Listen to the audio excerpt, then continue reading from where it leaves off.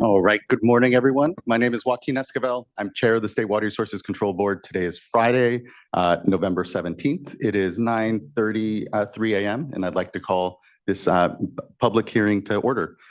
Today's public hearing is here in we're here located in the Coastal Hearing Room in the Cal EPA headquarters building in Sacramento, California. And this is the time and place for the public hearing to receive public comments on the draft staff report in support of potential Sacramento Delta updates to the water quality control plan for the San Francisco-based Sacramento San Joaquin Delta estuary, or the Bay Delta Plan. With me here today, I'm being joined by Vice Chair Doreen D'Adamo, Board Member Sean McGuire, Board Member Laurel Firestone, and Board Member Nicole Morgan. Joining us as well is Eileen Sobek, and our Chief Deputy, Eric Oppenheimer. And joining us virtually is Michael Loffer, our Chief Counsel. With us as well is our Clerk of the Board, Courtney Tyler, and assisting her today is Emily McShane and Margie Argel. As you can see, this is both an in-person and virtual hearing.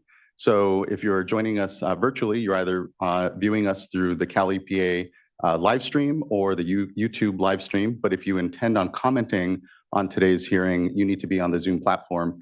There are instructions on how to do so at the top of the notice for today's hearing.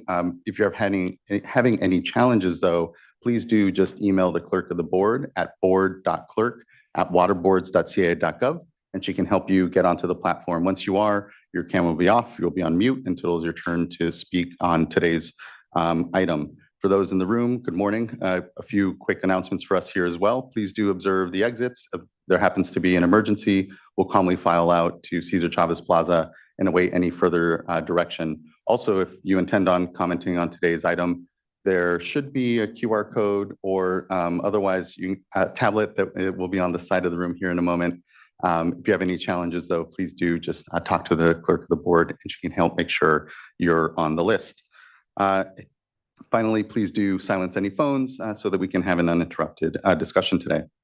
Now I'll provide some background information on how the hearing will be conducted. Today is the first day of this multi-day hearing to receive public comments on the draft staff report in support of possible Sacramento Delta updates to the Bay Delta Plan. After today, the hearing will continue at 9:30 a.m. on December 1st and conclude on December 11th, 2023. When at 9:30 a.m. we will start as well on that date. When the hearing will begin at noon and extend into the evening. Actually, I apologize. I should not get ahead of my own script. On the 11th, we won't start at 9:30. The hearing will actually begin at noon and will extend into the evening. So the third day of our three-day process here, we will have an opportunity for those that can attend during the day and be able to participate in the evening. For planning purposes, please be aware that the hearing days have the potential to run long, since we have a very large number of speakers registered for each of the hearing days and want to be sure we hear everyone's comments. The hearing will be held in accordance with the notice of availability and opportunity for public comment, hearing, and staff workshops on the draft staff report in support of potential Sacramento Delta updates to the Bay Delta Plan as revised on November 14th. The purpose of the hearing is to provide the public the opportunity to comment on the draft staff report. Please ensure your comments today relate to the content of the report. The revised notice recently, also I want to make sure and flag, extended the written comment due date for from December 15th, 2023 for the draft staff report to January 19th, 2024. If you intend to submit written comments on the draft staff report, please read and follow the instructions in the notice for submitting written comments. In particular, please email your written comments to SACDELTACOMMENTS@waterboards.ca.gov, and that's SAC Delta comments @waterboards.ca.gov, with the subject line, comment letter, Sacramento Delta draft staff report.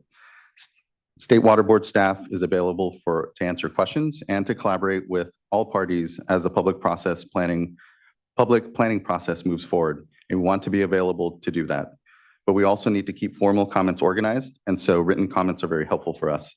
In addition, where possible, it would be helpful if parties could identify and distinguish their specific California Environmental Quality Act comments from other comments. You will see this request and reminder in the website as well. The hearing fulfills the requirements for receipt of oral comments as described in the board's regulations and state and federal law. There will be no sworn testimony or cross-examination of participants. The board will not respond to comments at this hearing other than to seek clarification of comments presented if necessary. The State Board will not take any action today or during either of the 2 remaining hearing days. Rather, board action will occur at a later notice board meeting following consideration of public comments on this draft staff report and any needed updates to the report.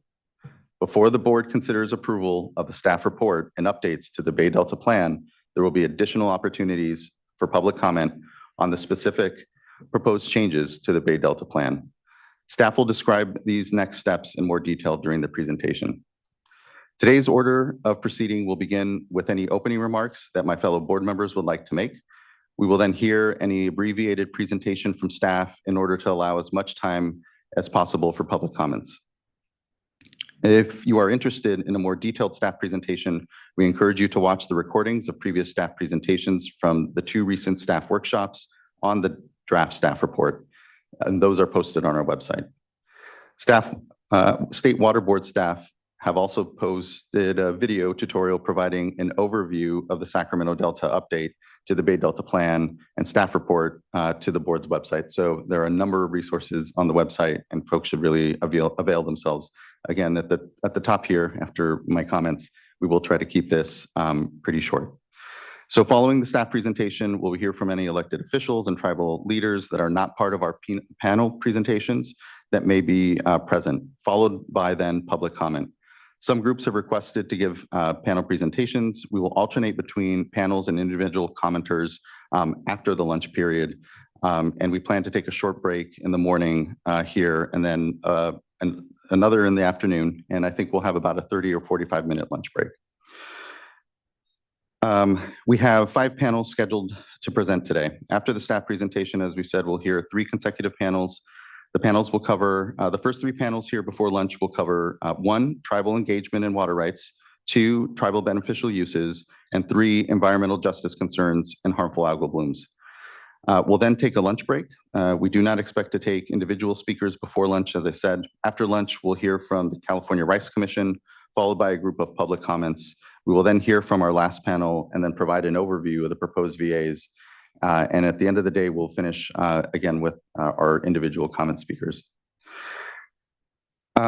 Here further, as described in the notice, we are limiting speaking times to ensure a productive, efficient, and fair hearing. Oral comments by individuals will be limited to 3 minutes per speaker. Panels will be limited to 20 minutes unless otherwise arranged. And I may need to limit speaking times further if necessary to ensure all speakers are able to speak without getting late into this evening. Speakers should also be making their comments at only one of the 3 hearing days to ensure all interested parties and participants have an opportunity to speak at this hearing. As a reminder, we're accepting written comments on the draft staff report, and we encourage you to submit those. There are a few points about this hearing that I'd like to emphasize. First, please keep your comments limited to the staff draft report. Second, I or my fellow board members may ask questions for clarification. Staff will not be responding, though, to oral comments today. We are here truly to be listening and to be reflecting on your comments on the staff draft report. Board staff will prepare written responses to oral and written comments on the staff report prior to the board taking final action and further action on the report and updates on the Bay Delta Plan. Finally, I'd like to provide some brief context for today. On September 28th, 2023, a draft staff report described possible Sacramento River and Delta updates to the Bay Delta Plan and was released for public review and comment. The release of the draft staff report initiates a public comment period, and we're here today to listen to your input. The release of this report is the most significant step to date in the process to consider the Sacramento Delta updates to the plan, which began in 2012. Since then, board staff have completed several steps to develop Sacramento Delta updates, including holding multiple technical meetings and workshops to inform Sacramento Delta updates to the Bay Delta Plan, significant work to develop the Sacramento water allocations model to evaluate possible Sacramento Delta updates to the Bay Delta Plan, development of the 2016 draft and 2017 final scientific basis report in support of possible Sacramento Delta updates to the Bay Delta Plan. Additionally, there's been development of the 2018 framework for the updates to the plan and evaluating also a voluntary agreement proposal that the board received last year, which is including development of a supplemental scientific basis report. Staff will describe the background behind how we got here in more detail during their presentation. I also want to take a moment and recognize that the Bay Delta watershed is a complex system that serves as a critical resource for the state. It provides drinking water to millions of Californians. It provides much of this water supply for farmland throughout the state and is vital to California Native American tribes whose cultures are deeply entwined with the watershed and the ecosystem. Providing balanced protection of all beneficial water uses is incredibly important and takes careful consideration. Your input on the draft staff report will help inform the next steps this board will take and on the update for the Sacramento and Delta components of the Bay Delta Plan. We're intently listening on your feedback. I want to thank you for your attentiveness for joining us today. Next, I'll turn to my board colleagues and ask if anyone would like to make any remarks before we go to staff presentations. So I've looked at my fellow board colleagues. Fair enough. Next, I'd like to go to staff from the Division of Water Rights, who will provide an overview of the draft staff report. And so now I'll turn it over to Diane Riddle to introduce herself in the presentation. Ms. Riddle. Thank you, Chair Escobel. Good morning. Again, my name is Diane Riddle. I'm one of the Assistant Deputy Directors in the Division of Water Rights, overseeing the board's Bay Delta efforts. With me here today are Nicole Williamson and Sam Bishevkin, all Environmental Program Managers in the division, as well as Samantha Olson with the Office of Chief Counsel. In addition, Matt Holland, an Environmental Program Manager, is on the Zoom platform recovering from an illness, and we have other staff on the Zoom platform and in the room today to answer any questions that may need to be answered.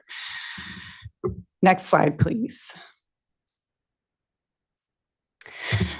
So I'll start the presentation by providing a summary of the topics we plan to discuss today. First, I'll begin with a brief overview of the Bay Delta Plan, including the purpose and need for the plan update. Next, staff will give a high-level overview of the draft staff report in support of the Sacramento Delta updates to the Bay Delta Plan. Lastly, we'll end the presentation with next steps and future opportunities to participate in this process. Again, we have a large number of registered participants for today's hearing. Accordingly, my presentation and Nicole's presentation today will be shorter than it might have been otherwise. And I also wanted to note at the next two hearing days, we're planning to have an extremely abbreviated staff presentation, given there are even more commenters on those 2 days. So just wanted to notify the public, if you're interested in a more in-depth staff presentation, please, again, see the resources on the board's website. Next slide, please. So I'll start with, sorry, can you go back one? I'm sorry. Okay, go ahead. Next slide, please. All right, looks good. Okay, so I'll start with a little bit of background on the Bay Delta Plan. The State Water Board protects water quality in the Bay Delta in part through the Bay Delta Water Quality Control Plan, or Bay Delta Plan for short. The Bay Delta Plan identifies beneficial uses of water to be protected in the Bay Delta, including municipal and industrial, agricultural, and fish and wildlife. It includes flow-related water quality objectives to reasonably protect the beneficial uses and a program of implementation to achieve the objectives, including actions the State Water Board will take, such as implementing flow requirements, and actions the State Water Board will take with others or recommendations for others for actions that they should take, such as habitat restoration actions. The plan also identifies monitoring and assessment measures to evaluate compliance and effectiveness of implementation actions and inform future updates to the plan. The Bay Delta Plan contains water quality objectives that are both narrative and numeric. Narrative objectives describe the general water quality conditions and flow conditions that must be attained through watershed management. They also serve as a basis for the detailed numeric objectives. Numeric objectives are specific numbers, for example, cubic feet per second or percentage of unimpaired flow. Next slide, please. Next, I'll provide a little bit of context as to how the Bay Delta Plan, the relationship of the Bay Delta Plan with the regional water boards basin plans. The regional water quality control boards adopt water quality control plans or basin plans that protect beneficial uses of water pursuant to state and federal law. 2 regional water board basin plans include water bodies in the Bay Delta watershed. These plans are the Central Valley Regional Water Board's Water Quality Control Plan for the Sacramento and San Joaquin River basins, and the San Francisco Bay Regional Water Board's Water Quality Control Plan for the San Francisco Bay region. For water subject to the Clean Water Act, the beneficial use designations in these 2 basin plans serve as designated uses under the Clean Water Act, and the water quality objectives to protect those uses serve as criteria under the Clean Water Act.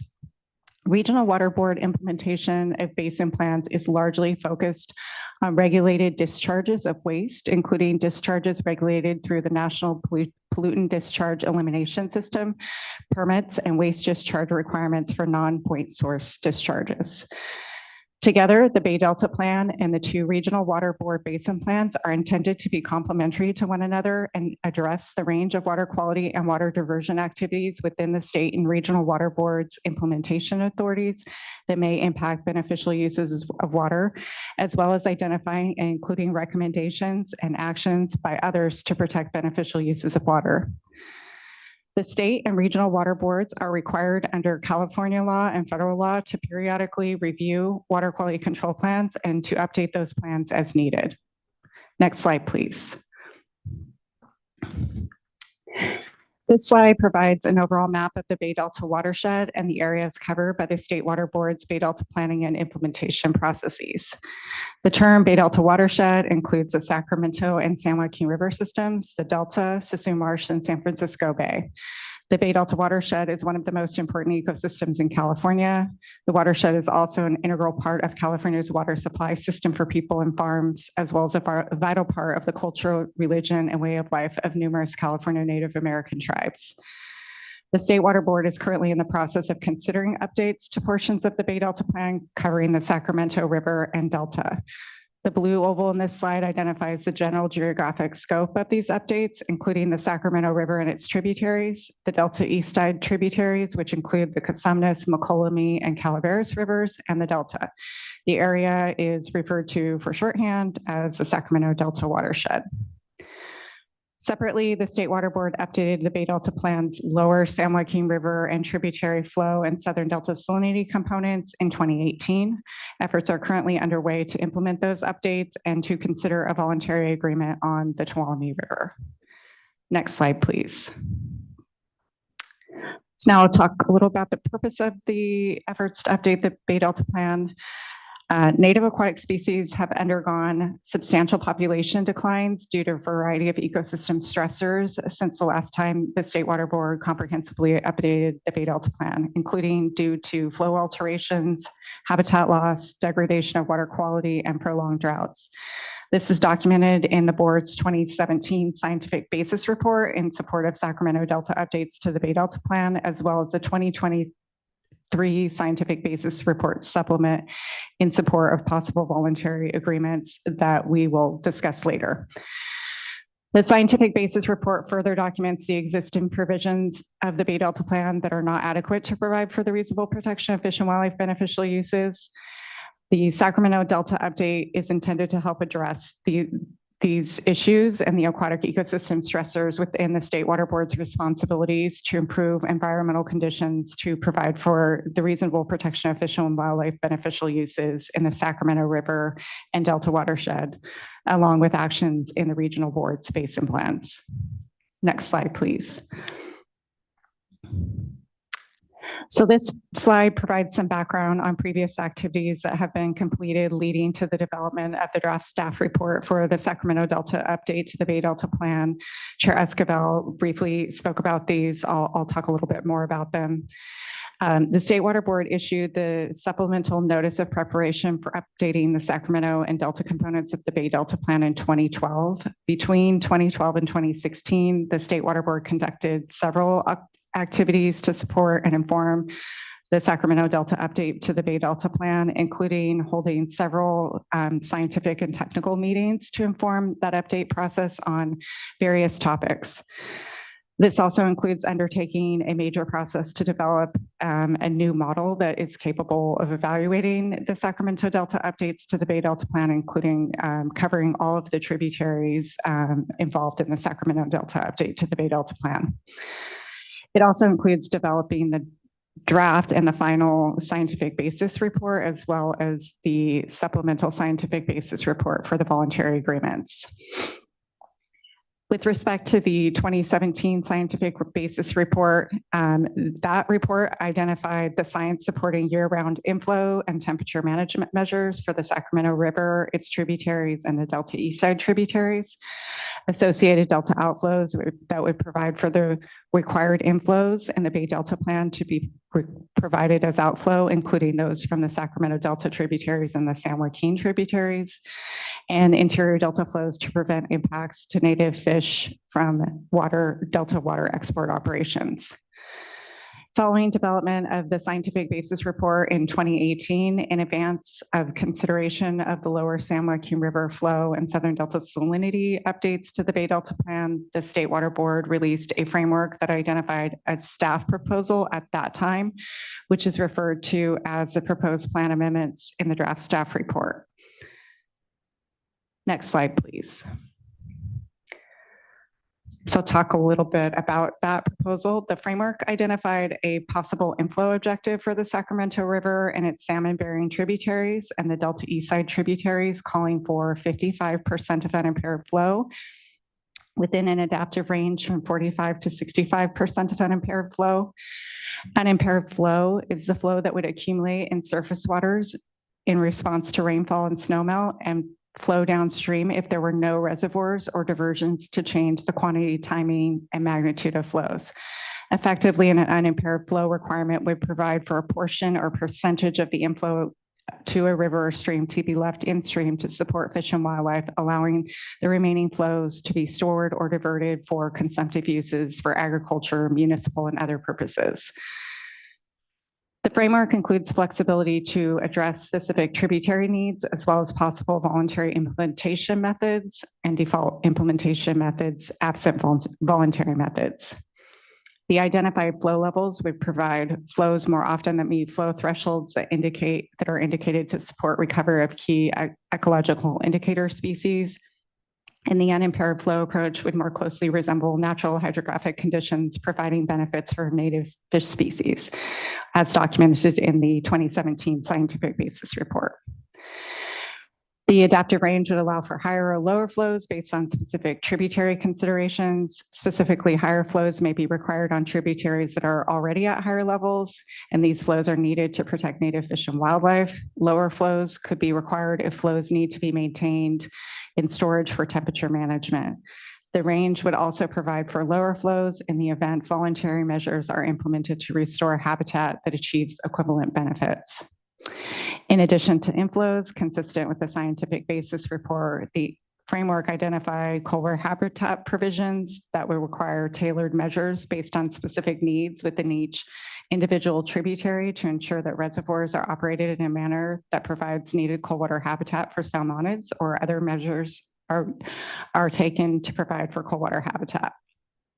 And again, as I mentioned, it would require inflow-based delta outflows that would provide for the inflows from the Sacramento Delta updates to the Bay Delta plan, as well as the 2018 updates to the Bay Delta plan for the lower San Joaquin River flows to be provided as outflow, as well as the interior Delta flows I alluded to earlier. And lastly, science monitoring, assessment, reporting, and other provisions.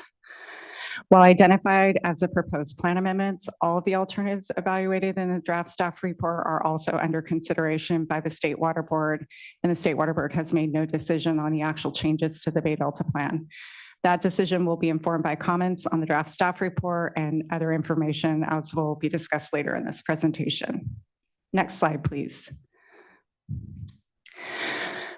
So following release of the 2018 framework in late 2022, during the completion of the draft staff report, the State Water Board received a memorandum of understanding signed by state and federal agencies and water users proposing voluntary agreements, or VAs, as a proposed means for updating and implementing the Bay Delta Plan.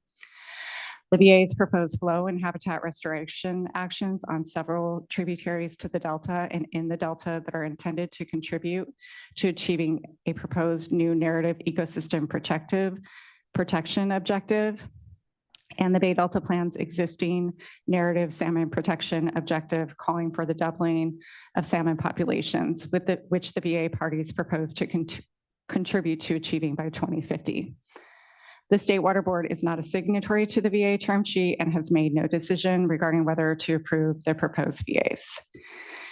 In January of 2023, the State Water Board staff released a draft scientific basis report supplement in support of the proposed voluntary agreements for public review and comment. This report documents the science supporting the Sacramento Delta portions included in the proposed VAs and supplements the 2017 scientific basis report. Following receipt of public comments, the draft was revised, and the final draft scientific basis report supplement is undergoing external scientific peer review pursuant to the requirements of the Public Health and Safety Code, similar to the process that was taken for the 2017 scientific basis report. In September of 2023, the State Water Board released the draft staff report that Nicole will discuss in more detail. Next slide, please. So with respect to the specifics of the proposed VAs, the VAs include a combination of flow and non-flow habitat restoration measures on the Sacramento, Feather, American, Yuba, and McCollum rivers, as well as Poudre Creek and in the Delta, proposed by water users in the watershed. The VAs also include a proposal for the Tuolumne River, which is being considered separately and is not being considered for approval in the draft staff report. However, the possible additive benefits to Delta outflows from the Tuolumne River VA are analyzed in the draft staff report and the VA scientific basis report supplement. As indicated previously, the VAs proposed that the flow and non-flow habitat restoration measures would be implementation measures for a proposed new narrative objective to achieve the viability of native fish populations and implementation of the participating parties' share during the term of the VA to contributing to the salmon doubling objective. The proposed VAs also include governance and science programs to direct flows and habitat restoration, conduct assessments, and develop strategic plans and annual reports. By the end of the year or shortly thereafter, the VA parties also plan to submit to the State Water Board drafts of additional components of the voluntary agreements proposal, including accounting procedures for the flows, a global agreement, and enforcement and implementing agreements, as well as a governance charter. The VAs propose an initial 8-year term. If approved by the board and shown to be effective, the term could be extended or modified. If the proposed VAs are found to be effective through a process laid out in the VA documents, a regulatory pathway could apply, or not found to be effective. A regulatory pathway could apply after the board takes certain steps. The draft staff report identifies a staff proposed regulatory pathway consistent with the flows identified in the 2018 framework and proposed plan amendments, including 55% of an unimpaired flow within a range from 45 to 65, and associated delta outflows, as well as cold water habitat measures. The draft staff report also assumes the regulatory pathway would apply to non-VA regions. With that, I'll now turn it over to Nicole Williamson to discuss the draft staff report. Thank you, Diane. My name's Nicole Williamson, and I'm an environmental program manager at the State Water Board. Can you move to the next slide, please? Thank you. The draft staff report includes scientific information and environmental and economic analyses to support Sacramento Delta updates to the Bay Delta Plan, including impact and benefit assessments. The report assesses a range of alternatives, including the proposed plan amendments based on the 2018 framework document, the proposed VA's alternative, and other project alternatives. The other alternatives being considered are described in more detail in a subsequent slide. In addition, based on input from California Native American tribes, The draft staff report identifies the proposed incorporation of tribal and subsistence fishing beneficial uses of water, or TBUs, to the Bay Delta Plan that I'll describe in more detail later. The draft staff report is also a substitute environmental document that fulfills the requirements of the California Environmental Quality Act, or CEQA, under the State Water Board's CEQA regulations. The board's public release of the draft staff report provides interested parties the opportunity to make oral and written comments on the analyses to inform any needed additions or changes to those analyses. Public input on the draft staff report, peer review of the scientific basis report supplement for the VAs, and the additional VA documents will inform the State Water Board's planning process and eventual consideration of adoption of potential Sacramento Delta updates to the Bay Delta Plan. Next slide. The State Water Board adopts water quality control plans as part of a certified regulatory program under CEQA.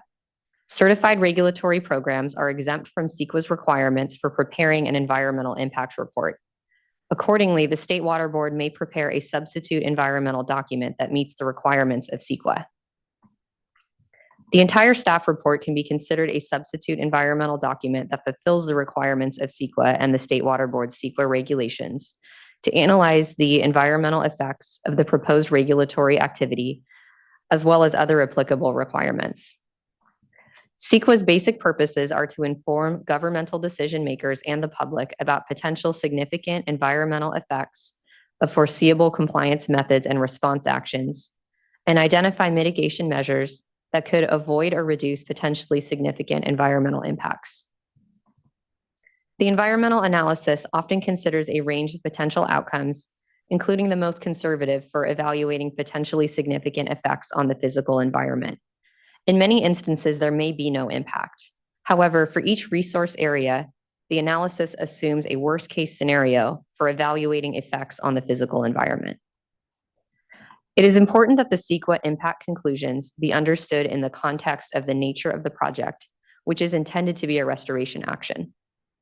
The impacts that could potentially result from implementation occur in a system that has been highly altered, and the project would be expected to improve conditions for native fish and wildlife in the Sacramento Delta watershed over time.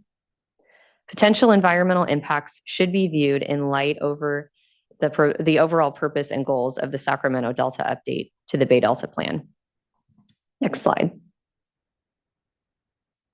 In addition to CEQA's requirements, the State Water Board's amendments to the Bay Delta Plan must be prepared in accordance with applicable water quality planning provisions of the Porter-Cologne Act, the Water Code, and other applicable laws.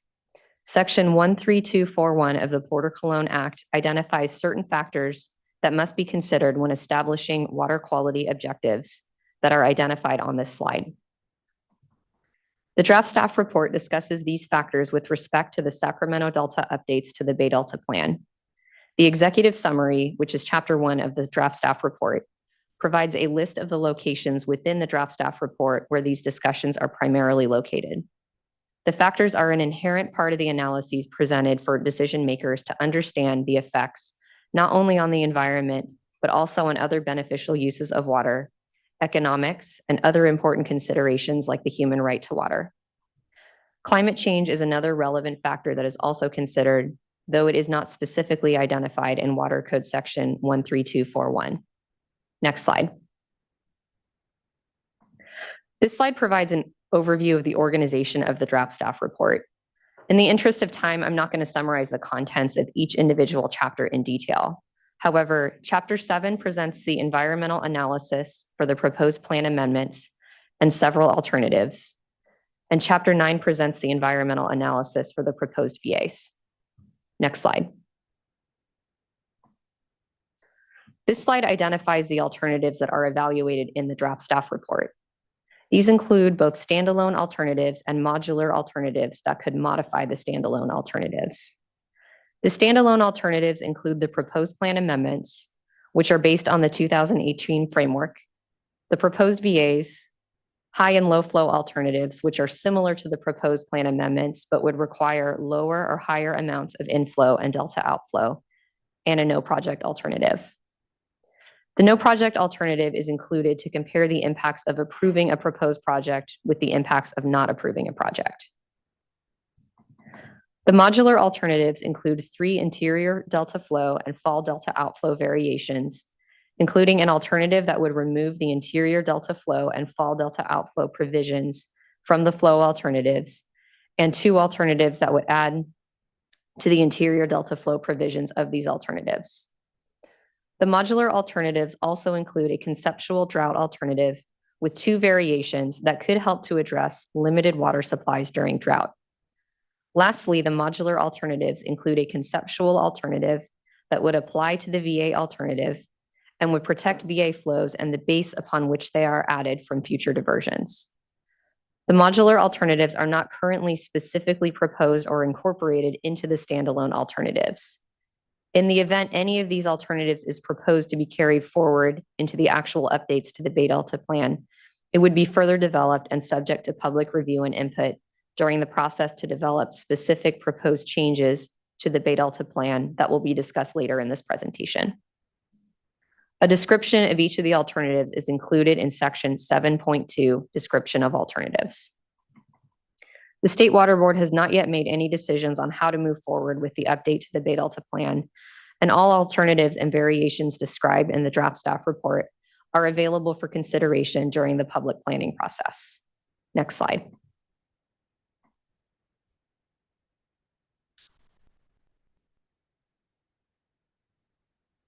Sorry, just a moment. Could you go back one slide? Okay. Sorry, you can go forward. Thank you. This slide provides a summary of the modeling tools used to support the environmental and other analyses presented in the draft staff report. I'll briefly describe these models for context for today's discussion. More details were provided during our modeling workshop on November 2nd, which was recorded and posted on the board's website. The Sacramento Water Allocation Model, or SAC-WAM, is used to model changes in hydrology and changes in water supply, and used to inform other models in the draft staff report. The Delta Simulation Model 2, or DSM-2, is used to model delta hydrodynamics and water quality.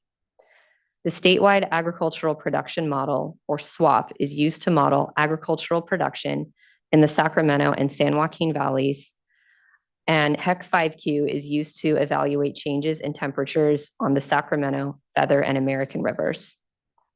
Other models are used to evaluate habitat benefits, changes in hydropower production, and to further evaluate economic effects. It is important to note that all of these models are intended to be used in a comparative sense for assessing the incremental effects between scenarios. Similar to other modeling tools used for assessing actions in the Bay Delta watershed, like Calcium 2 and Calcium 3, SAC-WAM and the other models are not intended to be used in a specific predictive manner. Next slide.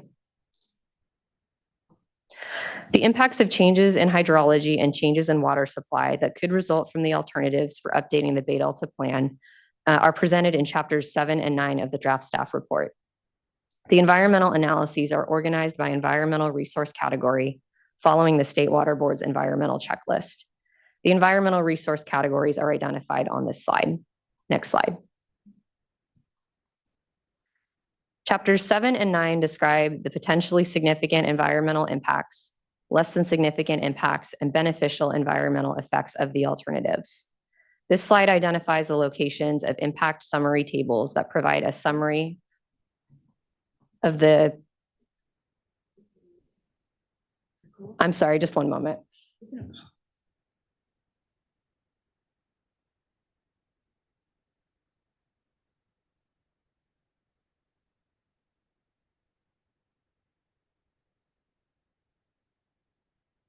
Thanks, everyone. Just having a quick pause because I believe we don't have the updated version of the slides folks wanted up. So just one moment. Thanks for the patience.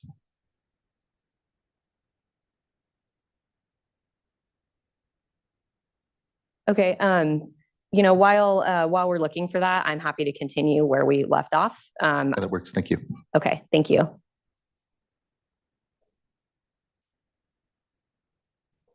I'm not sure if it's possible to, okay, great. Thank you. The environmental analysis often considers a range of potential outcomes, including the most conservative for evaluating potentially significant effects on the physical environment. As I mentioned earlier, in many instances, there may be no impact. However, for each resource area, the analysis assumes a worst case scenario for evaluating effects on the physical environment. And it's important the CEQA impact conclusions be understood in the context of the nature of the project, which is intended to be a restoration action. Next slide, please.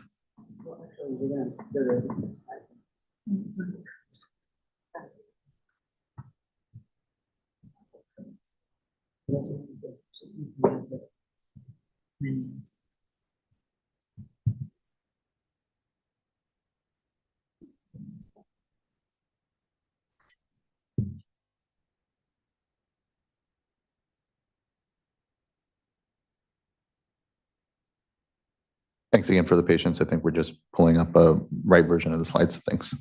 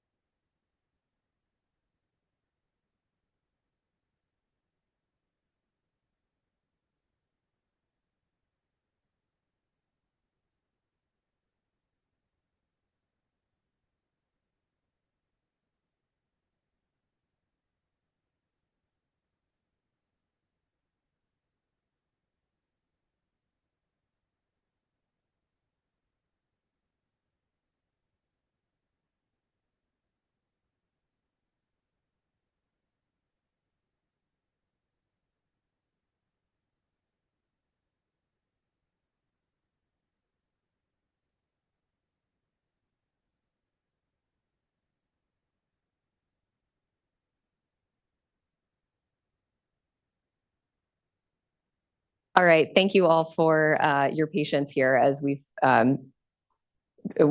showing the correct version of the slides. So the draft staff report defines a plan area and a study area.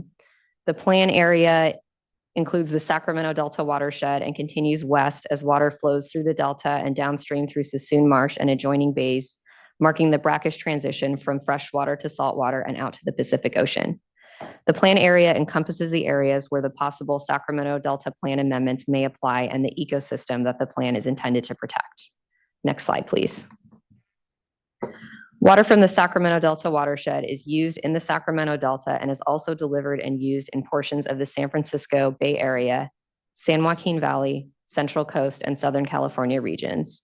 Therefore, a larger study area is also defined to ensure that environmental impacts and economic effects are evaluated comprehensively. This slide, or the study area, is divided into 7 regions based on geography and water supply. Next slide, please. This slide summarizes the organization of the environmental analyses presented in chapters 7 and 9 of the draft staff report. Due to the size and complexity of Sacramento Delta water supply and use, the environmental analyses are necessarily broad and conservative to cover the wide range of foreseeable compliance measures and responses that may result from the Sacramento Delta updates to the Bay Delta Plan. To organize the environmental analysis, the evaluation of reasonably foreseeable methods of compliance and response actions that may be taken in response to the project are organized into the following categories: changes in hydrology, changes in water supply, habitat restoration and other ecosystem projects, and new or modified facilities. Changes in hydrology include changes in the magnitude and timing of Sacramento Delta tributary flows, delta inflows, interior delta flows, and delta outflows, as well as changes in reservoir levels. Changes in hydrology would be expected to provide environmental benefits to native aquatic and aquatic dependent species and ecosystem functions in the Sacramento Delta watershed. Many of these benefits would be a result of higher winter and spring flows. However, changes in hydrology would also be expected to result in decreased flows during the summer and fall in some locations due to reduced water deliveries and delta exports, particularly at higher in-stream flow requirements. Changes in hydrology could also result in reduced reservoir levels and increased reservoir level fluctuations in some locations, again, particularly at higher flow levels. These changes could result in potentially significant environmental impacts to environmental resource areas that must be evaluated under CEQA. Incremental impacts associated with existing water quality problems, such as temperature, mercury, and other contaminants and harmful algal blooms, are identified in the draft staff report. Changes in water supply include reduced Sacramento Delta surface water supplies. The draft staff report evaluates the effects of changes in Sacramento Delta water supplies by sector, which includes agricultural supplies, municipal supplies, and wildlife refuge supplies. Changes in water supply also include possible increases in groundwater pumping that could occur in response to reduced Sacramento Delta water supplies. Changes in supply also include other water management actions, including groundwater storage and recovery, water transfers, water recycling, and water conservation that could be undertaken in response to reduced Sacramento Delta supplies, utilizing existing infrastructure and not involving construction. The draft staff report also evaluates environmental impacts of habitat restoration and other ecosystem projects and new or modified facilities that involve construction. These types of projects are evaluated separately in sections 7.21 and 7.22 and would apply to all standalone alternatives. Common construction impacts are consolidated to avoid redundancy where possible. The draft staff report includes impact summary tables that provide a summary of the potentially significant impacts, less than significant impacts, and beneficial environmental effects of each of the standalone alternatives. The impact summary tables for changes in hydrology and supply under the proposed plan amendments and proposed VAs are in Chapter 1, and the impact summary tables for habitat restoration and new or modified facilities are in sections 7.21 and 7.22. Summary tables for other standalone alternatives are in Appendix F. Next slide. All right, we already covered this one, so I'm going to skip through this one. Next slide, please. Thank you. The State Water Board has been engaging with California Native American tribes through listening sessions, meetings, and individual discussions to understand tribal perspectives and interests in the board's efforts to update and implement the Bay Delta Plan. Chapter 11 summarizes these tribal outreach and engagement activities related to the Sacramento Delta updates to the Bay Delta Plan, documents traditional ecological knowledge to inform the update to the Bay Delta Plan, and discusses incorporation of tribal and subsistence fishing beneficial uses into the Bay Delta Plan. As discussed earlier, the Sacramento Delta update to the Bay Delta Plan is intended to be a restoration action to benefit native aquatic and aquatic dependent species. Incorporating tribal and subsistence fishing beneficial uses into the Bay Delta Plan is an explicit recognition of the connection indigenous cultures have not only to native fish species in the watershed, such as salmon and steelhead, but also to the entire ecosystem, including the plants and animals living in the water and at the water's edge, and to the water itself. Incorporation of TBUs into the Bay Delta Plan is not proposed as a formal designation of the uses as applying to specific water bodies or water body segments. TBUs may include additional tribal uses on water not related to fish and wildlife beneficial uses that are beyond the scope of the Bay Delta Plan update. Additional work and collaboration is needed among the tribes, the State Water Board, and the regional water boards to define the proper scope and identify the effects of formal designations as applicable to the geographic area of the Bay Delta watershed, which the state and regional water boards are working to expedite. In addition, State Water Board staff have engaged in efforts to document traditional ecological knowledge to help inform technical and policy considerations of the Bay Delta Plan, including improving adaptive management decisions, monitoring evaluation for plan effectiveness at protecting fish and wildlife and tribal beneficial uses, and future updates and implementation. Next slide. The State Water Board has also received valuable input from many members of the public that has informed the development of the draft staff report. Chapter 12 describes the public participation activities that occurred during the development of the draft staff report. Most recently, the State Water Board held informational items on upcoming actions to update and implement the Bay Delta Plan in December 2021 and January 2023. During January 2023, the State Water Board held a public workshop on the draft scientific basis report supplement in support of proposed voluntary agreements and an associated comment period to receive public comments. In March and June 2023, the State Water Board hosted public listening sessions focused on environmental justice issues in the plan. During these listening sessions, the State Water Board considered input from environmental interests, representatives of economically disadvantaged communities, and representatives of Black, Indigenous, and people of color organizations on the State Water Board's current efforts to update and implement the Bay Delta Plan. The State Water Board appreciates the input provided by stakeholders through these discussions and in general comments, and encourages interested parties to remain engaged in the process to update the Bay Delta Plan. Next slide, please. This slide provides information on recent and upcoming engagement activities on the draft staff report. The release of the draft staff report initiates a formal public comment period. State Water Board staff held workshops to provide information on the contents of the draft staff report and an opportunity for tribal representatives and the public to ask questions to facilitate their review of the report. Video recordings from these recent workshops have been posted to the State Water Board's website. Today is the first of a multi-day public hearing before the State Water Board to receive oral comments and will continue on December 1st and 11th. The public hearing on December 1st will begin at 9:30 a.m. and the hearing on December 11th will begin at noon and extend past regular business hours to accommodate those that are not able to attend during regular business hours. The deadline to submit comments on the draft staff report has been extended from December 15th, 2023 to January 19th, 2024. Detailed information on how to submit written comments on the draft staff report is available on the State Water Board's website, which is provided along with other resources at the end of this presentation. It's important that you include the proper subject header identifying the submittal as a comment letter. In addition, where possible, please distinguish specific CEQA comments from other comments. Next slide, please. This slide summarizes next steps on the Sacramento Delta updates to the Bay Delta Plan. The board has initiated independent scientific peer review of the final draft scientific basis report supplement for the Sacramento Delta VAs. Following the peer review, the scientific basis report supplement may be further revised. The specific regulatory text for changes to the Bay Delta Plan have not been developed yet.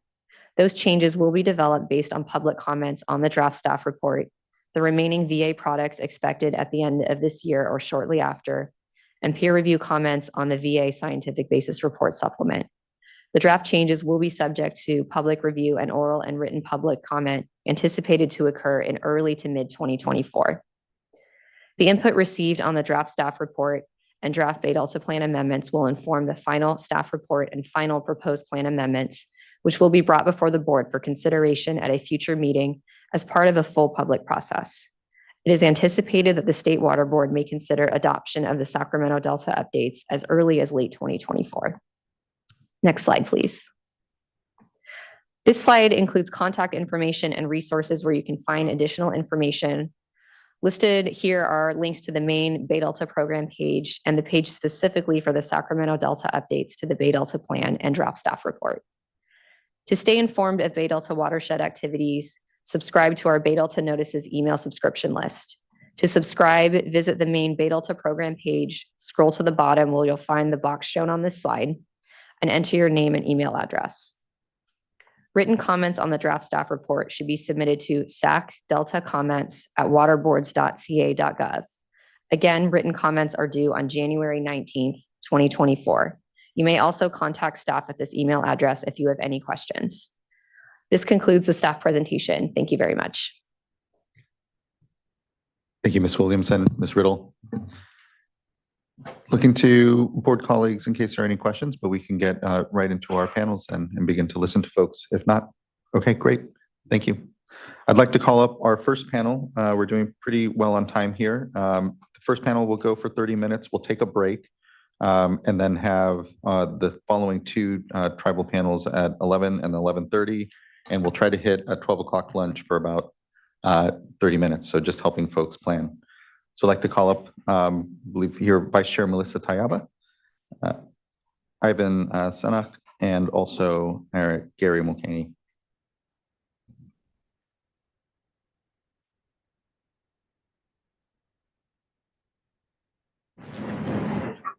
And you're welcome to sit here as a panel as well, and not just have to speak from the podium. Vice Chair, thank you.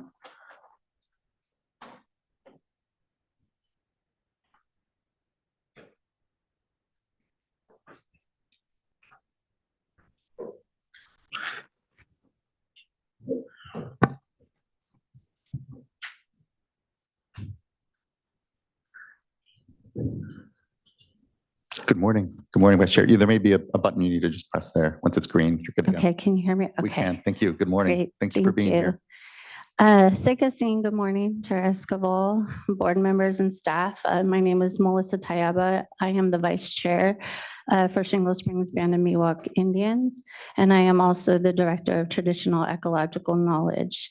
And so first, I just wanted to welcome all of you here today to my ancestral homelands, the homelands of the Nisenan Pewanan, which of course is the first peoples of this region.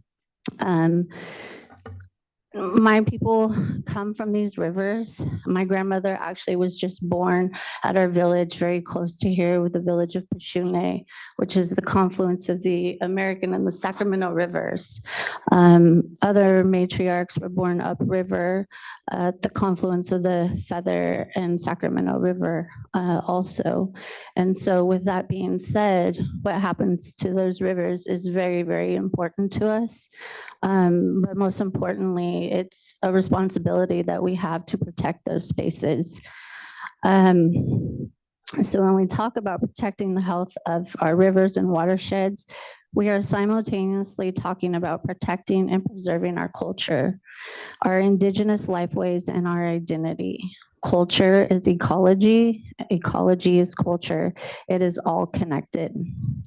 I want to thank you for providing the time and space today to hear from California tribes on the Bay Delta Plan Draft Staff Report.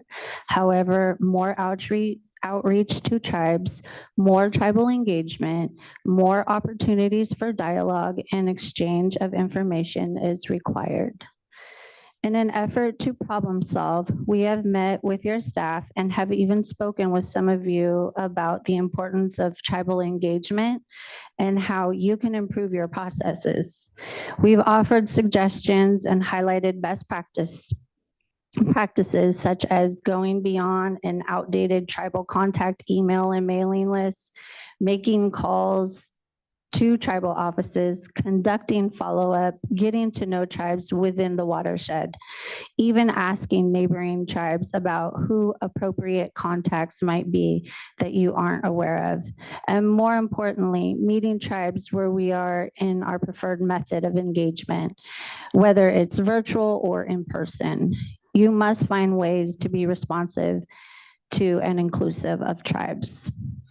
The inclusion of tribal voices in any planning process where outcomes and impacts can be detrimental to us is necessary if you are to uphold your obligations to ensure adequate water quality for all California communities. It is particularly important that tribes are engaged in this process and consulted on the various elements of the proposals included in the draft staff report that would impact tribes, especially when those impacts are potentially and fundamentally inequitable. There has not been enough engagement and consultation with tribes throughout the Bay Delta watershed. One virtual tribal only meeting and one in-person tribal meeting for our watershed that spans roughly half the state is severely inefficient. In some cases, tribes have been intentionally excluded, such as through the voluntary agreement process. We are disappointed and concerned that the draft staff report includes the voluntary agreements at all. We do not believe consideration should be given to any proposed approach to managing our waterways that, one, exclude tribes in consideration for our tribal cultural resources and uses, lacks an implementation plan for tribes to evaluate, 3, relies on an 8-year experiment with questionable flow regimes based on pseudoscience, controlled by water agencies and irrigation districts with no adequate oversight. 4, lacks proper in-stream flows to protect the environment and uses narrative as a replacement for quantifiable water quality and flow standards. And 5, that further jeopardize our salmon and native fish populations already on the verge of extinction. There is no justice for tribes without the recovery of our fish species.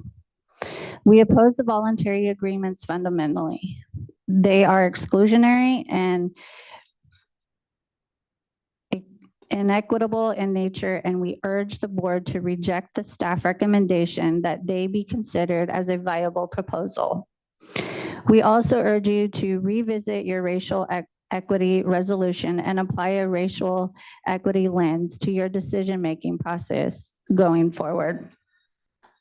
There is no way to include tribal perspectives without having tribes present to speak for ourselves. There's no other way to incorporate our indigenous knowledge, tribal values, or even begin to understand the protections we need for our tribal beneficial uses without collaborating with us directly, genuinely, and intentionally. In closing, I'd like to add that we appreciate the draft staff report's recommendation to include the incorporation of tech and indigenous knowledge into the Bay Delta Plan update. However, further discussion, engagement, and consultation with tribes is necessary to ensure that incorporation of our knowledge is not an exercise of extraction, misuse, or commodification of our knowledge. There must be protections in place in a way that honors and holds sacred what we choose to share. That's all. Thank you. Thank you, Vice Chair, and completely commit myself to that genuine continued engagement and just appreciate your time and comments here with us. And I know we'll continue to have further discussion. So just thank you so much for that, your voice here.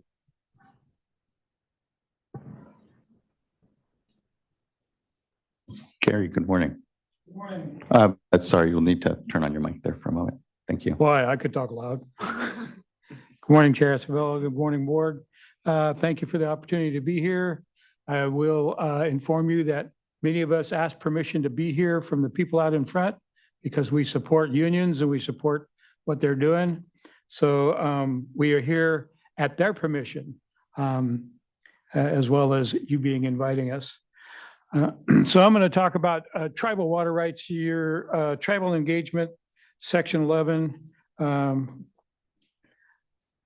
covers a little bit of, or you kind of pass over the Winters Doctrine and a couple of other things about federally reserved rights, federal tribal rights and things like that. So I have some presentations. They were up. The slides were up when Vice Chair was doing. Yeah, there we go. So if you go to the first slide, it's tribal water rights. You know, where is our water? And you're going to hear why that's important and what tribal water rights are important into everything you're going to hear from the rest of the folks on this panel, the next panel, and the panel farther on down the road. Next one, please. In California, there's about 100, 109, 110 or more federally recognized tribes. There's more than 80 tribes that are not federally recognized, but are recognized by the state somehow. And the one thing that you haven't addressed is there are over 300 individual Native American allotments located both on reservations and in public domain, all qualify for quantification. And we're going to be talking about quantification in a minute. Next slide, please. I'm going to go fast because I want to make sure my nephew here has a chance. And I can't read that, so I'm going to read the slide here. So federally reserved water rights on Indian reservations are governed by the Winters Doctrine, which is mentioned in your section 11 here of the water plan. That's why I think I'm able to address it, which has evolved over more than a century in federal courts and since 1955 in state courts as well. Two landmark U.S. Supreme Court cases, Winters versus U.S. and U.S. versus Rio Grande Dam Irrigation Company, established several key principles. Federally reserved lands have a right to use sufficient water to fulfill the primary purpose of the land of the reservation. And two, this is key, these water rights cannot be destroyed by state water law or by water users acting in accordance with state water law. That's why we're talking about some water rights here as we get into it. Evaluation of tribes' water rights requires a determination of two factors: the date on which the land became federally reserved, the priority date, and the amount of water needed to fulfill the primary purpose for which the land was federally reserved. Federally reserved water rights have priority over all other water rights dating from the time when the reservation was first created and cannot be appropriated by the state. In California, there are no treaty tribes. Yeah, next slide. Next slide, please. In 1851 to 1852, federal agents negotiated 18 treaties with California tribes. This is history, you all know about it. These treaties were never ratified because the state of California legislative representatives talked to the U.S. Senate and said, don't ratify those, we want the resources. So the U.S. Senate hid the treaties away, weren't ratified for over 50 years. They didn't surface until 1908. And in 1908, in 1907, the year before that, they had passed, I forget what the name of the act is, but it restricted the president from making any treaties with tribes anymore. So they surfaced after they couldn't be ratified in the first place. So that was kind of neat, don't you think? Congress in 1851 also passed the Land Claims Act, providing that all lands in California would pass into public domain unless claimed within 2 years. They didn't tell the tribes this because the tribes thought that they had signed treaties. They were going to get reservations. We were going to have our own property, our own land to live on. And so we didn't go and claim land because we thought we had it already. And guess what? That kind of took us away there. Under pressure from California statesmen, I already talked about all that. It is important to understand, though, that the priority date of some cases is actually earlier than the creation of a reservation because some reservations were created.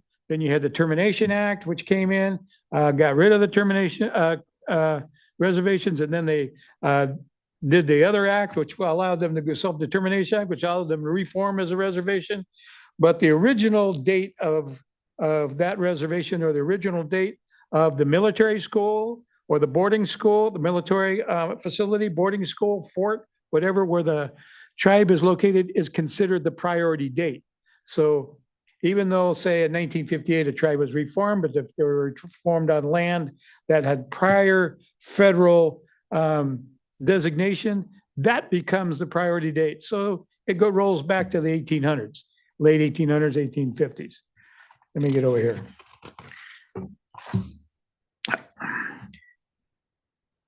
It is also important to understand that there is no requirement that the Indian people of a reservation actually use the water from the priority date. Unlike water rights of the state of California, federal reserve rights do not expire if water is not used. As a result, the Indian tribes may decide to use their water rights later than other users and still have a senior right to sufficient water for the purposes of the reservation. Only landowners who had made continuous beneficial use of water since before the priority date will have a right to senior of the tribe.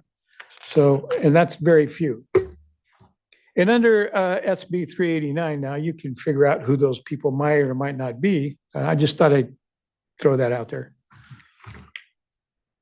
Determining water rights. Next slide, please. In recognition of the importance of finality of water adjudications, the U.S. Supreme Court has found that tribal water rights must be quantified for both present and future uses. The method most commonly used is the practicably irrigable acreage, or PIA method.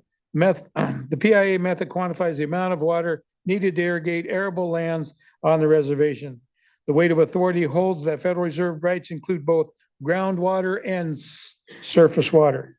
That's important to know. The Federal McCarran Amendment provides for a limited waiver of sovereign immunity so that the United States, as a trustee of tribal resources, can come in and talk to you folks or mediate and whatever and determine tribal Federal Reserve water rights.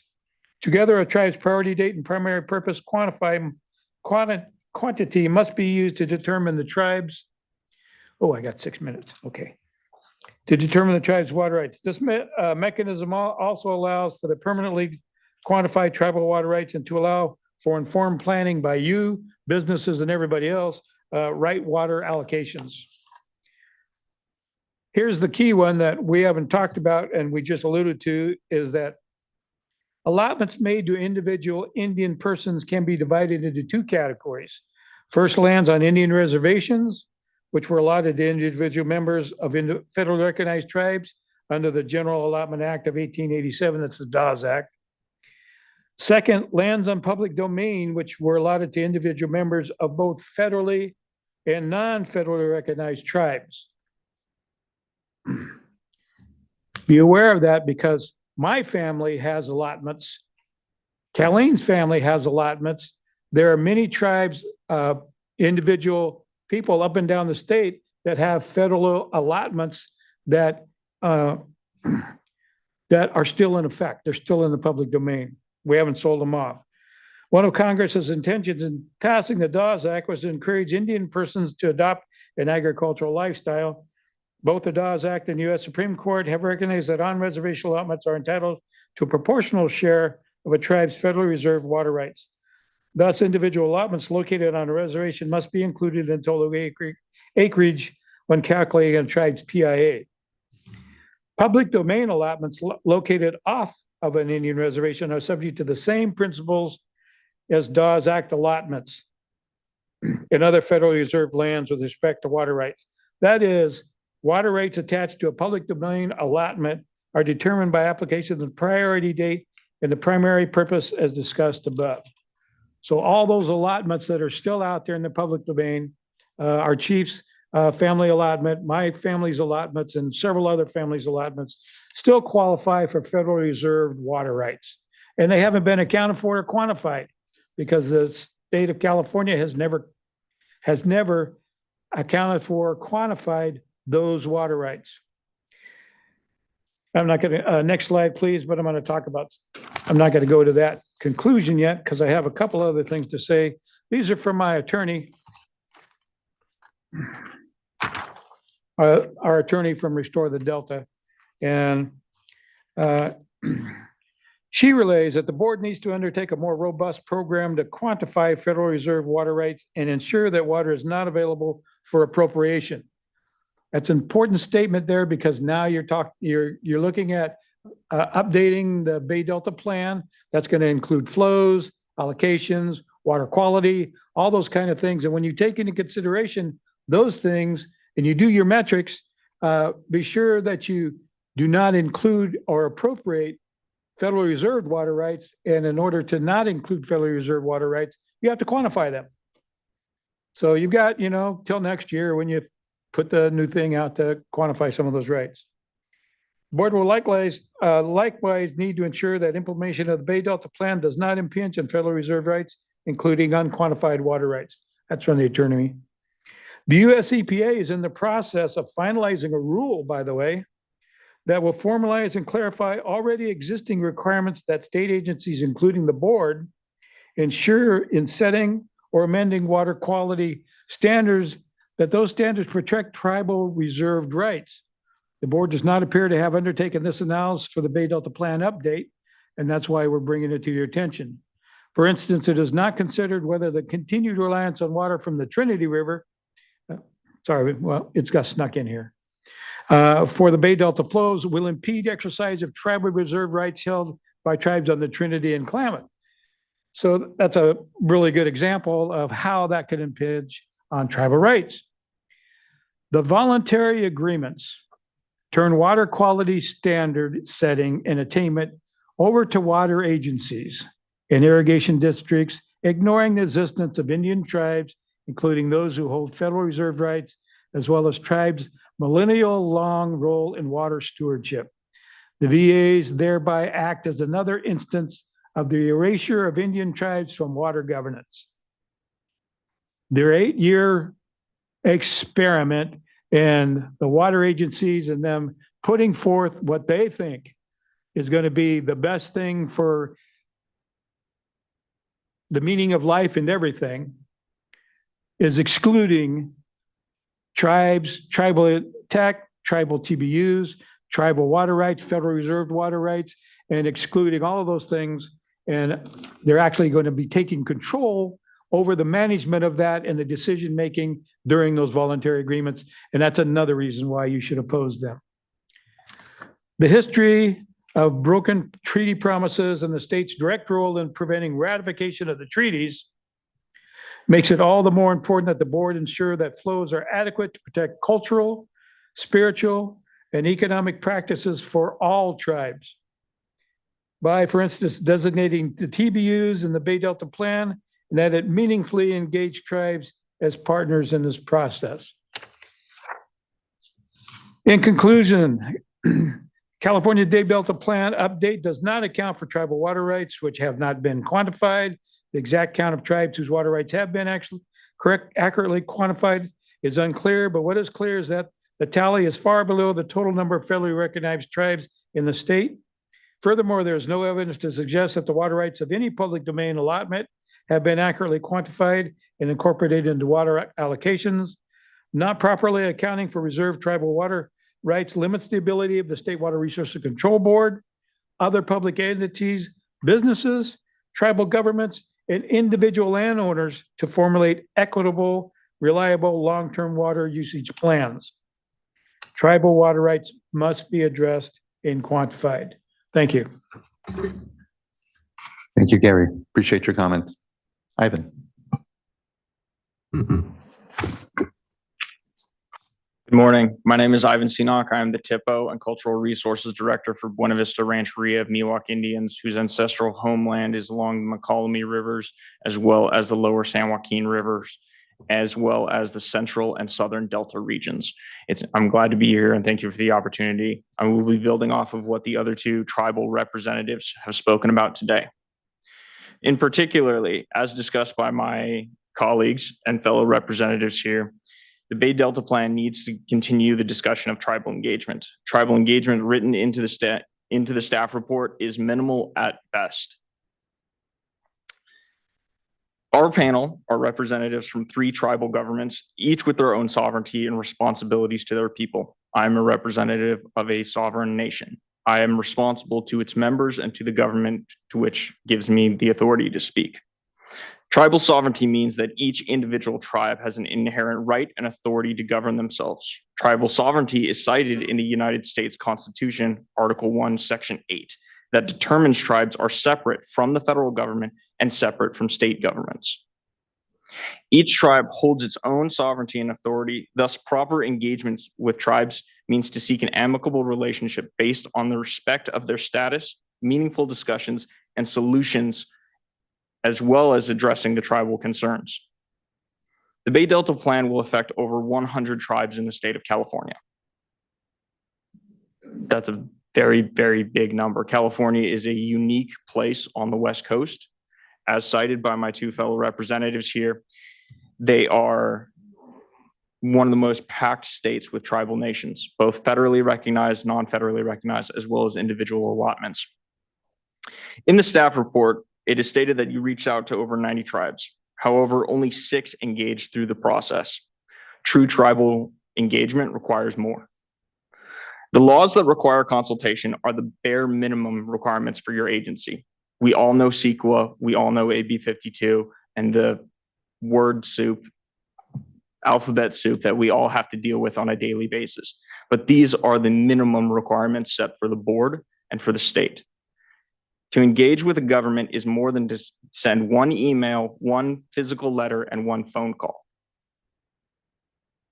Your own policies indicate that you will communicate and engage, consider potential impacts, and recognize and respect the tribal cultural resources of California Native American tribes, regardless of where they are located or how they are defined. In the absence of legal consultation requirements, the best practice is to consult with tribes out of respect for their status as sovereign governments and based on their unique tribal interests that may be affected by your proposed action, policy, or set of implementation actions. Again, a single phone call, letter, or email does not meet the requirement for a good faith effort to engage in government to government. The board must consider enhancing the engagement with tribes and the concerns for safe, protected, and properly managed waters held by each tribe. One of our major concerns, and one of the reasons I am speaking with you today, is the definitions and considerations of tribal cultural resources. Tribal cultural resources are defined in California State Law AB 52 as sites, features, places, cultural landscapes, and objects with cultural value to California Native Americans. That is a baseline. And that is not the definition that Buena Vista holds. It is not the definition almost any tribe holds. Those are more. Buena Vista defines tribal cultural resources, I'm going to call them TCRs, and that way I'm not repeating the same thing, as spiritual and cultural landscapes, sacred places and objects, animals, plants, and water.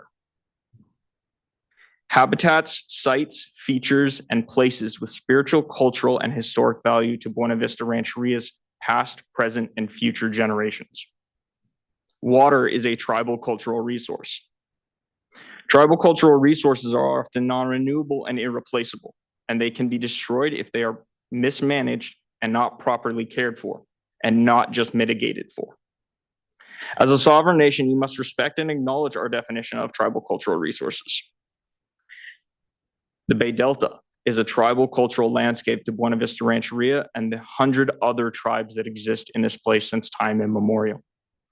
You guys actually happen to cite Buena Vista's Rancheria's water program coordinator in your definitions and documentations of TEK, and you cited her incorrectly. You said that McCollum is Miwok for people, but McCollum actually has a more intimate name to the river and the places and the spirits that inhabit that place. McCollum means people of the fishnet. It is the name of a village site along that ancestral river. Next time you guys engage in documenting TEK, please do it correctly, which is engaging with tribes, having a discussion. And if you seek to quote our members, if you seek to quote our government staff, please reach out appropriately. That should have been a phone call to me before even writing it and placing it into the staff report. I hope to hold you to a higher standard so that we can have an amicable relationship, so that we can manage waters appropriately and we can manage all resources appropriately. This touches on the topic of traditional ecological knowledge, or TEK, and its interweaving into your policies as referenced in the staff report as an ongoing effort to be documented. This is somewhat problematic, and I would argue highly problematic. TEK and the larger indigenous knowledge is part of lifeways. It's part of someone's life. It's part of someone's family knowledge. It's part of a place's knowledge. You cannot download and document someone's life, perspective, culture, religion, and simple existence and squirrel it away. That is not how you properly implement TEK. TEK would be implementing by having a tribal seat on this board to bring a tribal perspective when you guys are ruling and making decision. It would also have tribal peoples discussing with your staff, working in tandem with scientists and other knowledge holders. TEK does not espouse itself to be the one and only knowledge. It is one of many areas that humans hold knowledge. And TEK requires the subject matter experts. And the only subject matter experts that exist for TEK are the tribes. The only subject matter experts that exist for tribal cultural resources are the tribes.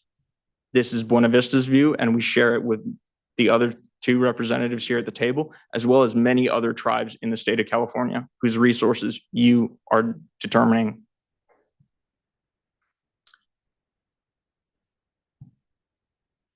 Lost my place. I have two main considerations for you for TEK. First, TEK will only be shared when there is a continual engagement through discussions, meetings, consultations, technical meetings, and tribal representatives in decision-making places. That is the only true way to implement TEK. TEK cannot be extracted by requesting information in letters or phone calls or simply asking for input. TEK is learned by working with, listening to tribal concerns, and implementing tribal ideas in your management. These kinds of requirements should be set forth in this plan. Second, TEK must be respected. It is not something to be extracted from tribal communities. It is not supposed to be a continuation of ethnocide and genocide that has been committed throughout California. If you seek to take a people's knowledge and use it for your own, that is extraction. And that is not what the government, the governor, or current policies dictate for. Acknowledge the historic removal of tribes from decision-making places of power. Open those decision-making, open the people who write these reports up to tribes and have tribal representatives and people who hold tribal perspectives there. That is how you implement TEK. I will give you a snippet of TEK, and you will hear from other experts in the fields on the later panels talking about TEK and the importance of TBUs. Buena Vista Rancheria asserts that the delta in the tribal sense, the watersheds regions, the different areas, all of the tributaries and all of the waters that flow is a tribal cultural landscape made up of numerous and almost infinite water, native plants, and animals and locations specific to each tribe as a tribal cultural resources. I see I'm running out of time here, but in order to move quicker, Buena Vista Rancheria supports what the other representatives here has said and share in the idea that the VAs should not be pushed forward or voted on. It has excluded tribal voices until this year. It has excluded tribal representation. It has excluded tribal thoughts. It has disrespected the sovereignty of the 100 tribes that this plan will oversee. And on that basis alone, the VA should not be voted on and implemented. Beyond that, we request that the public funds have been spent by state and federal agencies on these VAs. The public must be brought in as well. Tribes acknowledge that we are not the only people who live on this landscape and who live in this world. These are shared resources that we seek to have better relations, better management, and truly an amicable relationship with everybody. These resources need to be managed properly with everyone at the table, and that is a TEK concept. Thank you for your time, and I hope to be speaking with you further. Thank you very much for that, Ivan. And I'll hear the members of the tribes and importantly, want to affirm that that's a value of this board as well. Very public, open process that is meant to bring everyone to a common table and try to figure out how we all equitably together manage very, I know, difficult circumstances oftentimes in our watersheds and very difficult histories. So I just really appreciate your voices and your work today. Thank you. Yes, Board Member Firestone. Thanks, and thank you again for coming and for all the work and dialogue that we've had so far and that we have yet to come. I really, really appreciate all the perspectives that you brought here today and that we're continuing to learn from. Really look forward to digging in more on these concepts. One thing I wanted to just ask if you wanted to speak to more were examples of models of co-management or TEK consistency with TEK in terms of governance and co-management models out there, either for, especially just taking into account the need for adaptive management and ongoing decision-making throughout implementation of any plan. Are there examples or structures that exist in other places that you all have participated in that would be important to lift up for us to look at that are examples of that kind of co-management and respect. Thanks. Well, I'll give you a recent example. The Winnemem-Wintu tribe signed a co-management agreement with NOAA Fisheries and California Department of Fish and Wildlife, or Fish and whatever, if that's how it is, to reintroduce salmon in the McCloud River. It's been 2 years now. The first year of the salmon introduction, the eyed eggs was put into incubators on the river in Department of Fish and Wildlife incubators only, with the water coming through. Those fish did survive. There was a sediment problem, but this year, the addition of 40,000 new eggs in there, half was put into a system developed by Department of Fish and Wildlife. The other half was put into a system developed by the Winnemem-Wintu tribe based on tribal ecological knowledge. And the way that the eggs were laid in, the layeredness, the way the water came across and all that, the 20,000 salmon eggs that were in the Department of Fish and Wildlife's incubators died. The 20,000 eggs that were in the Winnemem-Wintu's technical ecological knowledge incubators lived, and they've been put down into the river. And so there's an example of working together with co-management. Now, Department of Fish and Wildlife has learned from us. We've learned from them. There's an example. Thank you so much.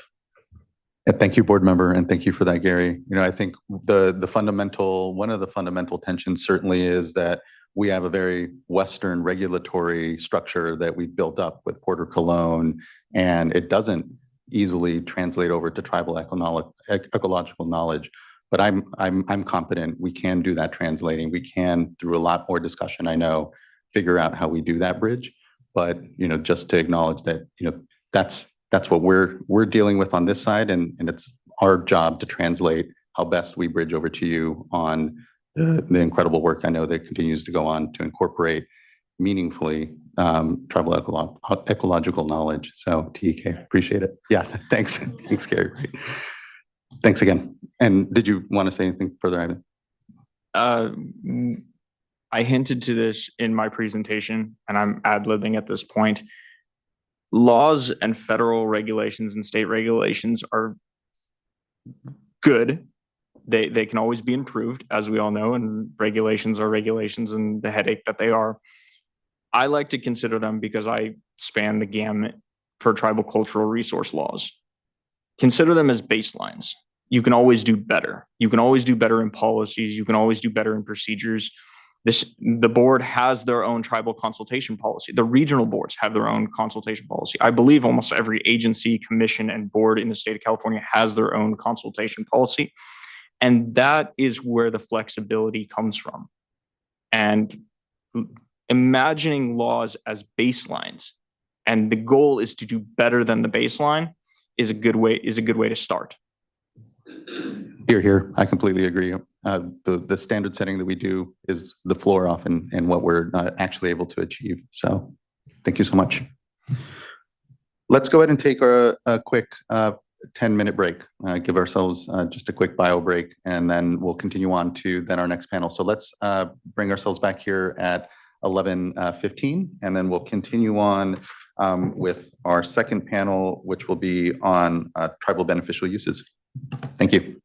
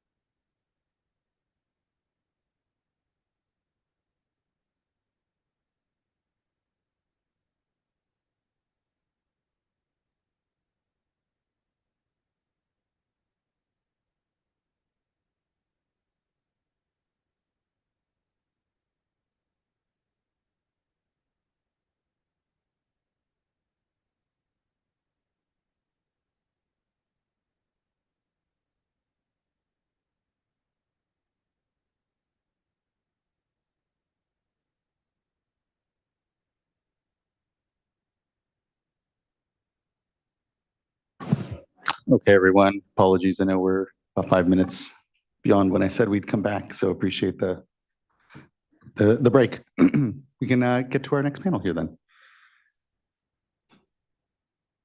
I'll have folks introduce themselves. Thank you.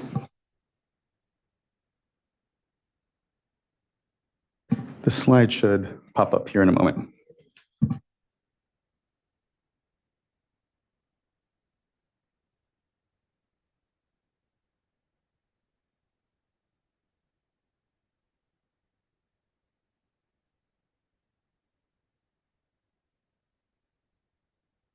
Sorry, okay, I don't think you have slides. Right. Good morning. Good morning. Good morning, Chair Esquivel, board members. I'm Crystal Moreno, the Program Manager for Traditional Ecological Knowledge for the Shingle Springs Band of Miwok Indians. We thank you for accommodating us today and providing the space for tribal perspective and response. As you heard earlier from our tribal engagement panel, there is no sufficient substitute for direct tribal involvement in these crucial interactions. If outcomes are to address tribal concerns, then tribal engagement with sovereign tribal nations is necessary. This includes discussions on tribal beneficial uses, which I would like to address today.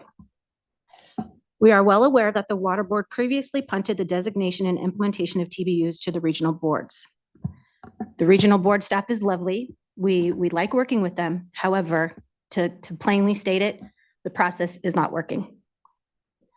The regional board process has lacked guidance from the state board, has had no clear timeframe for designations or implementation, lacks consistency, and has shown us that TBUs simply have not been prioritized.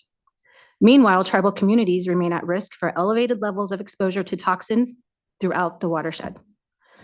We're disappointed that the draft staff report to the Bay Delta Plan did not contain a firm recommendation to include TBUs in the plan. After several conversations with the board and staff prior to the draft report's release, we view this as another missed opportunity to turn words into actionable items. The various ways that tribes utilize the waterways is specific and unique, whether it's ceremonial, traditional food sources, or for a myriad of cultural uses. Poor water quality should not be an impediment to continuing our cultural and spiritual practices and lifeways. As Indigenous people, we have a responsibility to pass down our Indigenous knowledge to the next generation and to ensure our cultures are protected and preserved. If TBUs and the water quality standards we need to protect them are not designated and implemented, then we are essentially risking cultural genocide. There have already been instances where we have not been able to practice cultural activities due to poor water quality and toxins, such as HABs, high levels of E. coli, and other contaminants. This has prevented us from gathering our plants, teaching our youth traditional fishing, and even simply getting in the water to cleanse ourselves after certain cultural practices and ceremony. We call upon the Water Board to act expeditiously so that our tribal beneficial uses and tribal communities are adequately protected, just as other mainstream designated beneficial uses have been. Additionally, and most importantly, the state board and regional boards should not create an unrealistic, unattainable, inequitable process for TBU designations and protections that essentially would put the burden on tribes to monitor each diversion or discharge permit submitted to you to ensure TBUs are protected. It is your job, just as it is with any other beneficial use, to know and to learn which water bodies are TBU designated and then move to appropriately uphold the water quality standards required to protect us. The Water Board should not put undue burdens on tribes to prove tribal beneficial uses of waterways, but should accept what tribes feel comfortable sharing. We've been told that what we share through the TBU process, whether at the state or regional board level, is subject to public records requests. So we should not have to disclose sensitive cultural information we don't want revealed.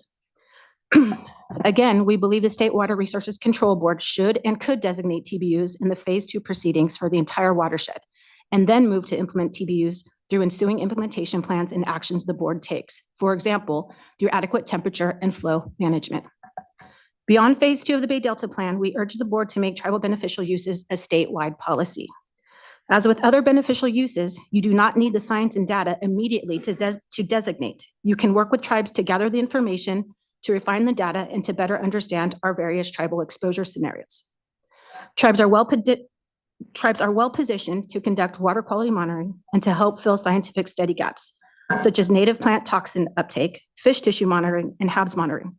Some of us are already doing this and others would like to, but simply lack the resources. We need funding that does not restrict us to tribal trust land, but that can be used to test water quality, fish, and plant species throughout our ancestral homelands. You have the authority and the resources to designate TBUs in the Bay Delta Plan, and statewide if you wanted to. What you might be lacking is the political will and maybe a little courage. We're here to help you how we can, because for us, status quo is not an option. We need to protect our tribal communities now, and we need your help to do that. Thank you.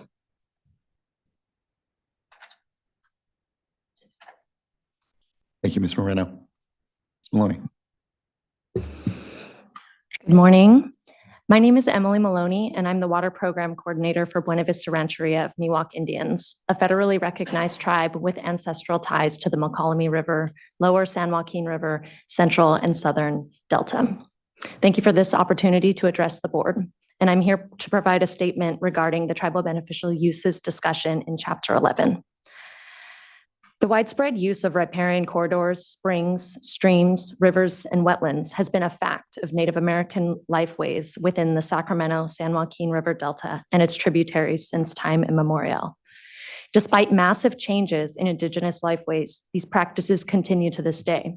Long after the public land survey system developed in 1785 to survey, sell, and settle land acquired by the United States, well after the Swamplands Act of 1855 led to the draining of wetlands for conversion to agricultural land in the Delta, cultural practices have continued long after the removal of Indigenous people from their lands, after the creation of reservations, termination of reservations, and restoration of some reservation lands.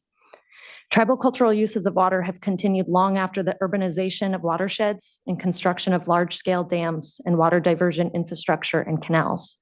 And although tribal cultural uses of water continue today, these uses have been highly altered and modified due to this long history, a steady decline in water quality, and altered hydrology due to the overallocation of water, human hydromodification of water, and climate change. The idea of beneficial uses is a concept that comes from the Clean Water Act, where beneficial uses are the means for identifying goals for various uses of a water body, such as recreation, drinking water, fish, and wildlife. The designations then trigger the creation of water quality objectives or standards to protect the physical, chemical, and biological integrity of waters for those uses. In other words, the state designates waters for a use, sets water quality standards, and then issues discharge permits to limit pollutants to a level that retains adequate water quality. Though Indigenous uses of water have existed since time immemorial, they have not been recognized as a use by the state until recently. And still, we are arguing for their inclusion into your planning documents. The two tribal beneficial use definitions, one being tribal cultural use and the other being tribal subsistence fishing, have recently been approved by your agency and adopted into plans such as the Central Valley Regional Water Board's recent basin plan amendments to the Sacramento, San Joaquin, and Tulare Lake basins. However, no designations have been formally made to date. Tribal cultural uses are diverse and cannot be fully expressed here today, but these uses include tangible and intangible elements of water, of ways and relating to the waterways, meaning their value is intrinsically and a particular location may not be used for a physical resource, but for an intangible use, like a prayer or spiritual medicine. Other more physical uses would include the gathering and use of water itself, the gathering of willow, tules, basket sedge, and other aquatic vegetation, the gathering of aquatic fish and wildlife, the use of waterways for a cultural ceremony, a rite of passage, and perhaps a fishing location or a village site. The natural flow regimes inherent to rivers give rise to aquatic plant communities, fish and wildlife that live in these waterways or are dependent on water, directly affect whether a tribal cultural use can be practiced in a good way, meaning there is flow to support the cultural use, that there is a natural flow regime that supports native fish, wildlife, vegetation populations for fishing and gathering purposes, meaning there is safe water quality for tribal immersion, wading or boating for hunting and gathering, ceremonial and other purposes, meaning that there is safe water quality so that the flora and fauna, fish, shellfish, and water itself, when consumed, are not unfit for subsistence level consumption or cultural and ceremonial consumption due to pollutants such as bacteria, bioaccumulation of toxins such as mercury, PFAS, or cyanotoxins. In many instances, flow is the fundamental variable that sets the stage for cultural uses to be properly exercised. You can go back and reference my June 2023 TBU presentation to the board where I talked about this extensively. Today, we have highly modified flow regimes that do not support wild fish populations and instead support invasive and non-native fishes predatory to salmon. We have water infrastructure that has flooded cultural sites and entire tribal villages. Today, we have low flow regimes that lead to harmful algae blooms and contribute to poor water quality, thus impairing beneficial uses, including undesignated tribal beneficial uses. Flow is crucial for the beneficial use attainment, including TBUs within the Bay Delta watersheds, and the State Water Board is responsible for upholding its duty to protect flow-based tribal beneficial uses. The draft staff report states that it seeks to adopt 2 tribal beneficial use definitions into the Bay Delta Plan update. Buena Vista Rancheria urges the State Water Board to do its part to protect tribal beneficial uses of water by adopting the 2 TBU definitions into the plan. Buena Vista also urges the State Water Board to go further and designate waters within the Bay Delta watershed with TBUs where TBUs relate to flow. If TBU designations are not made, as the staff report suggests, then a process must be outlined for how Indigenous community members and tribal governments can assert their TBU and ensure it is protected when there is a water diversion petition, a water right request, a water right transfer or change, or a change in a point of diversion, etc. These processes should also ensure that a water diversion or water right change will not impair the TBU or other beneficial use that is linked to a TBU, such as fish and wildlife. That said, the Bay Delta staff report must create guidance for integrating or linking tribal beneficial uses to other beneficial uses related to flow, such as fish and wildlife, cold, spawn, aquatic life, recreation, municipal. Additionally, because the Bay Delta Plan is intended to overlay and work in conjunction with the Central Valley Regional Water Board's Water Quality Control Plan for the Sacramento, San Joaquin River Basins, and the San Francisco Regional Water Board's Water Quality Control Plan for the San Francisco Bay, the State Water Board must provide guidance to the regional water boards to inform them of their responsibility for upholding water quality for the tribal beneficial uses that occur within their region, whether designated or not. Through, again, linking the tribal beneficial use to a similar pre-existing designated use, such as aquatic life or recreation. However, to be clear, this is not Buena Vista Rancheria's preferred method. Buena Vista Rancheria urges a full designation of tribal beneficial uses for the Bay Delta watershed for flow and water quality by the state and regional water boards, respectively, and expects the state and regional water boards to link flow and water quality in their decision-making processes for water diversion decisions and discharges authorized through the Clean Water Act, Section 402 and PDES permitting procedures.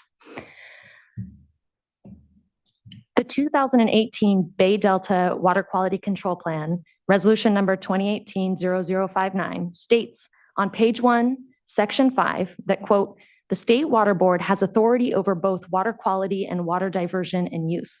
On page 1 of Chapter 1 of the 2018 Bay Delta Water Quality Control Plan for the San Francisco, Sacramento, San Joaquin Delta Estuary says, quote, the State Water Board's measures to implement this plan will consist of the regulation of existing water rights, regulatory measures to protect water quality, and recommendations to other entities, end quote. Yet, Water Board staff and legal counsel board members continue to state that the Water Board only has authority over water diversions and water rights. Buena Vista Rancheria urges the State Water Board to consider how flows relate to water quality and develop guidance on how flows and water quality relate. In closing, I just want to remind you how pervasive tribal cultural uses are. So please imagine yourself on a body of water, say the McCallamy River. You're looking at the plants, birds, the water itself. You can hear the sound of the river flowing. You hear the sound of the birds and the plants rustling in the wind. You step into the water and you walk toward a patch of tule, your feet touching the sandy bottom of the river. You give thanks, and with your family and your friends, you gather that tule to make a tule boat for the upcoming tule boat races, say, taking place on Clear Lake. You smile because you think of your buddies who are not with you today, because they're out across the valley in Stone Lakes with their feet in that water, collecting tule for their tule boat that you're going to be racing on Clear Lake. So I have you imagine this because this is what is happening in Indigenous communities throughout the Bay Delta watershed. Collectively, people are using water and the aquatic resources in their area for a similar use. This is a tribal beneficial use, and it's the watershed-wide use, meaning the tribal beneficial uses need to be integrated or designated, need to be protective on a watershed-wide scale and included into the Bay Delta Plan. Thank you. Thank you, Ms. Maloney. Really appreciate those well thought out and constructive feedback and comments. Thank you. Oh, you need to turn on your mic. Thank you. There we go. Thank you. Hi, my name is Sherry Norris. It's really nice to see all of you guys again. We don't get to see each other often, so it's good to see you and be here. I'm with the California Indian Environmental Alliance, and I echo the sentiments that my colleagues have said. Everything they've said is spot on, and hopefully what I have will supplement.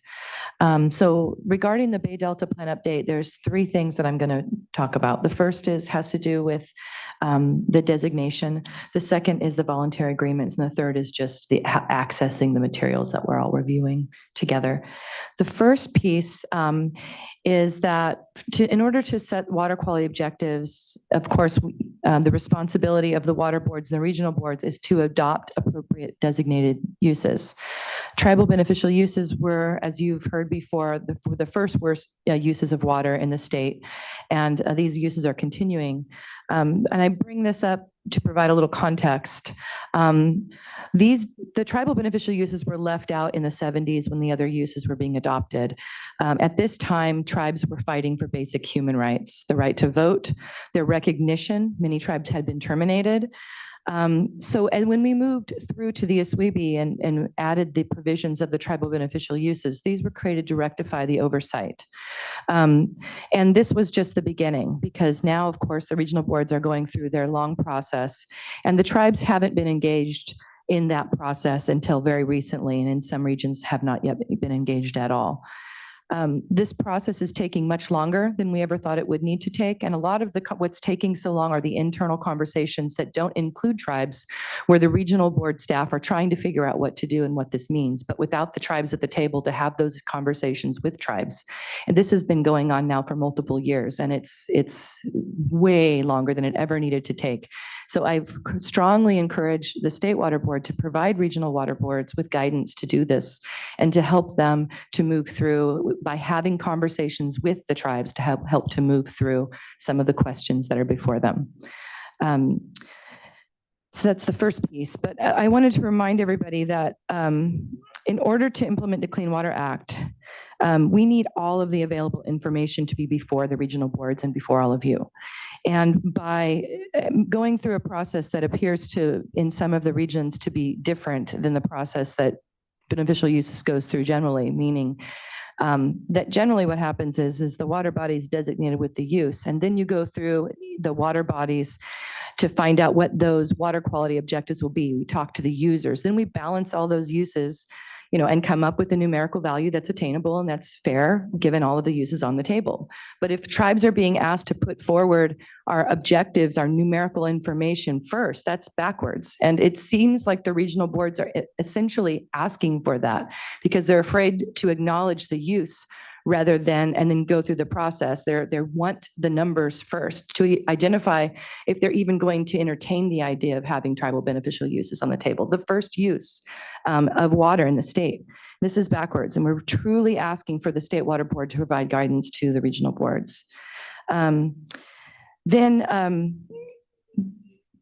So that guidance is really important. So from there, I'll move into voluntary agreements. So the voluntary agreements are a new idea, and we would need to pilot such a program before locking them in throughout the state. It's premature to look at it, have an 8-year program where we're going to just see what the voluntary agreements do. 8 years will go by, and during that time period, we may lose all of the species that we're trying to protect.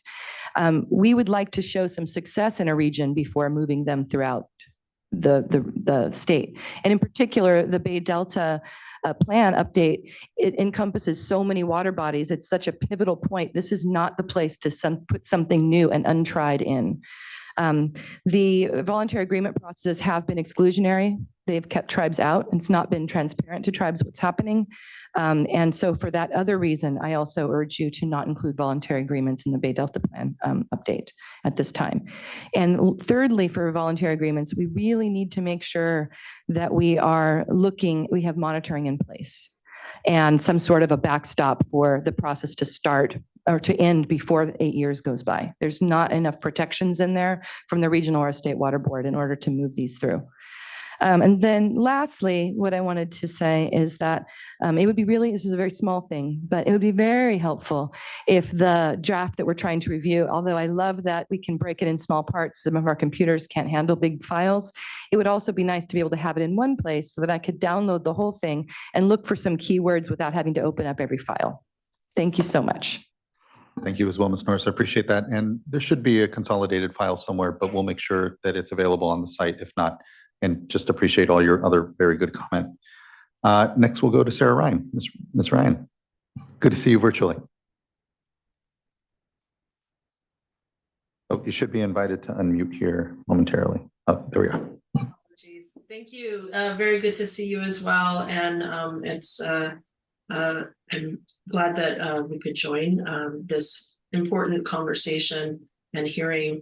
My name is Sarah Ryan. I'm the environmental director for the Big Valley Band of Pomo Indians. And our tribe has been working diligently for a number of years alongside other tribes and also the California Indian Environmental Alliance to move the work of tribal beneficial use development forward through both the state process and the regional board process. But I'm here today to comment on the Bay Delta plan and the staff report that is being developed to protect the water quality of the Bay Delta. On Clear Lake, we've been grateful for the collaboration between agencies who have pulled together for the Clear Lake Hitch or the CHI. The silos that existed between the different agencies, even between the water boards and the regional board, between CDFW, all of these agencies that have a hand in protecting water quality or protecting uses and fish and other life that the tribes and also the general community that they care about. These silos have started to break down, and there has been a tremendous effort to coordinate equipment, monitoring, funding, restoration projects, fish rescues, and other and scientific modeling, and using these things to work together efficiently to do all we can collectively to protect the fisheries. Protected fisheries has a broad positive impact on tribes and the local community.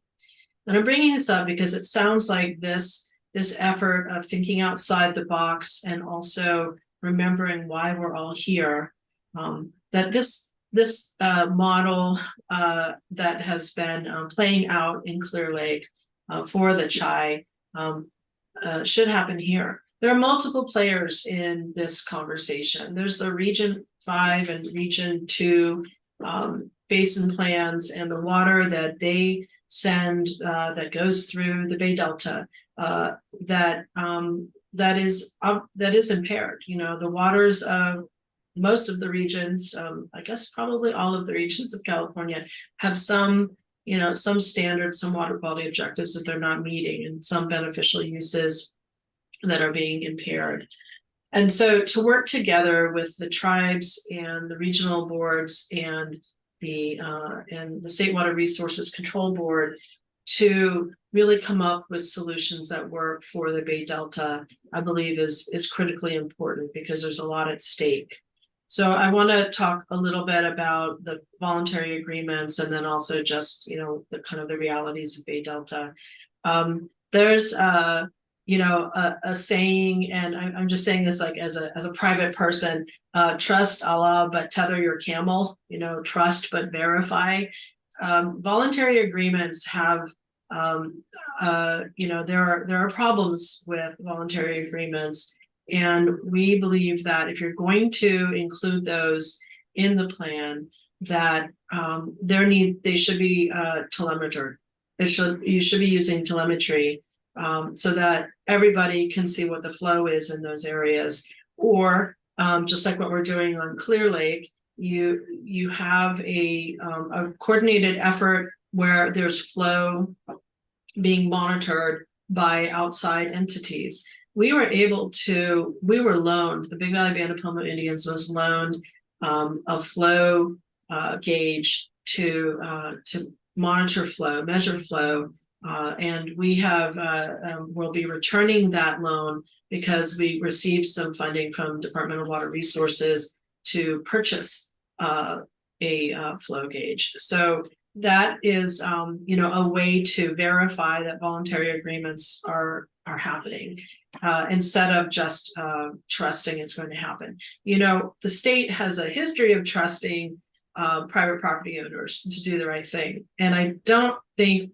the evidence is really good that they've been that people are doing the best that they can. For example, looking at the water rights reports, the statement of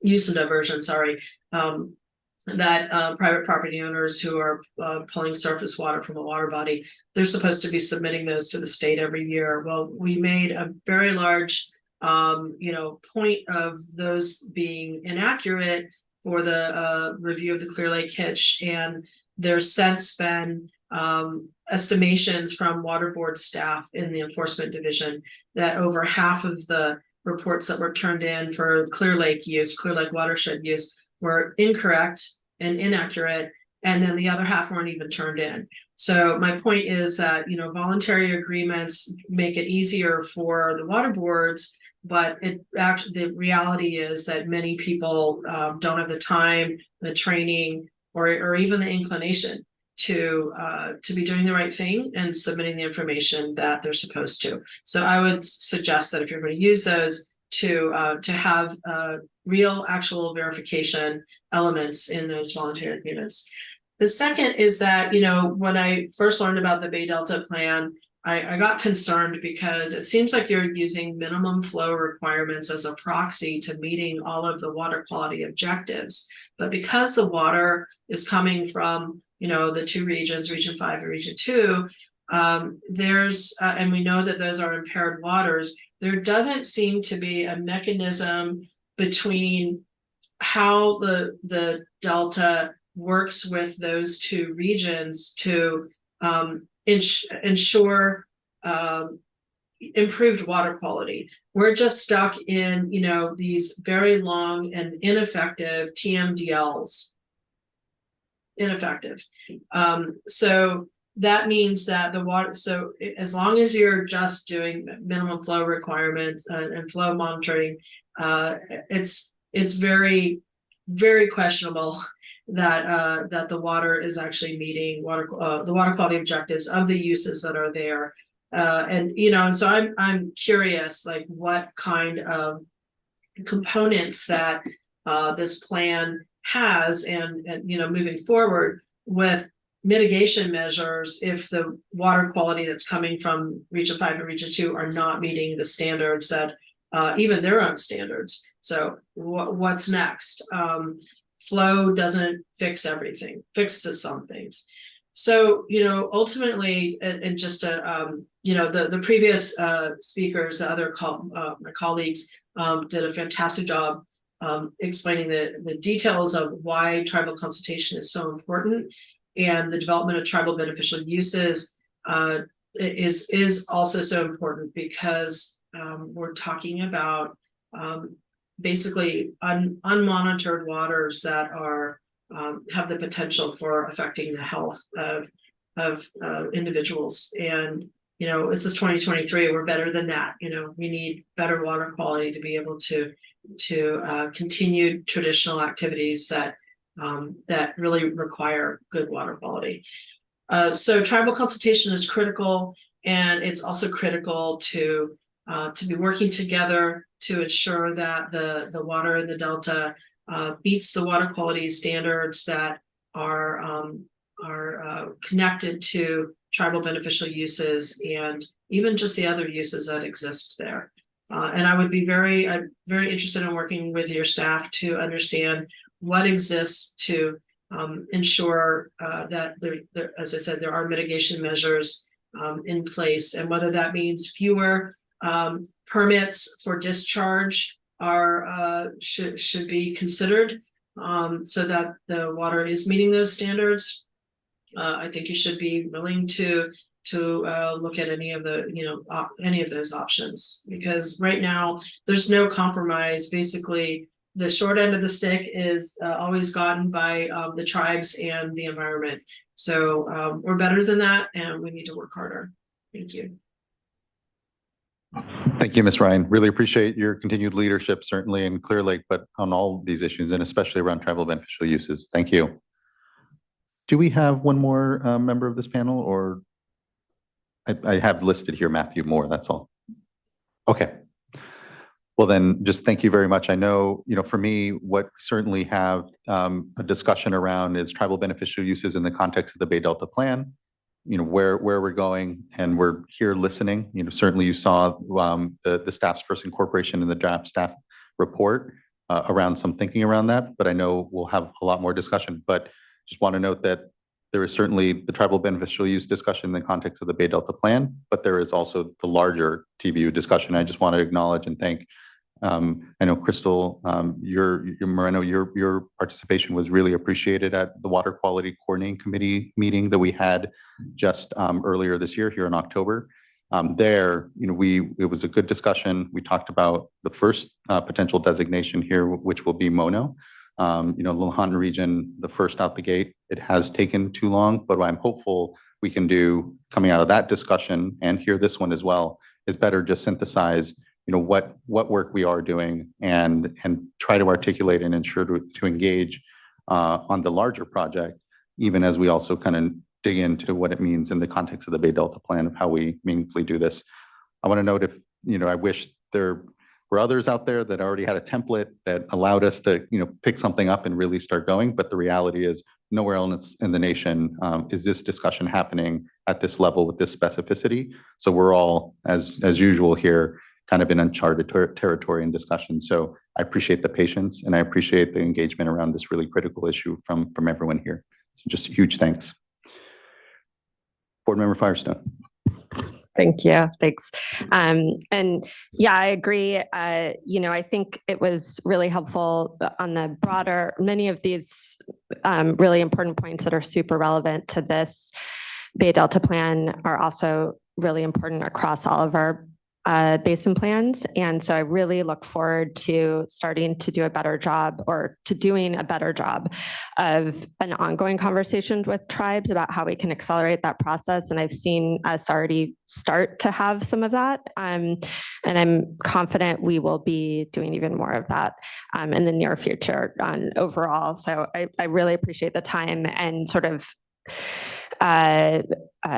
relentless work to try to help us, do justice to what I think is a common intent. And when we adopted this in a SWRCB, that we wanted to see beneficial uses protected. And I think despite those intents, it hasn't happened anywhere yet, except for what was done before SWRCB in Region 1.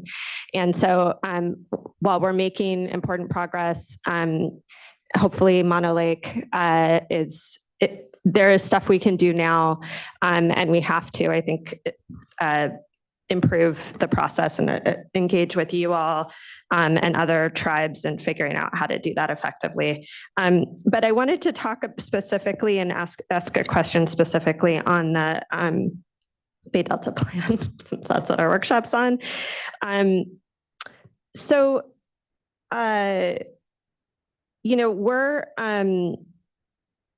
This process will be really establishing those objectives and program of implementation for flow, primarily in the Bay Delta plan. And as part of that, what we're going to be doing is weighing what is reasonable protection, right? How do we achieve reasonable protection? It seems to me that it's important for us to understand tribal beneficial uses in order to weigh that reasonable protection and balance and that balancing that we have to do.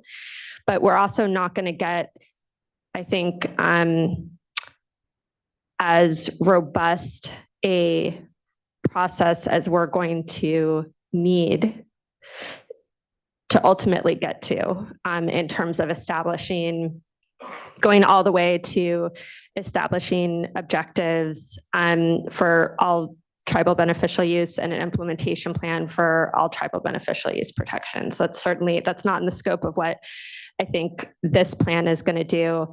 But we can be setting forward a process and recognizing that this is, it's a basin plan. We do triennial reviews. It's iterative. It seems to me, though, that even if the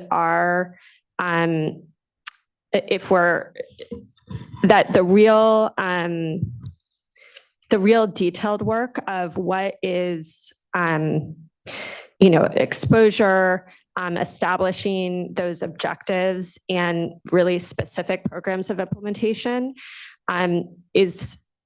that's a lot of work working with tribes and, doing studies, doing monitoring, like you said. That's not going to be totally finished, and it's going to be iterative and living even beyond that.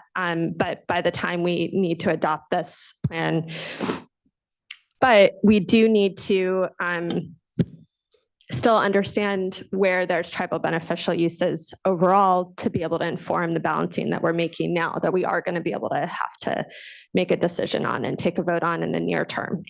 So I guess I'm wondering,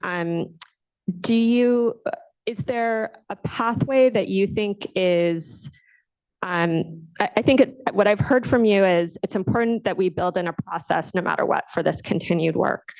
But I'm also wondering if you see a pathway for us establishing designations that may not be fully complete, for the entire Bay Delta watershed, but would be a start for those that you all have, that you've already started to identify through this process and through consultations. We do have CEQA and planning and other statutory requirements, or we have to identify what are the reasonable potential impacts of our actions. But I'm just wondering if you feel that it's realistic for us to be able to integrate designations of certain beneficial uses within this time frame, including some identification of some of those at a basic high level. I think reasonable expectations of impacts. Yeah, thank you, Laurel. That was a lot. But we appreciate it because we understand that this is a challenging process. However, the answer can never be to do nothing. Our sense is the designations are needed so that there's weight to them, so that you must balance them. Without the designations, there's not that same weight to it. We think you can designate. We think you can do it on a watershed basis. We don't see any reason why it can't be done in that manner. Because the reality is that tribal communities are suffering. right? So the impacts which you've heard, we can't conduct cultural activities. We can't, conduct ceremony in certain areas. And that is just unacceptable. And so there needs to be a sense of urgency. We need to figure out how we can do designations on a watershed-wide basis. And then, talk about how we fill those scientific study gaps, because we've already identified many, because we have to, because of whether or not you all designate, we still have to figure out how we're protecting our communities. Yeah, I think it is realistic to start at a high level. I mean, waters are impaired right now, uses are impaired right now. Salmon populations are collapsing right now. So if we're waiting, the longer we wait, the longer we lose the ability to practice cultural uses in a good way on these waterways. And, the one thought that comes to mind right now is that you can designate a waterway, or you can integrate a TBU on a waterway, and you can do that widespread. Municipal water designations are widespread. You just have to prove otherwise, that that waterway is not going to be used for a domestic water supply. TBUs need to be done in the same way as a blanket statement. And then we prove otherwise, that tribal beneficial use is not happening on a particular waterway that is, maybe there's a water right or point of change diversion or something that's going to affect the flow there. But we do need a process outlined. It's a lot of work if there's not a designation for tribes to just be monitoring water quality permits that are before the board, or water right hearings that are before the board, to attend each and every one of those to check and make sure that the TBUs that are not, designated are still not going to be impaired. So that's a lot of work. And so there has to be a process outlined. And that's what we're asking for in this basin plan update, is that a process is outlined. And then to add to that we do have some examples already. For example, in the region 1, where tribal beneficial uses were designated, it was successfully used. And you guys all remember that story about the pesticide that was going to be sprayed upriver from the ceremony that was going to take place. And so by being able to have that beneficial uses on the book, it didn't even have a numerical objective. It was able to be protected. So there's that piece. And then also when it comes to what is subsistence, there's the state definition of subsistence, which happens to be very similar to the meals per week that the Fraser-Schilling study showed. It's 4.5 meals per week. Of course, in the Fraser-Schilling study, it's a mix between salmon and other fish, but there's something there for subsistence already, which does bring me to that SWRCB, which is where the reason why that happened as a statewide water quality objective goal was because it was for every area, of course, as you remember, that does not have a TMDL. So it was a blanket kind of a moment. And so there's another example of that. Hope that helps. Oh, unless Sarah has anything else to add, I should give her the opportunity.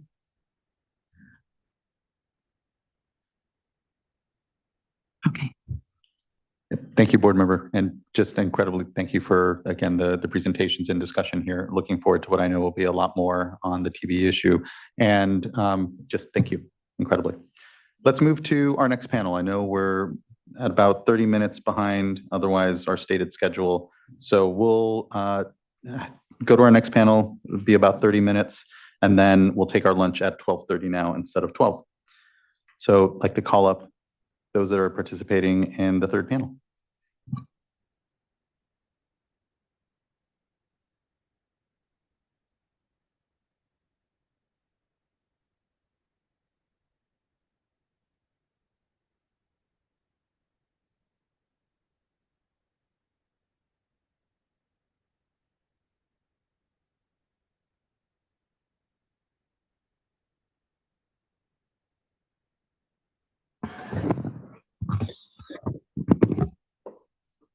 Good morning or afternoon now, everyone. Good to see you.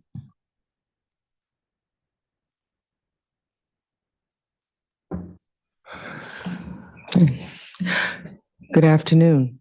I'm Tama Brisbane, Executive Director of With Our Words. Here are the groups presenting for the HABs and Environmental Justice Panel. They are part of a coalition known as the Delta Tribal Environmental Coalition. Now, I don't work full-time in water advocacy. With Our Words is a Stockton-based nonprofit working with youth in the areas of journalism, advocacy, spoken word, and creative writing. I do interface daily with young people engaging with and writing about the Delta and our general environment, primarily youth of color, mostly from our large environmental and social justice communities. Quoting Lisa P. Jackson, first Black woman administrator of the Environmental Protection Agency, it's time to be clear about this misconception that environmental issues are incompatible with civil rights issues. The truth is that environmental issues are civil rights issues. With Our Words is on record with US EPA supporting the Title VI complaint and petition for rulemaking for completion of the Bay Delta Plan filed by the Delta Tribal Environmental Coalition. I was present and engaged in water advocacy in December 2018 when the board went and voted on the adoption of the final SED for Phase 1 update to the Bay Delta Plan. While 40% unimpaired flow for the San Joaquin River wasn't the best protective standard, and the weakening of the salinity standard worried us, we were hopeful that a solid proposal for restorative flows on the Sacramento River during the Phase 2 process, along with the development of a strong protective standard dealing with harmful algal blooms and the board's rejection of the voluntary agreement, that we were at least collectively moving in the right direction. I warned the board then, on behalf of the hundreds of youth that I work with in Stockton, that the VA process was exclusionary. Our students, many engaged for the first time in high school environmental action clubs, couldn't miss school to attend the board's daytime public hearings. I further warned the board that the VAs wouldn't improve water quality, wouldn't protect fisheries, or improve environmental conditions for our young people. In 2018, our colleague Anthony Robinson courageously spoke truth to power when he told this board how our degraded environment becomes internalized degradation for the people. Who feels worthy when nothing surrounding a person is healthy, normal, safe, beautiful, or accessible in the natural world?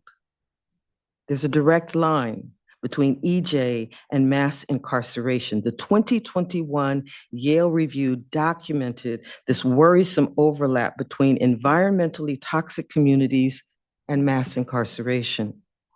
My work in education and literary arts seeks to break that pipeline, but the disparate impacts caused by delays and inadequate proposed standards as described in this plan are making my work so much harder.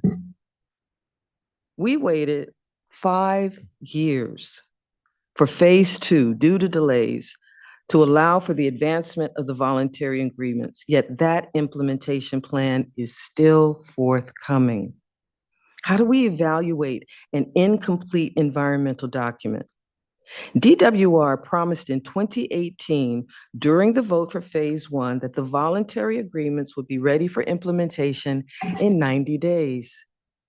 2023 is ending.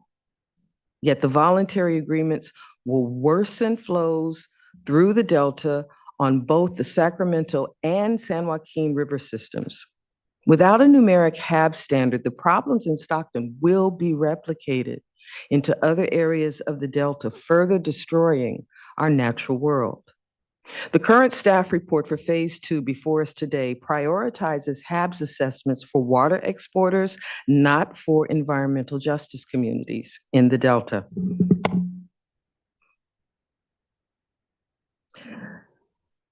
Without a HAB standard, the low range for Sacramento flows will impact the more rural areas where a number of the Delta's 72 small drinking water systems exist. According to recent surveys completed by the Department of Water Resources, the Delta in its entirety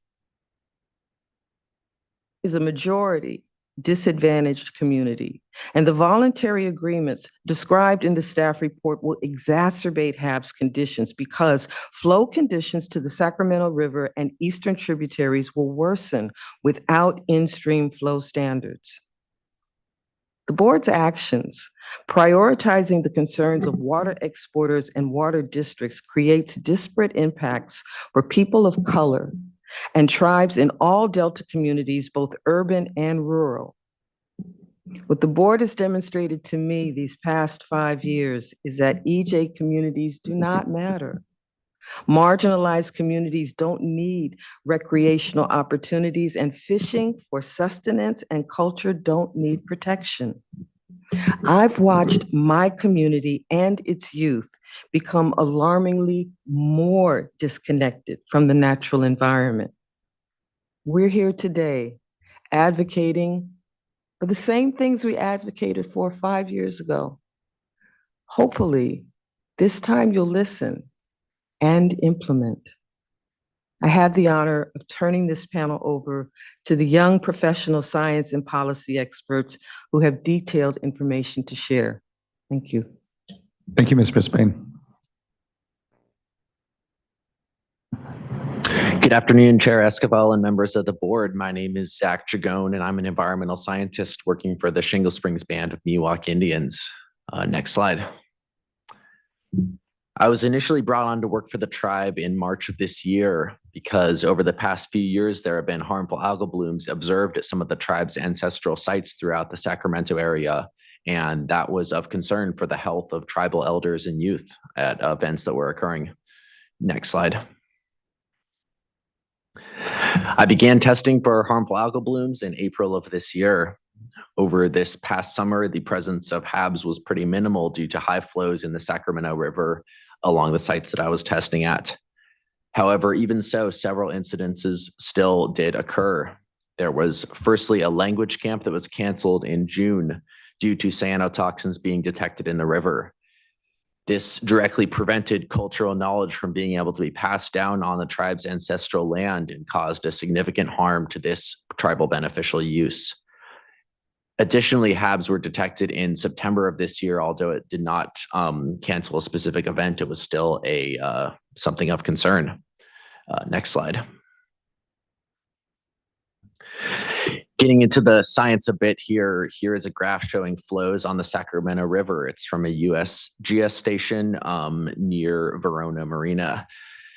The flows from 2023 are seen in yellow and are quite clearly significantly higher than in the previous several years. Next slide. Breaking this down year by year, this graph shows a bit more detail for the flows that occurred in 2023. You'll see that the flows reached a peak of over 66,000 cubic feet per second and remained quite high throughout the summer, staying above 20,000 cubic feet per second throughout mid-June. Next slide. This graph shows the flows from the previous year in 2022. Note the significantly lower peak, which is below 11,500 CFS. The levels averaged around 7,000 CFS throughout the summer, which is about half of what was seen in this year of 2023. Next slide. Stepping back another year, here is the flows in 2021. Besides that large spike in late October, the flows otherwise stayed pretty low between 5,000 and 12,000 CFS during the HAB season. And next slide. Going back another year to 2020, the flows this year peaked just below 20,000 CFS, which was higher than in 2021 or 2022, but was still significantly lower than in 2023. Next slide. So now I'm going to dive a bit into some of the specific HAB incidents that occurred over these past few years. So there's a lot going on this slide, but the table on the right shows the number of reported blooms that occurred each year in Sacramento County, and I excluded those where testing was conducted and no cyanotoxins were found. You'll see that 2023 is pretty notable because it had significantly fewer blooms present than the previous 2 years, likely due to significantly higher flows. 2020 also had fewer reports than the 2 years afterwards, and this is likely due to a combination of, first of all, less awareness of this issue back then, and secondly, higher flows were seen compared to 2021 or 2022. So it's likely due to a combination of those two factors. Next slide. In addition to HABs, I also want to discuss the threat of E. coli contamination a bit as well. These plots show the E. coli levels that I tested for at 4 of our tribal locations. The red lines show the geometric mean at each location, and although the geometric mean for these sites is generally below the EPA recommendation level of 100 CFU per 100 milliliters, there is still a significant spike that occurred in late July at several of these locations, which is visible on all 4 of these graphs. One impact of these high E. coli levels was that an event for tribal elders was not able to take place on the tribe's ancestral territory, once again causing an impact to a tribal beneficial use. Even though flows were high this year, it still did not prevent these high E. coli levels from being seen. So just to summarize, I want to really emphasize the tie here between high flows seen this past year with lower incidences of harmful algal blooms, and just emphasize the importance of looking at flows when we consider this issue. And secondly, I want to emphasize the importance of how harmful algal blooms, as well as the E. coli here, are directly tied to harming tribal beneficial uses. And this is something that action needs to be taken on. Thank you for your time, and I'll pass it to our next speaker. Good afternoon, Chair Esquivel and members of the board. My name is Spencer Fern, and today I will talk about what we've learned from studies in Stockton, Discovery Bay, and Antioch, so the board can apply what we've learned for evaluating the staff report for phase 2. While Stockton and San Joaquin County are more impacted by flow standards set in phase 1, the mixing of waters from the Sacramento River and tributaries also impact our local waterways. That slide's fine. Harmful algal blooms were first spotted in the Delta in 1999 and have since plagued Stockton waterways during the summer months of May through September. The toxins these blooms release impact the communities near these waterways. And on top of the HABs concerns for these waterways, the 303D list of impaired water bodies lists the Stockton Deep Water Shipping Channel and its tributaries as impaired water bodies under the Clean Water Act. Restore the Delta has addressed the concerns of water quality inequities by developing a HABs monitoring program. So in 2022, RTD established a testing routine around Stockton to gather toxin data on harmful algal blooms, focusing on microcystis, the most common cyanobacteria in Stockton's waterways. With limited funding, we could only test around Stockton, but HABs monitoring needs to become a Delta-wide practice. And between 2022 and 2023, the years that we've been able to test, Stockton only has experienced bloom activity in 2022. Next slide, please. From 2022 to 2023, it would appear that all conditions to formulate harmful algal blooms were the same except for the flows. And over the next few slides, I'm going to summarize a snapshot of 5 flow charts. Next slide, please. So you'll see in 2019, the state recorded its first HABs event in 2019 in August, once flows started to become negative. Next slide, please. And that red line indicates when the first report was. And you'll continue to see that 2020 and 2021 and 2022, which I'll kind of speed through here with the next few slides. Negative flow is hit and low flow is hit. If you could, next slide and next slide. You'll see that flow was low and that the negative flows were starting to be met by early June or May, around the time frame when blooms started to appear in these years. Next slide. Now, compared with this year, with 2023, we had positive flows on the San Joaquin system until the end of July. And we did not experience harmful algal blooms in the Stockton general area, even though our waterways are still impaired. Next slide, please. The staff report's incomplete HABs analysis, if implemented, will lead to disparate impacts on disadvantaged communities. The staff report acknowledges that nutrients are generally high in the Delta, and other factors such as low flows, in part by increasing residence time and high temperatures, are thought to be more important in driving HABs. Staff report focuses on HABs problems related to reservoir storage and water exports rather than the estuary. The report lists that reservoir HABs concerns are potentially significant, but then lists that HAB impacts on recreation are less than significant. This is discriminatory and continues to put water exports over communities. The decrease in in-stream flows through the Delta will increase stressors for harmful algal blooms as seen along the San Joaquin River system through 2022. It's also quoted in the report that HABs closures are only temporary and that other recreation sites are available to travel to.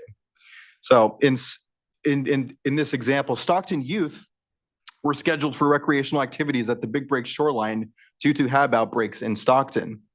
However, the Big Break shoreline had to close down public access to the water for most of that summer due to presence of HABs toxins as well, which is quite ironic.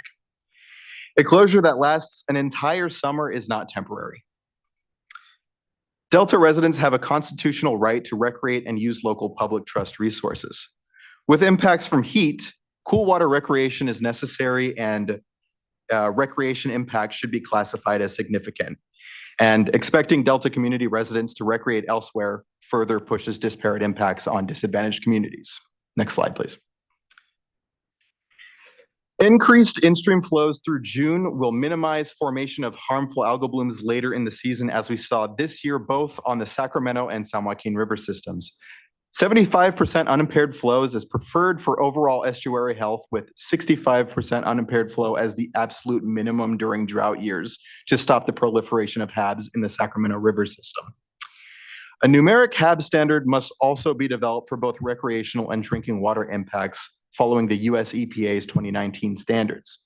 The staff report mentions the same standard, stating that the US EPA has developed water quality criteria for some harmful algal bloom toxins and draft aquatic life criteria for some chemicals of emerging concern, but there are not yet recommended water quality criteria for most chemicals of emerging concerns.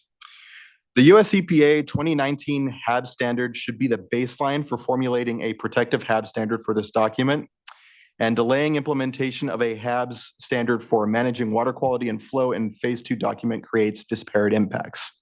Thanks for the opportunity to present, and I'll be passing on to the next presenter. Thank you very much. Thank you to my colleagues for presenting. Good afternoon, Chair Esquivel and members of the board. I am Gloria Estefania Alonso Cruz, Little Manila's Rising Environmental Justice Advocacy Coordinator and a member of the Delta Tribal Environmental Coalition, also abbreviated as DTEC.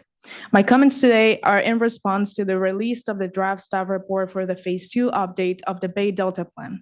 Next slide. Little Manila Rising is a social justice organization that works in environmental justice. Our focus is on equitable solutions around asthma mitigation, urban forestry, and environmental justice advocacy. We joined the Delta Tribal Environmental Coalition in filing the Title VI complaint and petition for the rulemaking with the US EPA because tribes and other EJ communities in the Delta, like South Stockton residents, are alienated from our regional waterways. We stand in solidarity with our partners because, like myself and the community that we represent at Little Manila, we have been impacted by polluted and impaired waterways that are a legacy of genocide and redlining. As illustrated on the screen, column virus screen identifies Stockton to be within the 90th percentile for cumulative environmental impacts and air pollution. There is a rising concern over the link between particulate matter, PM, and harmful algae blooms toxins, especially for communities like Stockton, who experience high levels of air pollution already.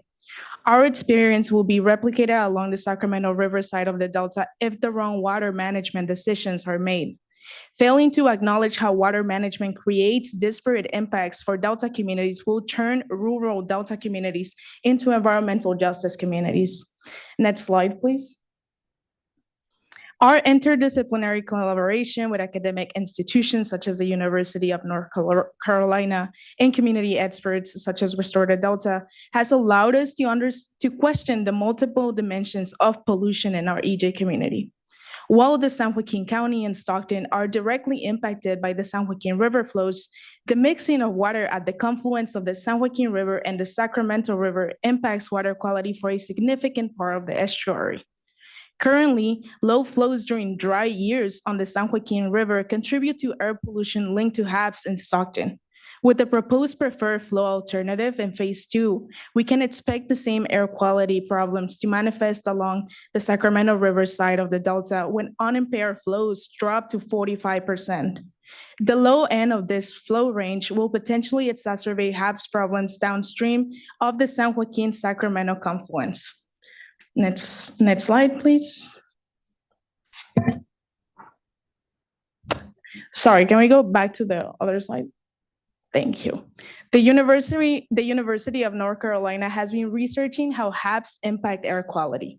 Their findings in the Delta suggest that gases that sometimes evaporate off toxic blue-green algae blooms can lead to aerosol formation in the atmosphere, forming particulate matter that is unhealthy to inhale. Next slide. This illustration on the screen provides a greater understanding about the interaction between air and water quality, and it is useful to contextualize my comment in regards to the research. UNC collected air filters and water quality samples from areas in Stockton, Antioch, and Discovery Bay to identify toxins and other compounds that originate from HABs. While UNC's research did not identify the presence of HABs toxins in the air filter samples, their first year of testing, they were able to identify taste and odor compounds that originate from HABs that can lead to aerosol formation. These aerosols originating from HABs can potentially be inhaled by people not interacting in the waterways, but who are located in the general vicinity. It is known that the inhalation of aerosols negatively impacts respiratory health. It is important to be aware of this study. It is important to be aware that this study is a first of its kind and unveils an air quality concern pertaining to HABs that is not addressed in the staff report. The new research has opened the door for more studies on the link between HABs and air quality. That being said, further research is needed to know what chemical changes do the taste and odor compounds undergo when they reach the atmosphere? Are the taste and odor of volatile organic compounds attaching themselves to already existing particulate matter? Or are they contributing to the production of particulate matter, exacerbating the already existing air quality concerns? Most importantly, what are the public health concerns? Ingested cyanotoxins are already known to cause liver issues. So do these odor and taste compounds cause additional health issues? While the staff report acknowledges, and I quote, reduced flow at some locations may increase the formation of HABs, which could produce odor compounds, end of the quote, it fails to analyze the complexity between air quality and HABs and the air quality research gap. Next slide. UNC research was conducted within the phase 1 project area that I addressed earlier, but it can be applied to water management decisions for the Sacramento River side of the estuary. Preliminary research by Shingle Springs is already revealing that reduced flows on the Sacramento system result in more HABs incidents. UNC is establishing the link between HABs incidents and air pollution. Consequently, we know reduced flows lead to HABs, which then leads to increased air pollution concerns. Air pollution from HABs is yet another disparate impact experienced by Delta environmental justice communities when unimpaired flows are too low to support a healthy estuary. This is why the preferred flow alternative for phase 2 will not work. The bottom range is too low to protect public health, and the voluntary agreements contain no analysis at all of this impact challenge and are therefore rejected by this coalition. Thank you for the opportunity to comment. I'll pass it to Nicole. Thank you, Ms. Cruz. Really appreciate your comments. Ms. Thank you, Gloria. Good afternoon, Chair Escobar and members of the board. My name is Cynthia Cortez, Policy Analyst with Restore the Delta and a representative of the new generation of water advocates in the Delta and Stockton community. Today, I am providing comments on my concerns with the staff report's analysis of impacts to environmental justice communities as it pertains to fisheries for recreation, culture, and subsistence. The staff report's analysis of impacts to environmental justice communities falls short and is incomplete. Next slide, please. The staff report has greenwashed low flow and high flow to convey a lesser than actual impact. The preferred 55% unimpaired flow alternative merely delays fish extinction, and the high 65% unimpaired flow is only the bare minimum for fish recovery and HABs mitigation. Referring to it as high flow would suggest that it is greater than the average or greater than what is required for recovery. I urge the board to adopt flow standards that exceed 65% unimpaired flow. Anything less than 65% will not get us to recovery. It will not meet the board's salmon doubling objective and will worsen disparate impacts. Replacing flow standards with narrative objectives as proposed by the VAs would expedite the extinction of native fish. Next slide, please. In the Your Delta, Your Voice report prepared by the Department of Water Resources, 90% of Delta environmental justice respondents disclosed that they rely on Delta fish to feed their families on a nearly costless basis. The Delta is home to a large population of tribes, Southeast Asian and Latino communities who traditionally rely on fisheries for cultural ceremonies, cultural preservation, consumption, sports, and leisure. Migrant families have found a piece of home within the Delta waterways that allow them to nurture cultural practices from their country of origin. However, mismanagement of California water, the lack of regulations of water diversions, and outdated water quality standards have resulted in declining fish populations, causing a cultural ethnocide. Additionally, the staff report has lumped all ethnic groups into a single economically disadvantaged communities category and has no analysis of impacts to significantly represented communities that reside within the Sacramento Delta watershed. Next slide, please. The staff report's analysis of impacts to environmental justice communities is insufficient and there needs to be additional analysis. In Chapter 8, the draft staff report acknowledges that, I quote, disadvantaged communities are more susceptible to water quality issues and the public water systems serving these communities are less likely to have resources to respond adequately to water quality emergencies compared to neighboring affluent communities, end quote. There are nearly 80 drinking water systems in the Delta region, yet there was no analysis of them in the staff reports, despite the vulnerability of the disadvantaged communities to which they serve. The argument commonly made is that increasing in-stream flows will cause an increased dependence on groundwater to continue to meet water export demand and can cause an increased risk of exposure to groundwater contaminants. However, this argument is made on the basis of continuing business as usual. You all have created and are continuing to support an unsustainable reliance on Delta water that is having devastating impacts to California ecology, public health, and honestly distrust in government agencies to prioritize the well-being of disadvantaged communities. We cannot afford to continue business as usual. Next slide, please. In closing, we are asking that the board, one, meaningfully engage tribes as partners in the process of adopting true tribal beneficial uses and in addressing and quantifying tribal water rights. Two, adopt a HAB standard that is protective of cultural and recreational uses for tribes and environmental justice communities. Integrate new and emerging air quality HAB science in the next iteration of the staff report. Three, we urge the board to adopt a 75% unimpaired flow standard to support the board's salmon doubling objective and protect Delta communities in times of drought. Lastly, four, we set aside political agendas. Dismiss the proposed voluntary agreements that turn water quality standard setting and attainment over to water agencies and irrigation districts who are driving an unsustainable use of Delta flow. The staff report as written is for the benefit of water exporters and protecting the status quo, whether it is with a 55% flow, voluntary agreements, or the never-ending TUCPs. You did not write a report that accounts for disparate impacts to tribes and environmental justice communities. The board's action or lack thereof within the past 5+ years has exacerbated the disparate impacts felt by these communities. Lastly, we are seeing bad policy allow for the inappropriate streamlining of bad projects. Not dealing with the policy that causes the disparate impacts is an act of discrimination and continued racism built into California's water rights system. I would like to thank the board and board staff for the opportunity to present today and granting us our panel request.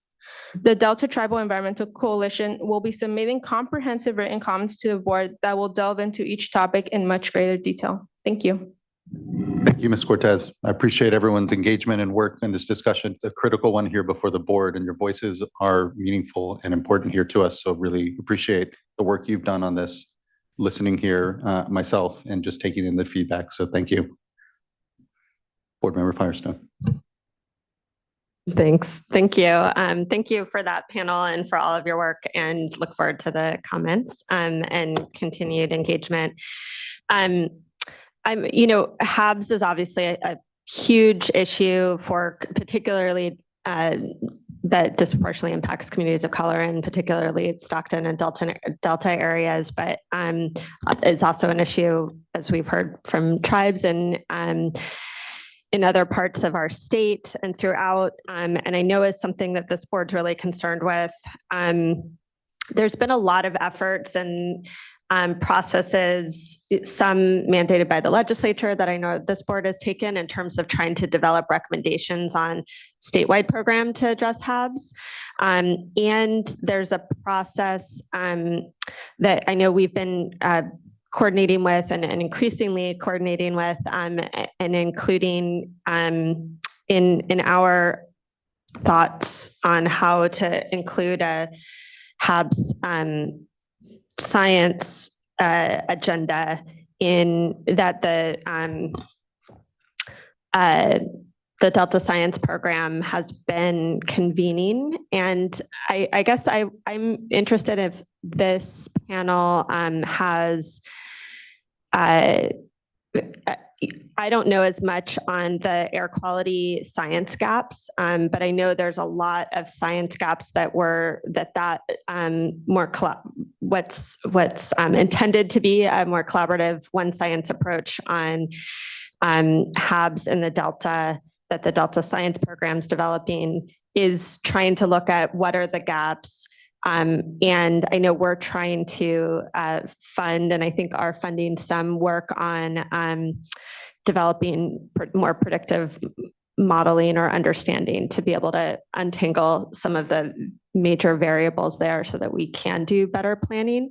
I'm curious if this group thinks that that's the right place for and process for a collaborative science program for the Delta, and does it address the gaps on the air quality issues adequately thus far? Have those been adequately identified within that process? I know a lot's focused on the water quality and drivers and monitoring, but wanted to hear more about that. So at least in terms of where it is, it's the study that was done by UNC is like cutting edge. It's so very recent that it's like there's not enough understanding of what those HABs concerns were. And having worked with Haley Plaz, who was the one who was underdoing the search or the research, she mentioned that there would need to be further studies. And at this point, I don't think there have been. But I believe, at least in terms of making in policy, and I also kind of want to just echo something Ivan said from the first panel, which is that even though we want to set a baseline, we can always improve on that. And at least having a HAB standard would be able to set a baseline to be able to improve water quality standards in a way that was meaningful to helping the disadvantaged communities, people of color, tribal beneficial uses, and cultural practices. But as of right now, from what I understand with the Delta Science Program, is it's much more just focused on water quality.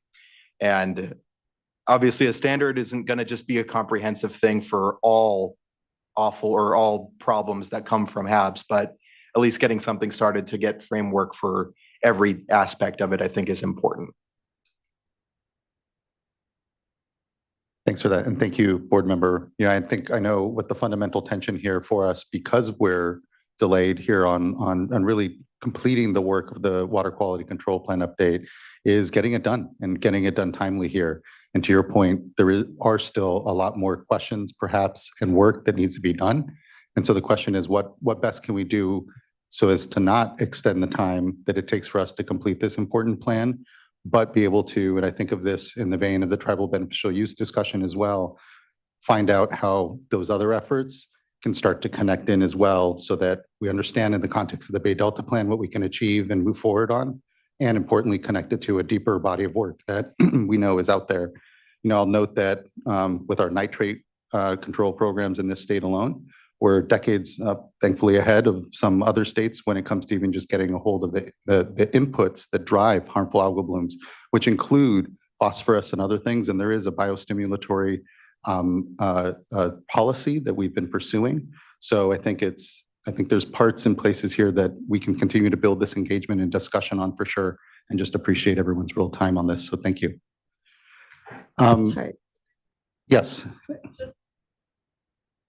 Just to make sure I'm just maybe for myself, but on this question of how we integrate this into what we're doing now in this process. So would you all envision that, I know you've talked about numeric objectives, but in the implementation plan, that the science and that monitoring science and model development and sort of that continuing development be explicitly part of the implementation plan? I would think so, at least for implementation for phase standards or even in any other kind of project, to have HABs as a standard in order to be able to implement these types of concerns that we have with it.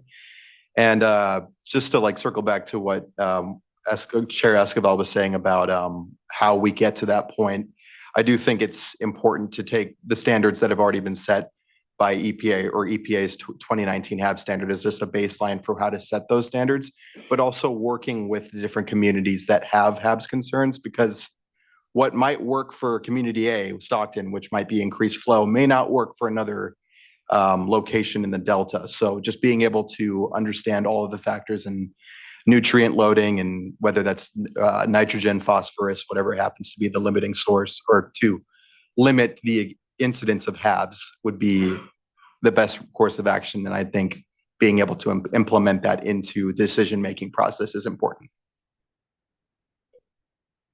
Thank you so much. Really appreciate, again, the discussion and everyone's contribution here. Let us take a 30-ish minute lunch now. And then when we come back, we will proceed to our fourth panel with the California Rice Commission. We'll then take an hour-ish of individual speakers, have an afternoon break, and then at 2 o'clock will be the VA overview and panelists. So let's all find ourselves back here at, let's just say, 1:15 rather, and just appreciate everyone's time here.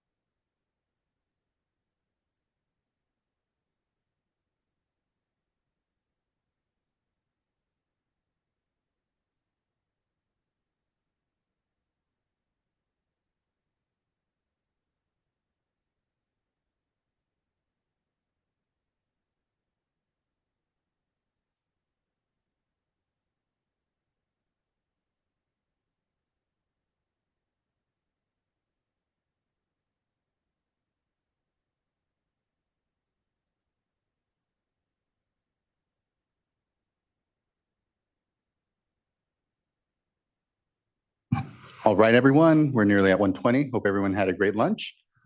And we're ready to move to now our fourth panel. I'd like to invite up the California Rice Commission and Tim Johnson, amongst others.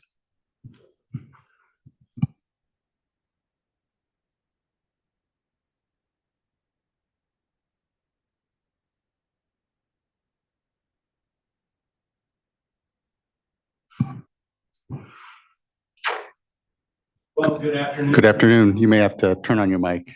You're cold. It's been a while since I've seen all of you and had to push the green button. Well, thank you for the opportunity to address you today. We've got a panel of myself and colleagues. The items that we'll talk about today is really kind of focused on habitat in working California rice lands, right? An item that we think is going to be important to you as you make decisions about flows, obviously, in the Sacramento River. So with that, if we could go to the next slide. There we go. So my job today is to give you an overview of, slide after that, give you an overview of rice in the Sacramento Valley. So in our valley, we're 500,000 acres, 2,500 family farmers, truly folks that farm with their brother, their sister, probably their folks at some point. Obviously, the water sources that are important to rice in the Sac Valley are surface water. We're almost, or I would say predominantly surface water. Sacramento River, Feather, and Yuba. In addition to the habitat on the 500,000 acres of rice that we grow during the growing season, we also annually flood winter rice. 320,000 acres of rice fields are flooded after harvest, right? We grow the rice, we dry the fields and harvest it, and then we reflood purposefully 320,000 acres annually. In addition, programs that my growers can sign up for to provide enhanced habitat benefit on those lands, either during the growing season or during the winter flooding season. We deploy about $6 million a year in programs specifically to enhance habitat. And you'll hear about some of those species that we're impacting.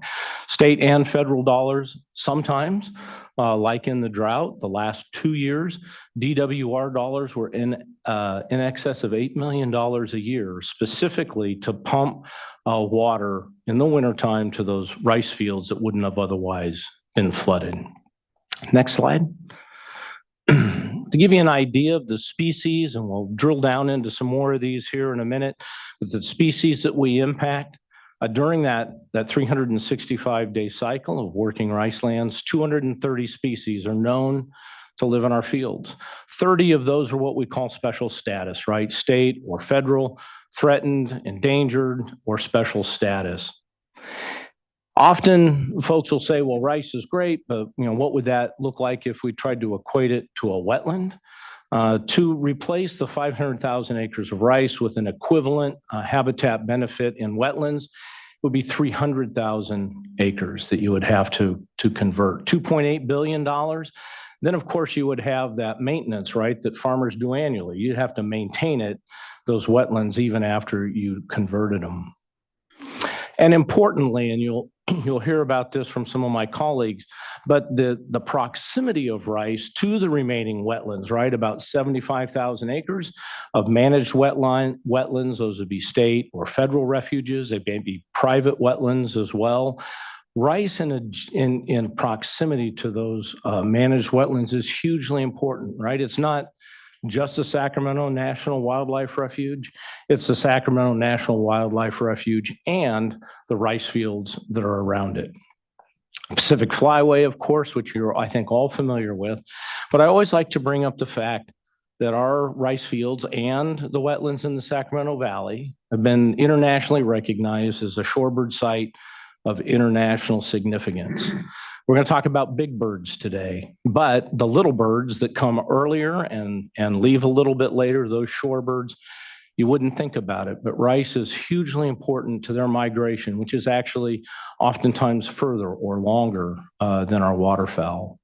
So with that, that's an overview of working rice lands in the Sacramento Valley. I'll turn it over to my colleague, Jeff McCreary from Ducks Unlimited. Thank you, Tim. Thank you, Mr. Chairman, board members. My name is Jeff McCreary. I'm the Director of Operations for Ducks Unlimited's Western region, which includes the 9 westernmost states. If you're not familiar with Ducks Unlimited, we were formed 86 years ago in 1937. We're the world's largest wetland conservation organization with a mission to conserve important waterfowl habitat in North America, and that includes wetlands and working lands. For 86 years, Ducks Unlimited has known that in order to support wildlife populations, habitat is the key. If you're going to be, we're a wetland conservation organization. We're not a waterfowl conservation organization, because to really promote wildlife, it all comes down to habitat.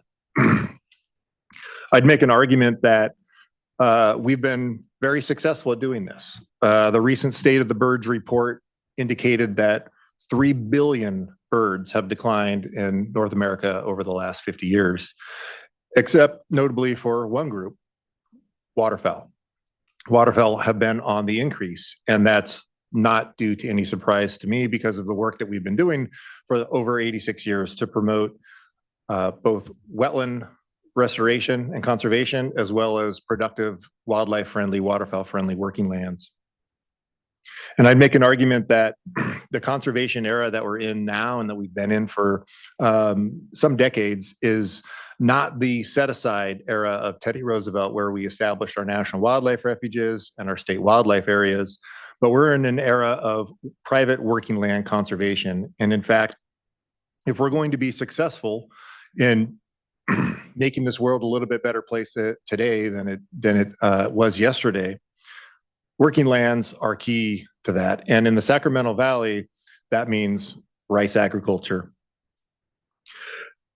Sacramento Valley and the Central Valley in particular are one of the most significant waterfowl areas in the entire world. We have the largest concentrations of wintering ducks and geese here than anywhere else. Sacramento Valley is the heart of that because of this interaction that Tim mentioned of wetlands and rice agriculture. Rice is a wetland plant, and it serves as somewhat of a surrogate for the wetlands that used to be there historically. The birds don't really know the difference. They know that there's water, they know that there's food, and they know that there's a place to land. And in fact, why this is important and why we talk about this synergy between wetlands and rice is because what we're trying to do is support these birds in the winter. So when they migrate, and this is all the birds, this is the songbirds, the shorebirds, the water birds, all the migratory birds that come down and use the valley and use these rice fields. One great example is the northern pintail, which is an iconic California duck. Our pintails winter in the Yukon Delta of Western Alaska. And so from this place, from the Sacramento Valley, they make a 2,000-mile nonstop over the open ocean without stopping migration to the breeding grounds in Western Alaska. And how they're successful in doing that is by eating the food that's available in our rice fields and our wetlands. And in fact, rice in the Sacramento Valley provides half of the food resources for waterfowl that they need to make this epic migration. I would argue that flow is not habitat. Habitat is habitat.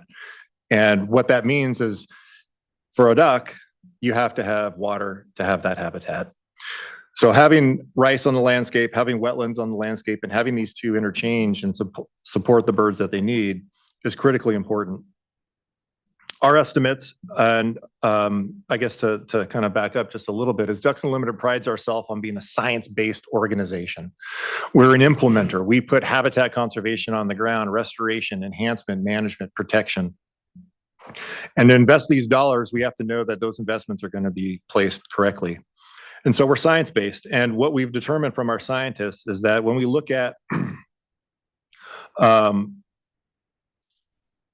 the restrictions on setting aside unimpaired flows, it's potentially coming at the risk of a significant acreage of important rice habitat. In fact, some of the proposals show that 144,000 of this 500,000 that Tim talked about would be fallowed because of that. And we can determine what the energetic impact of waterfowl will be on that. Many of those areas are going to be winter flooded. And there's a direct connection with the decrease in food productivity for our feathered friends.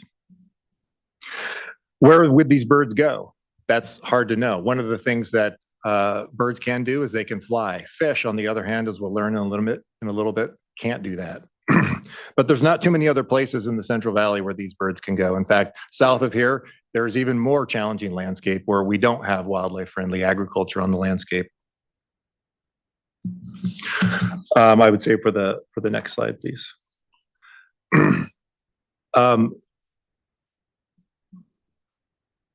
Birds are unique, birds are special, but when we look at the valley, it's been designed with birds in mind, but really what we need to do is adapt this place to accommodate fish. We're looking for working land conservation that has multiple benefits, not just for our fine feathered friends and our farmers, but for our fins as well. And I think with that, Paul, I will turn it to you. Great. Well, thank you, Jeff. Paul Butner with the California Rice Commission. And it's my pleasure to be here to talk about a project that I've worked on for over 5 years. And that is our salmon project. What we're doing is developing a new practice. And by the way, if we could go next slide, please. We're developing a new practice primarily for the bypass fields in rice. However, I also will talk about another practice that works well for the dry side fields as well. This practice would optimize the rice fields for salmon rearing habitat in the bypass. And the reason I say optimize is because we all know that these fields, the salmon are coming to these fields every time the bypass is run, but we do not have a practice yet to recommend to our growers that's been proven and demonstrated to all the agencies that we can implement, and much like the bird programs, maximize that habitat value year over year. Next slide, please. Wanted to just give you a few scenes from the field. UC Davis is managing all the science project. They're incredibly devoted to this project. Upper left, for example, you see fish surgery. That's a very small fish having a acoustic tag put into it, about $300 tag, allows us to confirm whether that fish made it out to the ocean. That's a very important feature that we're trying to demonstrate of this practice, is that not only can we grow them very fast because of the food-rich water that they're in when they're in the rice fields, but we want to make sure that they get out to the ocean at a higher rate as well. And so in there you see tagging of hatchery fish. We've been using hatchery fish as surrogates. However, our main goal is to help the fish that come in naturally when the bypass does run. They're measuring growth rates and really doing all this work in the field day after day during the intensive field season. Next slide. Here is an illustration of what the practice would look like. Here's a typical rice field, 4 checks. Normally, these rice fields have solid boards in what we call the rice boxes. With this practice, we're going to raise the depth of the water from about 6 to 7 inches to 10 to 12 inches. You see the height of those boxes on the box on the lower right has a 2-inch hole in it, about 2/3 from the bottom, and a notch allowing for volitional passage of the salmon through that feature. They can move anywhere in the field they want to, including out the field. Our tests with this practice over the years with hatchery fish have demonstrated that when you put the hatchery fish in, again, as surrogates, a percentage of them leave right away, the rest of them stay. And it's likely because the food in that rice field is evolutionarily exactly what they ate when they naturally would use the floodplain hundreds of years ago. Next slide, please. If you were a juvenile salmon, this is what it would look like right here. You swim up to this box and you sort of have a choice of going through that hole or over the notch. We believe most of them go through the hole. The notch is very convenient from a compliance perspective. We want those fields to be 10 to 12 inches. That stack of boards is 12 inches and the notch is 2 inches deep. So if you're conferring compliance with this practice in the field, if there's any water flowing to the notch, then you are in compliance. The idea would be to maintain this condition after the bypass floods, because before then there are no fish in the rice fields. After the bypass floods, under several feet of water, and then it recedes, and now you've got the bypass water and the fish between the four corners of the rice field. That's when the magic happens. We keep that situation in play until March 1, and then we drain the fields, and we've demonstrated that all the fish do leave when we drain the fields. Next slide, please. Just wanted to show you the habitat areas that we focus on for this practice. These fields are in the Sutter bypass, upper left, and the Yolo bypass, lower right.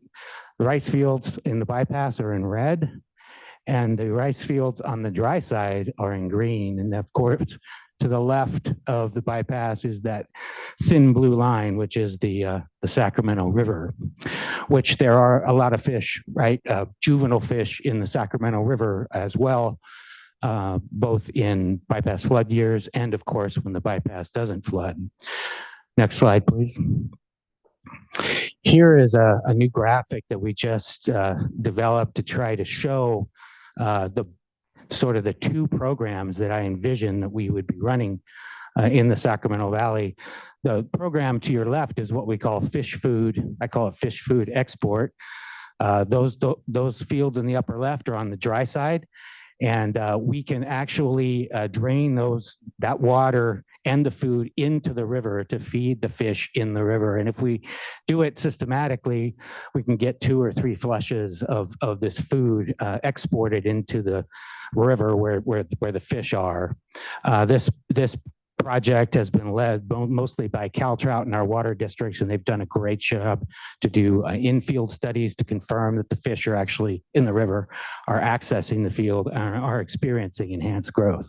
But then on the right side shows the practice I've been describing, right? When the bypass does flood, these fish can come out into the floodplain, and their growth rate per day growth rate is incredible.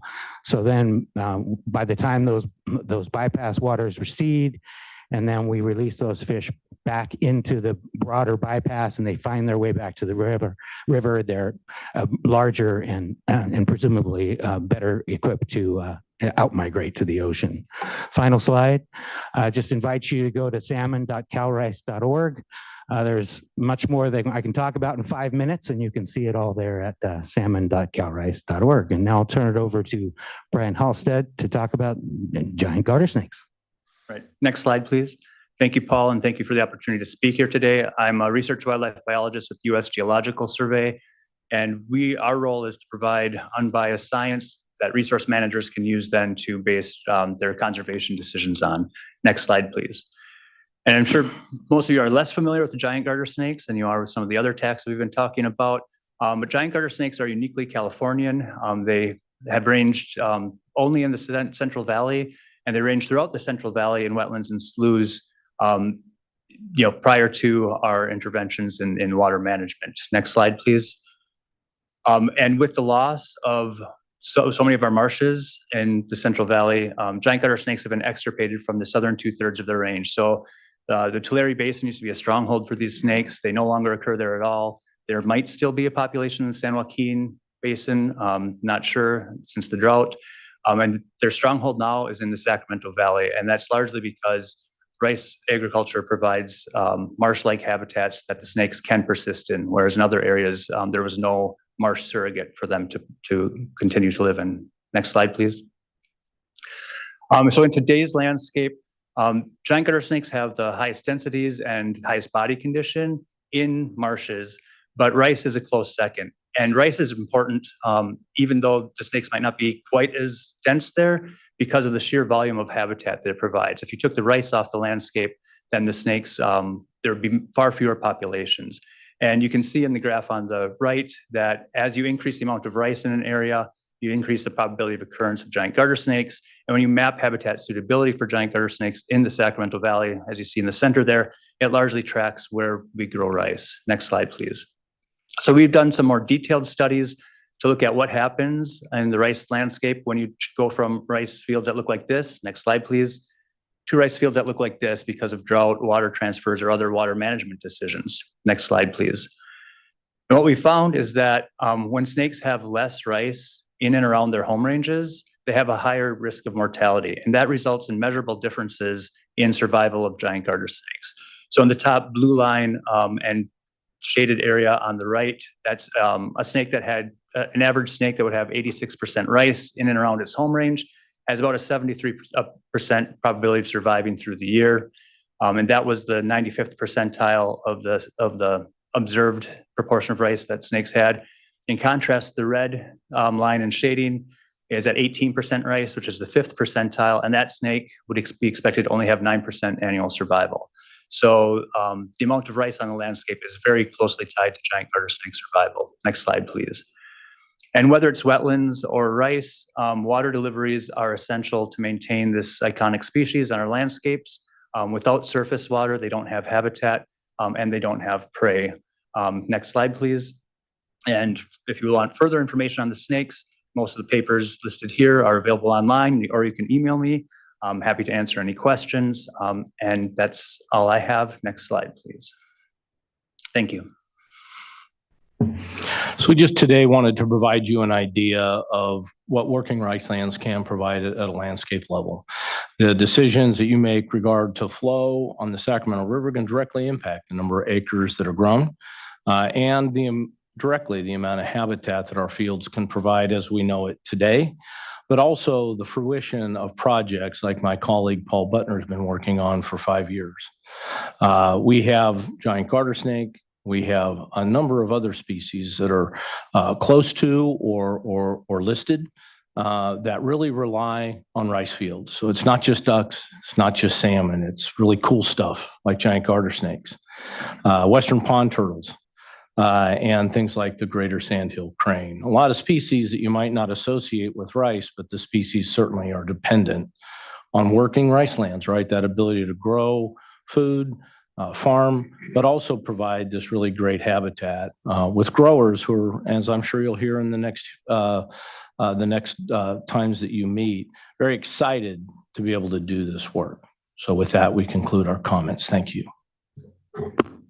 Thank you. I appreciate those comments and want to just acknowledge the work here of reconnecting floodplains that we've disconnected, right? A lot of reconciling happening, but a real discussion and a lot of leadership. So I appreciate that.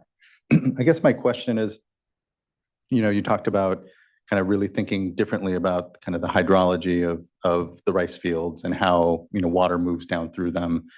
As we contemplate and we think how, those flows then accrete into, say, the main stem of the Sacramento, which include, really important to your point, how do you get food production in, not just quantity, but quality, the quality of water there even being the food that's being produced off of it.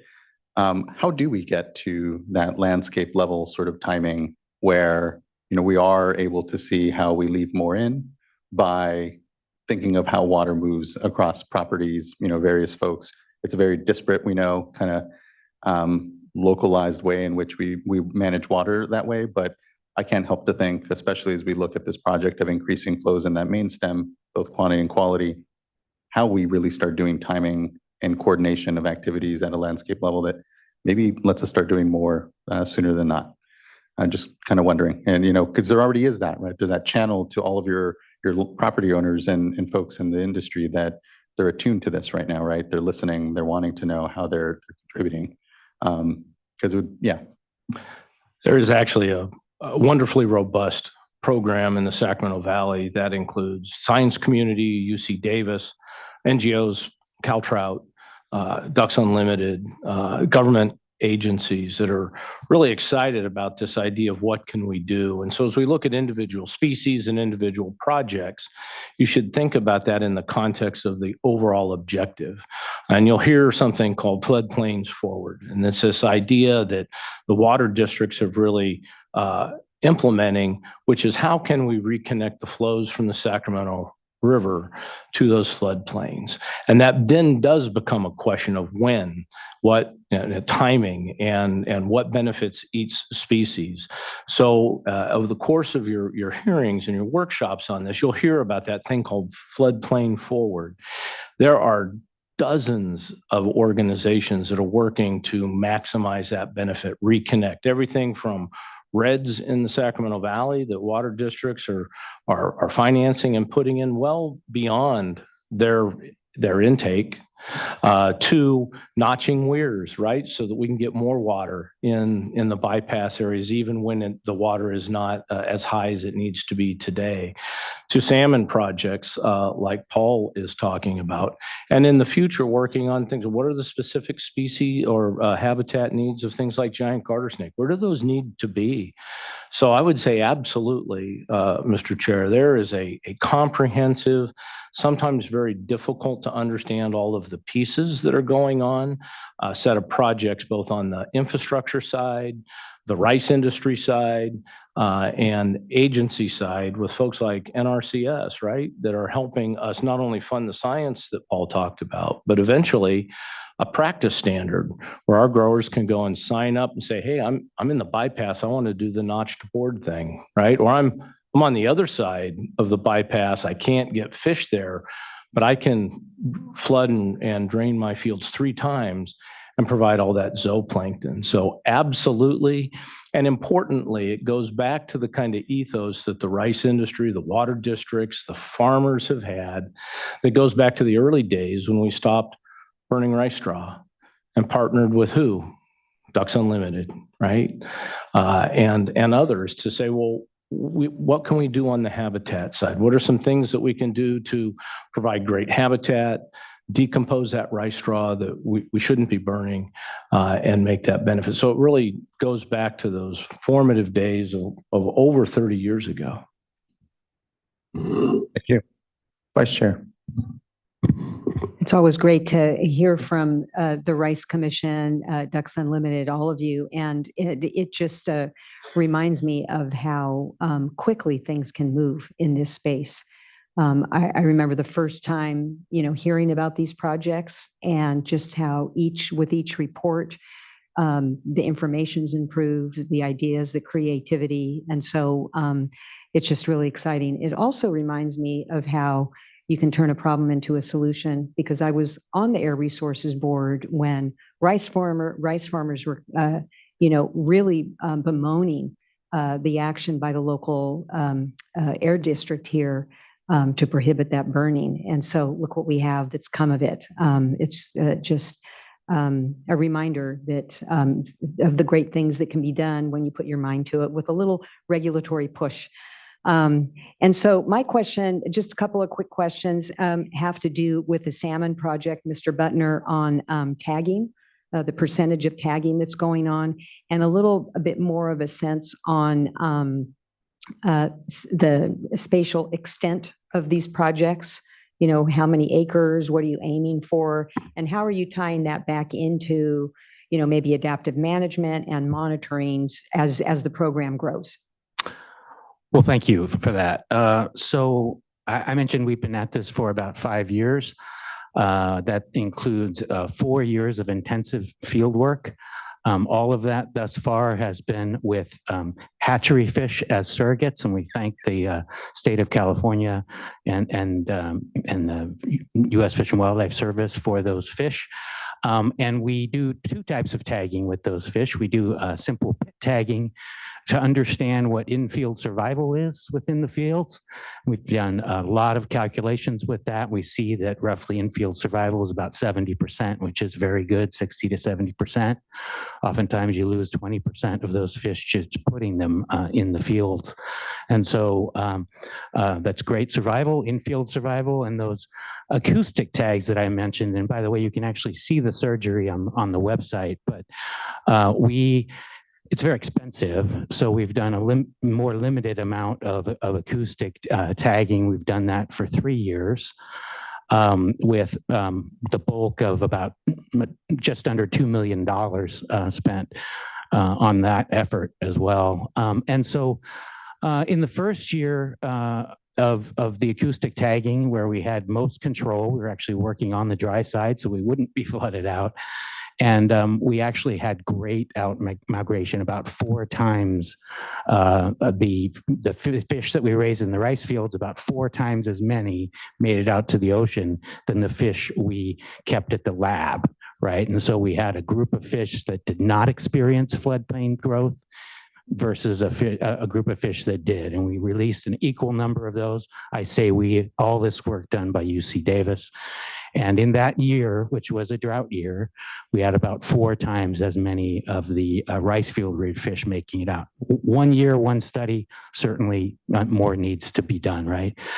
Last year, which was a big flood year where a lot of groups of salmon make it out well, right? We saw about 30% of both groups make it out to the ocean. But, so outfield migration survival was good for pretty much any set of fish that you had tagged that year. So it's looking very promising. This year, we're going to do no tagging of fish this year. We're simply going to put 3 fields into the program, and we're going to count everything we can that comes out. Last year, we were not able to count all fish that came out of the fields. We found 389 wild salmon of 3 runs, including winter run and spring run, endangered and threatened. They were both out there using the fields. That was great. But because of that March flood event, we were not able to count all the fish on the way out because we had another flood in March. This year, we're going to try to count all the fish in 3 fields. It's going to be a tremendous amount of work done by UC Davis. We did estimate that we believe that the number of wild fish that we had in the 125-acre field we did last year was probably around 5,000 or 6,000 fish, had we been able to count them all, which we didn't. And you asked about the extent. So this is really important to me. We have about 20,000 acres of rice in the bypass, right? These fish historically had many, many more acres than that, right? Before the system was plumbed for flood control and all that. So these are precious 20,000 acres, and we're going to do everything that we can to develop this practice and to make it clear to all those rice growers that they do manage these critically important lands, just 20,000 acres of our 500,000. And then, of course, we're going to expand that footprint significantly by pushing the fish food program as well. And the fish food program is quite a bit easier to do.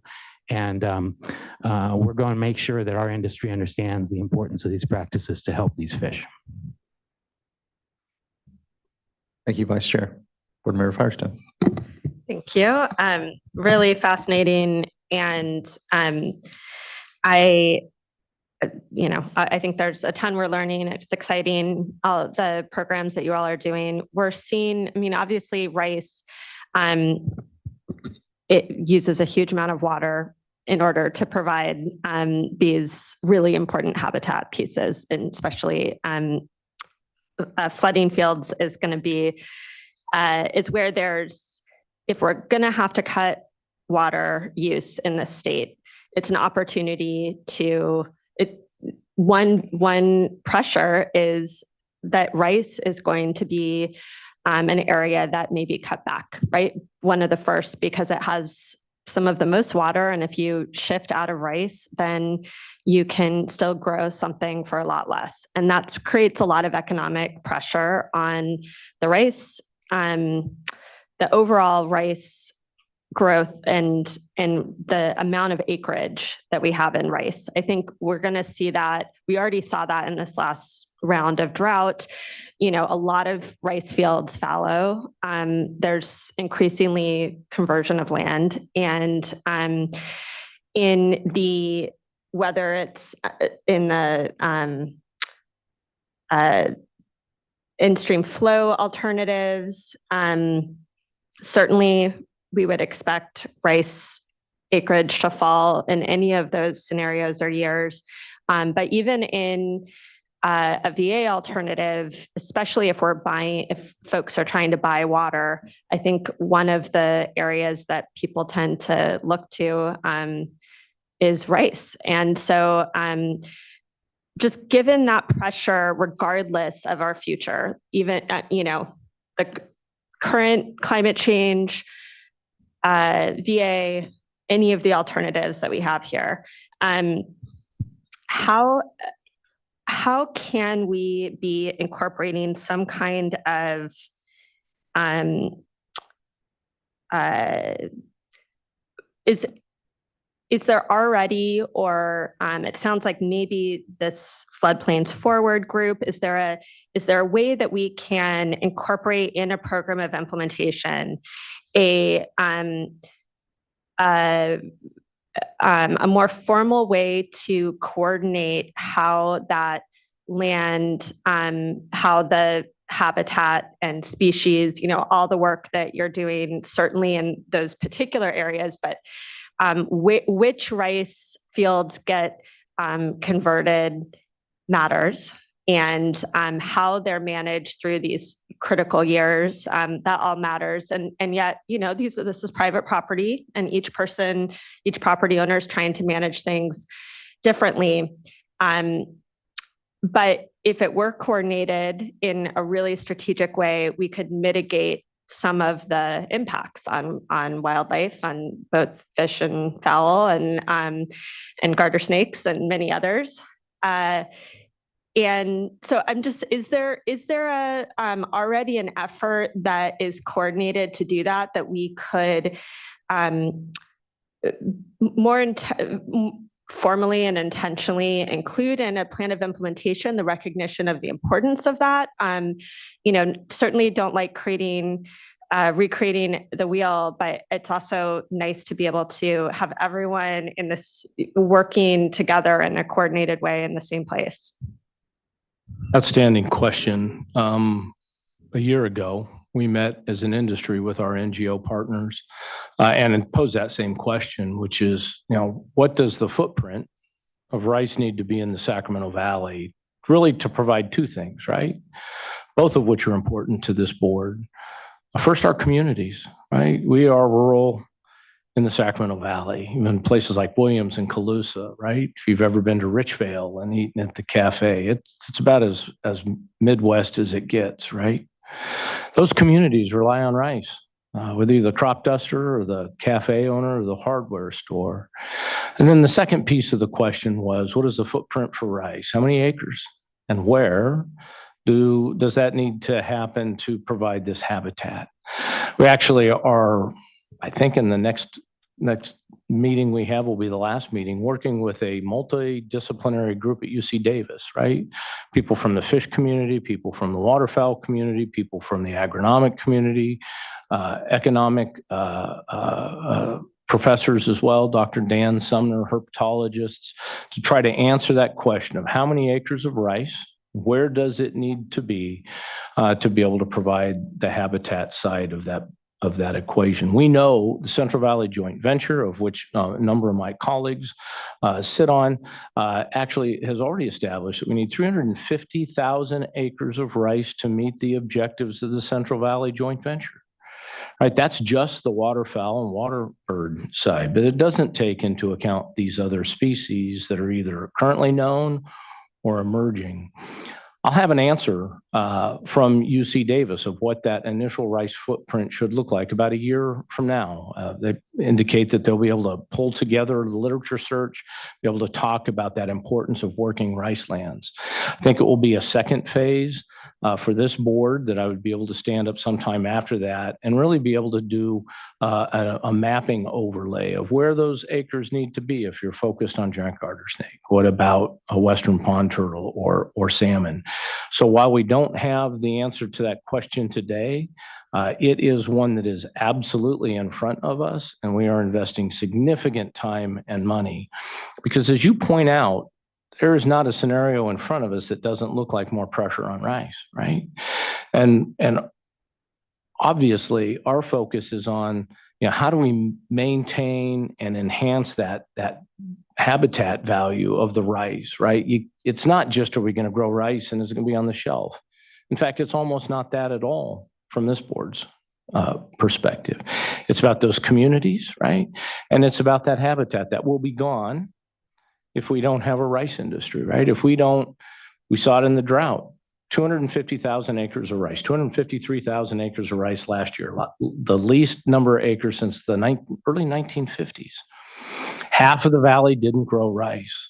We almost didn't have an industry to come back to, right? The dryers, the crop dusters, right? All of the mills, the people that are in the business of agriculture. That's 70% of your community. And if there's no agriculture there, then there's no rice industry. And so that wholeness is important. That mass, can you have a rice industry? Well, I don't want to see us like the sugar beet industry in the Sacramento Valley. There is none, right? Because there's nobody to process it. So you can't have a sugar beet industry. So that is a question that we have coming up that we should be able to answer for you. But I think that the nugget of your question is the most important, which is that we look as a future in the Sacramento Valley and the decisions that you make and the decisions that we all make. We have to include the very real, significant, scientifically documented benefits of rice lands that are working and provide habitat. It's not like you're just not going to grow safflower. I'm going to go find safflower somewhere else. You don't grow rice and you don't have the flyway. You don't grow rice, you don't have giant garter snake. So it's a big deal. It's a big question. So thank you for asking it. And we're doing our very best to answer that.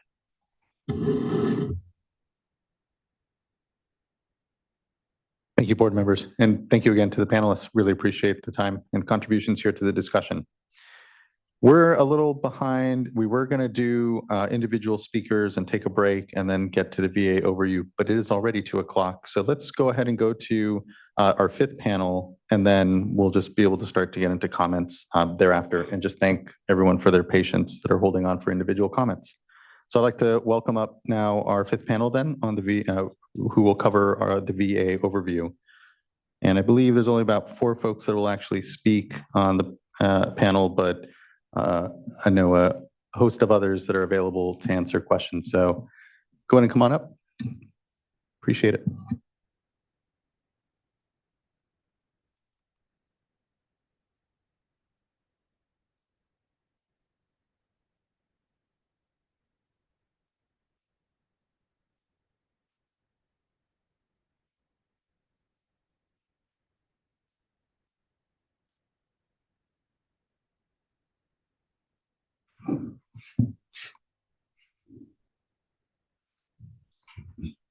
Good afternoon, everyone. Good afternoon. Thanks for having us here today. I'm going to kick it off, and then, like you said, there's a few speakers. First, we just want to thank you for the opportunity to come present in front of you. There'll be hopefully a number of other panels that get into more detail, but today we just really wanted to give an overview of the voluntary agreement or Healthy Rivers and Landscapes proposal that we've been working on with the administration for several years now. We are really excited that you're at this point in the process. I think we agree it's taken a really long time. It's been challenging to get here, and we're really pleased that the board is moving forward with the process and the public review and vetting it in this way. With that, we'll go to the next slide. Just a reminder to the board and the public of all of the various parties who have signed on to the MOU for this program.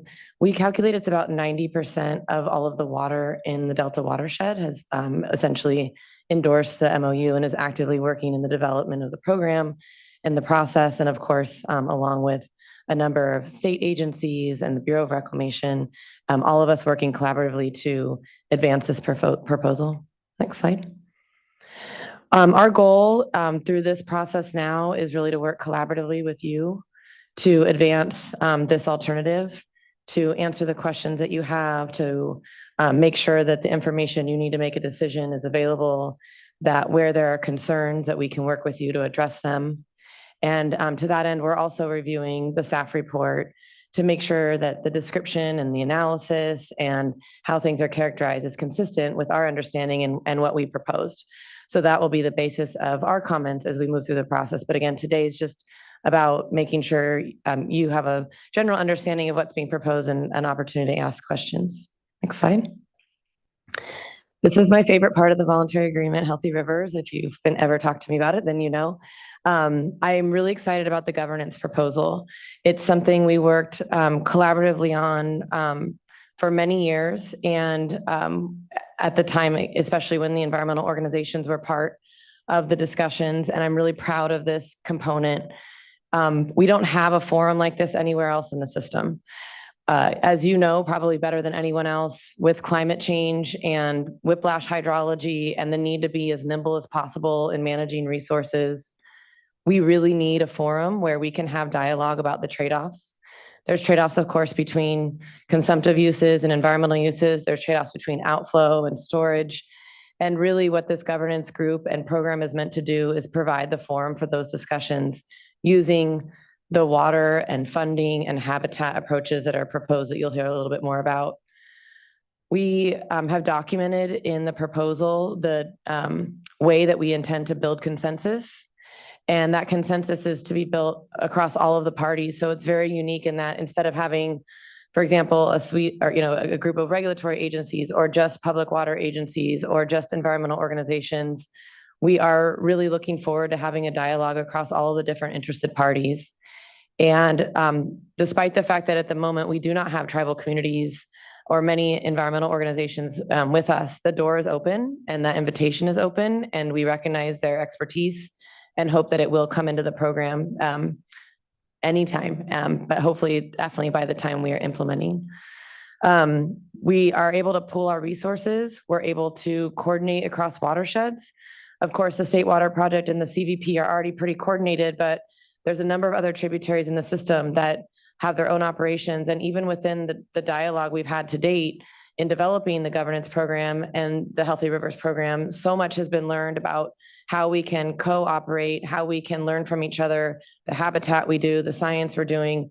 So again, just having this forum to really talk through trade-offs, opportunities, how we use resources together, how we coordinate flows across the watershed in a way that can then create a cumulative outflow are really important aspects of the program that really just, they're novel. I mean, we talk about them, but we were really actually making that happen.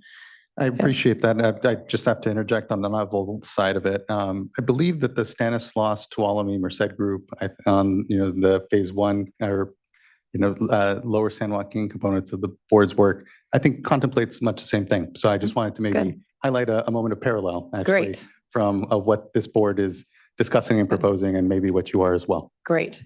We need it. I think we should all agree to that for sure. Another important aspect is the reporting. It's one of the things we can recognize in the Delta watershed is oftentimes we're not even working from the same set of facts. So one of the objectives of the program is to really document each year. What did we do? What did we learn? What can we do better? And really start to get on the same page about that. And that would be an annual report. And then we anticipate a triennial report where I anticipate something very similar to this, where we're in front of the board, really helping the public understand, what's happened the last 3 years, more synthesis, really developing the record around what we did and what we learned so that we can start to get on the same page. That's really one of the major hurdles as I see it in the Delta watershed. And to do that, of course, we have our science and hypothesis testing, and that program is being really led by some of the DWR scientists who are really looking at what science are we already doing and what do we need to fill in the blanks, and how do we utilize existing programs. So I think and also coordinate science programs across different tributaries and watersheds. A lot of people are already doing science, but we're not necessarily talking to each other. We can do a lot better job of coordinating that, making sure we're being efficient with our science dollars, and also making sure that the voluntary agreement, Healthy Rivers dollars are being used to actually answer the management question so that we're continuing to advance towards a more certainty around some of the answers. And, we're never going to have full certainty. I mean, maybe some people think we will, but my opinion is the idea here and with science is to continue to get more and more certain, to continue to identify the questions you need to ask and answer, and then putting your resources, water and dollars, habitat, towards getting more clarity on that, all at the time that you're creating a forum where you can have that dialogue around the risks and trade-offs so that we make those decisions together and learn together and document together. And I think that is my last slide. And so from here, you're going to hear from each of the different tributaries again as an overview of what's included in the program. Thank you. All right, I guess that'll move it on to me. Good afternoon, Chair Esquivel and board members. It's great to be back here, seeing everybody face to face again, and really appreciate your time. And my name is Roger Cornwell. I'm the General Manager of Southern Mutual Water Company and also the Chair of the Sacramento River Settlement Contractors. And I'm going to be presenting on the Sacramento River and also the Feather due to the similarities of the program on both river systems. And as you can see, both between the two river systems, there's going to be 160,000 acre feet of water made available in the middle water year types. And one thing that really, to my mind, brings this to light is it becomes a dependable water source, for the environment. And we can all count on that on a yearly basis. It also fallows 35,000 acres of mostly ricelands in the valley here, which is unfortunate. But I think you've heard some earlier comments that there is a strategic plan being put together on how we can mitigate the impacts of that and move forward. And what I see really here is this also brings together the water users to contribute dollars to this program to make a dependable funding source to continue the science that you've heard talked about here today. And that's something that's been lacking as other plans have moved forward. It's really dependent on grant funding, and this is really becoming a dependable supply of money to continue all the critical science that needs to be done. We do have early implementation projects underway, and I'd really like to go on about those, but you'll hear more about those in the next panel, I think, in December. And that'll be something to really, it'd be great to hear about all these early implementation projects that are underway. And then reactivating the floodplain is something that is currently happening now, where we are, going in and working on floodplains and oxbows, creating more spawning gravel in the upper river. So all those projects are happening now as part of the Healthy Rivers and Landscapes program that we're developing. And really, I think I can't underscore this enough. This is really a holistic approach to the watersheds, and it's new, it's novel, and it's time to move forward on this. And it also, it's created by the watershed that helps. It's not a top-down program where here the watersheds are able to come up with their plans and bring those to light to be the most effective and efficient they can be. I would like to touch on one other slide, and I think it's important. And again, this is the holistic approach, and this is really looking at the entire life cycle of the salmon, where a lot of the projects and a lot of the plans that have happened before are very focused on a single point of a single life stage of the salmon. And you can see from all the dots on that map of all the programs that are going on that really take a better, more holistic approach and look at like I said, the entire life cycle, which to me is what's going to be the most meaningful part of this program, is looking at that entire life cycle and trying to fix the weakest link in the chain as you move forward. So with that, I will stop and turn it over to the next speaker. Excellent. Thank you, Roger. My name is Michelle Bononis. I'm with the Regional Water Authority in the Sacramento Metropolitan Region.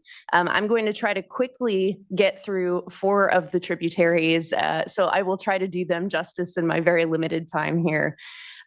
Firstly, I just wanted to talk a little bit about the Yuba Water Agency proposal for the Yuba River. So they'll be providing 50,000 acre feet in above normal, below normal, and dry water years, and that's supplemental to their accord flows and their Yuba River development operations, and also includes requirements specified in their board order. This will actually occur as a result of reoperation of New Bullard's Bar, and that will be operating to a September 30th storage level, which is actually 50,000 acre feet below the existing Yuba Accord September 30th storage target level. For non-flow measures, they'll be creating 50 acres of in-stream habitat and 100 acres of floodplain habitat. For funding, they'll be providing 1.187 in annual funding that will support habitat enhancement projects and the Yuba River Science Program. Next slide, please. On the American River, for flow, we'll be providing flows in above normal and below normal and dry and critically dry years. So this will include upstream reservoir operations in 3 above normal or below normal years to the tune of 10,000 acre feet. We'll be providing groundwater replenishment in 3 dry or critical years to the tune of 30,000 acre feet, and that includes water from the Sacramento Regional Water Bank. And then we will also have an additional 3 dry years of providing water to the tune of 10,000 acre feet, and that will come from either of the sources that I already referenced. For non-flow actions, there'll be 100 acres of habitat. That's 25 acres of spawning and 75 acres of rearing in the lower American River. Just for what it's worth, we've already constructed about 51 acres of habitat since 2018, and that's actually already providing benefit. We also have over 1 million in estimated annual contributions based on annual diversions, and that's going to support habitat and flow. Next slide, please. For the McCollum, this proposal builds on the joint settlement agreement partnership, which has been improving the McCollum fishery since 1998. So for flow, East Bay Mud is going to make additional releases from Comanche on top of existing requirements and D1641. The priority, of course, is going to be spring releases, but there'll be a smaller volume optionally reserved for fall attraction pulses. The expected net delta inflow contribution is 5, 5, and 7,000 acre feet in dry, below normal, and above normal year types. To make sure that it's meeting its fair share of delta inflows, East Bay Mud is offering a financial backstop for any year type where modeling indicates that there would be a deficit. For non-flow, the proposal is going to add 25 new acres of floodplain habitat. 3 are already complete for early implementation, and 1 acre of juvenile in-stream rearing habitat. For funding, East Bay Mud is providing $10 an acre foot of water diverted and also committing $1.5 million for McCollum River habitat. All right. On the home stretch of having to listen to me. All right, so for flow, for reservoir reoperations, the Solano County Water Agency will be providing 6,000 to 7,000 acre feet of new in-stream flow in above normal, below normal, dry, and critical years. And that's in addition to their Poudre Creek Accord flow. For non-flow, they're providing 1.4 acres of improved spawning and rearing habitat. And that also includes maintaining their gravel scarification. They'll also be providing $2 per acre foot on water diverted to Poudre South Canal for science and habitat programs. And that's going to enable them to continue their Poudre Creek habitat and science program and enhance Poudre Creek monitoring. And we will move on to the next. Good afternoon, Chair Esquivel, members of the board. My name is Michael Cook. I'm the Director of Water Resources and Regulatory Affairs for Turlock Irrigation District. I'm here representing the partners on the Tuolumne, which is Turlock Irrigation District, Modesto Irrigation District, and the City and County of San Francisco through their Public Utilities Commission. 3 things for the Tuolumne: habitat, flow, and funding. We're proposing 77 acres of newly constructed floodplain habitat, which will be inundated at the flows proposed by the voluntary agreement. Over 100,000 tons of new gravel to be put in the gravel bedded reaches of the Tuolumne above River Mile 24, but primarily focused in the upper spawning reaches. And then in the term sheet, the MOU, you'll see a number of the projects that we are proposing. So they're available for everybody's review. Our flow contributions, we're proposing additional flows in all water year types. And importantly, this is additional water above the minimum flows we're required to release out of Don Pedro to comply with our license for Don Pedro from FERC. So these are additional flows above the minimum flows required, all water year types. So you see in critical years, 86,000 acre feet, dry 140,000, below normal 127. You get the picture. Just to note in the parentheses, those numbers there, those are when we get into multi-year droughts. Those commitments will reduce, but will still be additional flow above our minimum requirements right now. So again, additional flow in all water year types, even in a multi-year drought. And again, the term sheet is available for those who want to see that information in more detail. And finally, this whole program is self-funded. We're not asking for any state or federal funding. This will be funded by the 3 partners on the Tuolumne through their own local funds. So that's the Tuolumne. Thank you very much.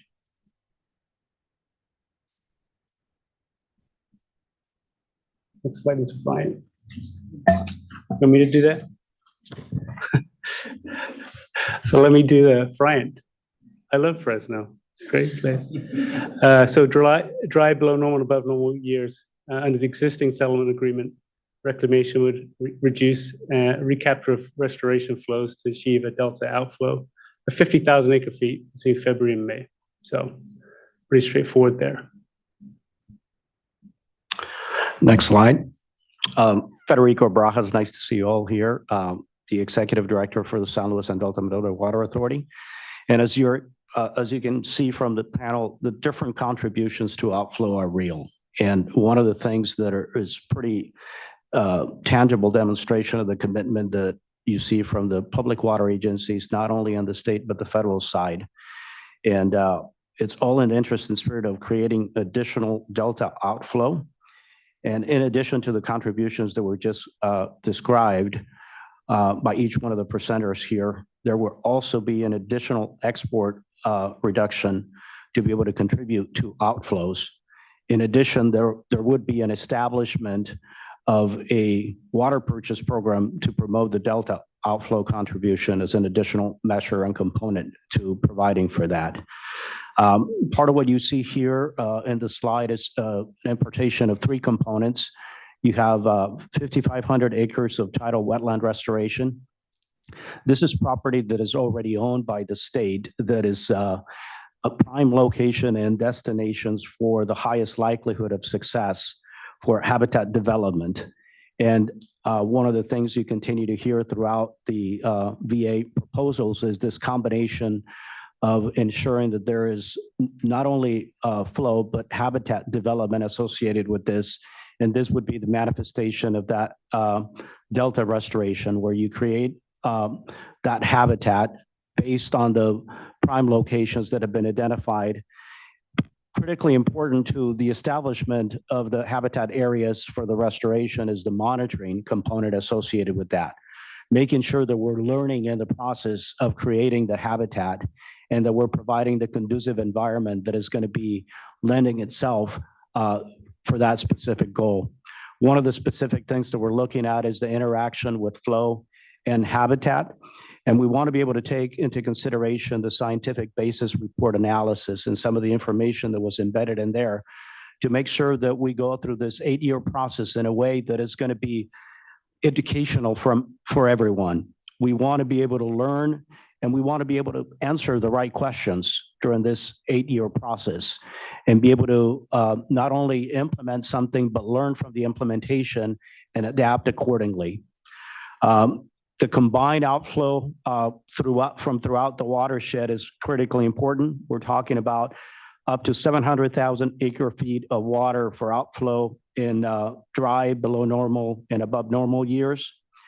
And the science basis report shows substantial improvements in fish abundance. You look at the analysis that has been provided, and we can see the monitoring and research is going to be key to learning from that process. And so the interaction with the landscapes is going to be indispensable. And as you can see at the last component here is funding contributions that would be coming. Both the Central Valley Project and the State Water Project diversions would incorporate a $10 fee collection to be able to fund the program. So we're talking about a manifestation of a real program by providing funding contributions to it. That concludes my remark.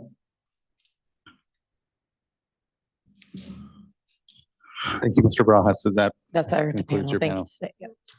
Really appreciate everyone's time and contributions amongst this. Just to touch on something you said, Mr. Barajas, and I completely agree when it comes to the importance of the science and the monitoring and the way it allows for a feedback loop into actually better decision-making and better policy. I'll be candid, for me, looking at the history here of our discussion and engagement in the Delta, my greatest fear is that we just kind of have a CalFed 2.0. And the reality is that the spirit of a lot of this discussion was alive in the mid-90s when we were last updating the Bay Delta Plan at the Delta Accord, and we were gonna, learn, and we're gonna try some things. We're gonna put some money on the table.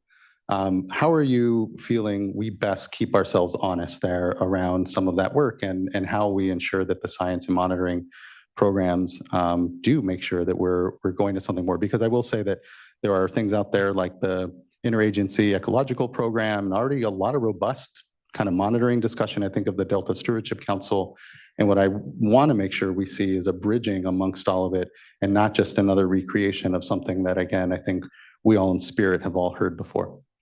Could agree with you more. I think you would have a resounding support on your statements from many on the Public Water Agency side. We're not throwing money just for the sake of throwing money at something once more. I think the fact that we have a timeline associated with this is a key driver and a key distinction to the process. And the fact that everybody's going to be held accountable to the progress that is made, this monitoring and the ability to adapt as we learn through it has an expiration date. And I think we're all going to be inspired to ensure that there's accountability associated with that investment and with the monitoring and research that goes with it. Thank you for that. Really appreciate that. Do you mind if I Sure. add? Not I at think all, please. the Delta, I think, has been cited as being one of the most heavily monitored watersheds in the United States. And that's true. And we are spending probably hundreds of millions of dollars. Just the projects alone spend over $100 million a year on monitoring in the watershed. And there's a lot of data. There's not as much synthesis. And I think that's where we have not fully invested. There's a need to actually take that data and document it, to ask questions with it, to synthesize it, report it, and go from there. I think we, in the last 15 years, really just got to a place where we need to start publishing things. I mean, a lot of what IEP does, for example, is never published, is data. So I think what we're trying to do is create this reporting requirement and mechanism that requires us to actually take the data and talk about it. What does it mean? So I do think that that is a new piece that's being proposed here. I think a lot of other major strides that have been made in a number of different forums is what's called structured decision-making, which was really advanced by the Fish and Wildlife Service, mostly from the East Coast, and we're finally getting it here. But in a number of different forums, really exercising kind of this collaborative approach to talking through opinions, perspectives, data-informed perspectives, of course, and identifying where are we aligning, where are we not, what are the kind of the spectrum of certainty and uncertainty. So you're right. I think we've always said we need to monitor, but it's actually more than monitoring. I think that's probably an unfortunate shorthand that we're all using. When we say monitoring, what we're talking about is actually using data to inform decisions. And right now we have data, but I think we have a lot more to do to use it to actually inform decisions in a structured way. And I think there's been a lot of work that can inform this program, that's been done in other forums. Yeah, I really appreciate that. And I'll emphasize, I said monitoring and science. And I think that, it's that science part and the integration of a scientific process and policy making that I think we're really best trying to integrate. So I appreciate that. Thank you. Board Member McGuire. Yes, thank you for the presentation. Thank you for being here today. Obviously, an incredibly complex watershed. Haven't had the answers clearly articulated for many decades, and just encouraging to hear about all the efforts from all the groups that have been here in terms of trying to identify solutions to these problems. And so you're here, went over some of the nuts and bolts and some of the details of the different tributary commitments, and I know some of the remaining details are to be figured out yet still. But one area that I'm trying to understand a little bit better is the flexibility in the flows, and there were some references to that in the presentation, so I just wanted to follow up on that. So in terms of timing, when flows can be shifted, where it makes sense, from a spring flow to a fall attraction flow, or to shift flows for better management of temperature issues in a given tributary. Can you just talk about your vision for how that would work functionally, and how we might consider that? It's just an area that I've been trying to understand a little bit better. I think individual tribs can answer this, but in the strategic plan, what we've done is we have for each tributary a default flow, which is primarily focused in the springtime. So it's a single number, and it's basically what you saw in this presentation. And then for each default flow, there's a range around it. So what we're contemplating is that as part of the approval, if that happens, we would be kind of adopting those ranges. So that gives the governance body an ability to have some flexibility around those strict numbers, so that we can have a dialogue about trade-offs or, shifting within that. But those are, tighter than I would like to see them.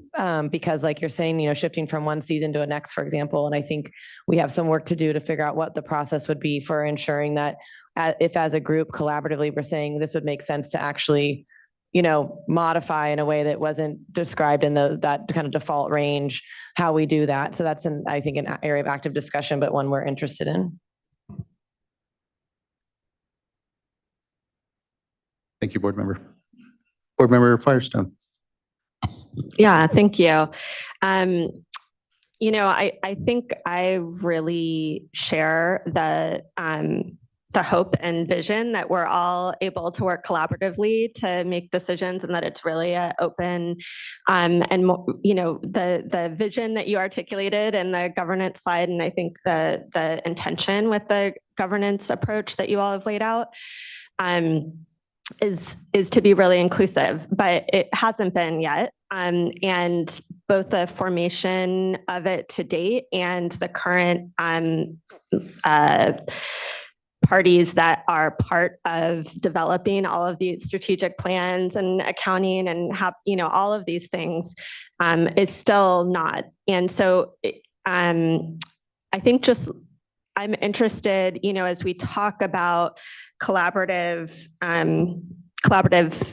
decision makings, science spaces, making transparent decisions that are informed by science and data. We heard a lot this morning from tribal and EJ groups, and I think a good articulation helpful articulation for me of traditional ecological knowledge is not just something that you ask tribes to say, hey, is there some knowledge you can give us and we'll take it and use it, that it's really creating a seat within that decision-making collaborative process that's meaningful and ongoing collaboration. And we're far from that right now. I mean, we're trying to work through this within our process. This is a public process. We've done a lot of work, and we are going to continue to do a lot of work to sit down and talk with tribes to develop that ongoing relationship and consultation ourselves as an agency. But it's a lot of work and time, and especially going from a place where it hasn't existed, or even where it's felt purposely exclusionary to folks, it's a lot harder to just say, oh, the door's open, come on in. And so I'm interested in how, to me, what I heard this morning, and I think what I, have understood from you, Jennifer, and others, is that, all of this is, I don't know that there's more of a challenge than what we're trying to do with this Bay Delta plan in terms of the outcomes we're trying to achieve and the complexity of it. And there's so many pieces that have to be coordinated and understood better, and decisions that are made about how things are done on so many different levels across so many tributaries, habitat projects, outflow operations, all of these things. So do you have yet or see a pathway or process forward for creating that kind of different, more collaborative and I think more genuine collaborative approach that can be built into this? And how are you all looking at being able to get there? Okay, I'll go again. Sorry. So I wasn't here this morning. I will go back and listen. I am very serious about wanting the inclusion of that knowledge and also the expertise. And along the way, I have personally reached out to people that had, for example, science expertise when we started to develop the science plan. I will take responsibility for botched invitations to the process, but I will also say that we've left voting seats in the governance open. We haven't completed the governance plan because we didn't want to until they were at the table to help us really finalize it. To the extent that this board or others can help in bridging that, I would appreciate it, because I think we're very serious about including all voices, even amongst us in working through the development of the program. We have learned so much from each other. And I think that that just speaks to how much more can be learned by bringing in even more perspectives to the dialogue and why it is so important that we have that table. So, I'm not going to pat myself on the back. We haven't succeeded in this area. It's at this point aspirational, but we need help. And it is historically been an issue, and it's something we all need to address. And we're trying to figure that out. The governance has been modeled off of other watersheds. So it's something new for the Delta, but we have been engaging a consultant who's developed similar programs with multiple tribal, federal, state, and local governments on other river and watersheds in the United States and in North America. So we have tried to create a governance program that has at least some examples of functioning in other places.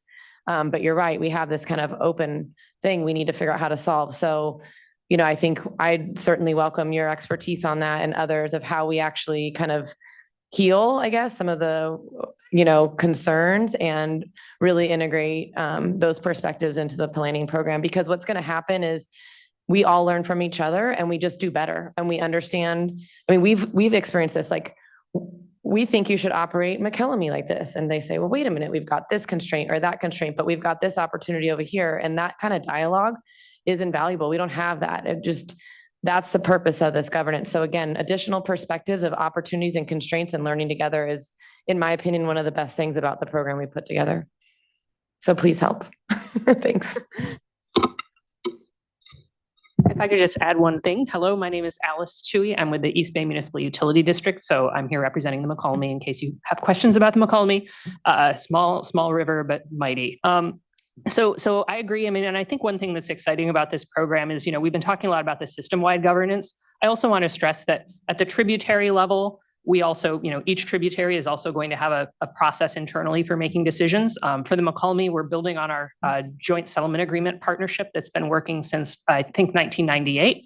So that's a partnership with CDFW, U.S. Fish and Wildlife, NIMS is involved, and we do have our McCallamy River Technical Advisory Committee that does include NGOs, local landowners, other water interests. We have begun doing tribal engagement. We know we need to do more. We know we need to do better. But I just want to make that point as well, that in addition to the system-wide governance, I think all of the tribs are also open to having those more localized discussions for the folks who are actually in those specific watersheds on how we can work together and just increase, and just maximize benefits for everyone.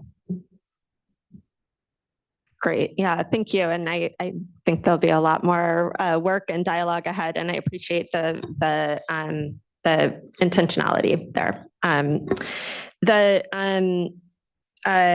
other question I have is one of the things that was included in the staff report was the need to protect, the water on which the VA amounts sit, basically, and not using the right terminology, but and I'm wondering how the VA parties are looking at that. It seems to me important to include if we're going to see the kinds of outcomes that we're hoping to see, and make those blocks of water have the impact that they're supposed to have. And I just want to understand how you're looking at that provision. So each one of the tributaries obviously has a commitment embedded in there as part of the overall process for the VA implementation. And we're looking at ensuring that each one of those flow commitments by tributary is clearly accounted for as value added and in addition to. And so that's what yields the type of outcome and outflow that we're all pursuing collectively as part of the program.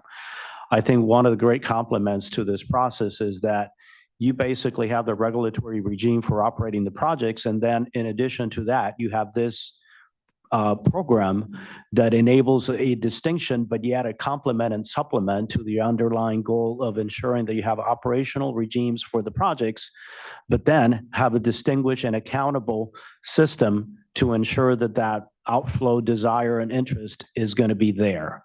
And so I think that's how we're looking at it from the project's perspective, from the Public Water Agency's perspective. can I add to that as well? So, I think, Federico was kind of referring to the broader, kind of more global perspective. Let me give a little example, maybe on the American, for example. We've really been thinking through, how do we account for flows? How do these actually materialize? How do we make sure that, like, for example, in our instance, because Reclamation operates Folsom Dam, how are they going to make those flow releases for a pulse? And we make sure that we replenish those releases. We've been working on that for about 2 years now, really digging in with our state and federal partners to make sure that that's going to happen. We've been partnering with our local agencies to make sure that that's going to happen, putting it into accounting protocols, keeping a running ledger, keeping real-time operational groups going. So there's obviously what's going on with the system-wide governance perspective of this, but then on a local tributary specific scale, we've also got methods that we're proposing in place to be sure that we're tracking and keeping on the ball. I think, as far as protection of flows beyond our tributary, I think we would certainly, look to the board to try to help us ensure that those flows are protected moving out of our tributary. Yeah, the question of how to protect any of the assets as part of this, project and discussion into outflow is going to be still a big question, I think, for us. Vice Chair. At the risk of opening up a whole nother subject, and I want to keep this question short, and please, if you could just keep your answers, just very general and high level on this, because I know we want to get to public comment. But I can't help but ask about some information that's in the staff report. There's a number of modules that are contained in the staff report. And I suspect you all will be providing specific written comment on this, but just do want to take this as an opportunity to hear from you, just very high level.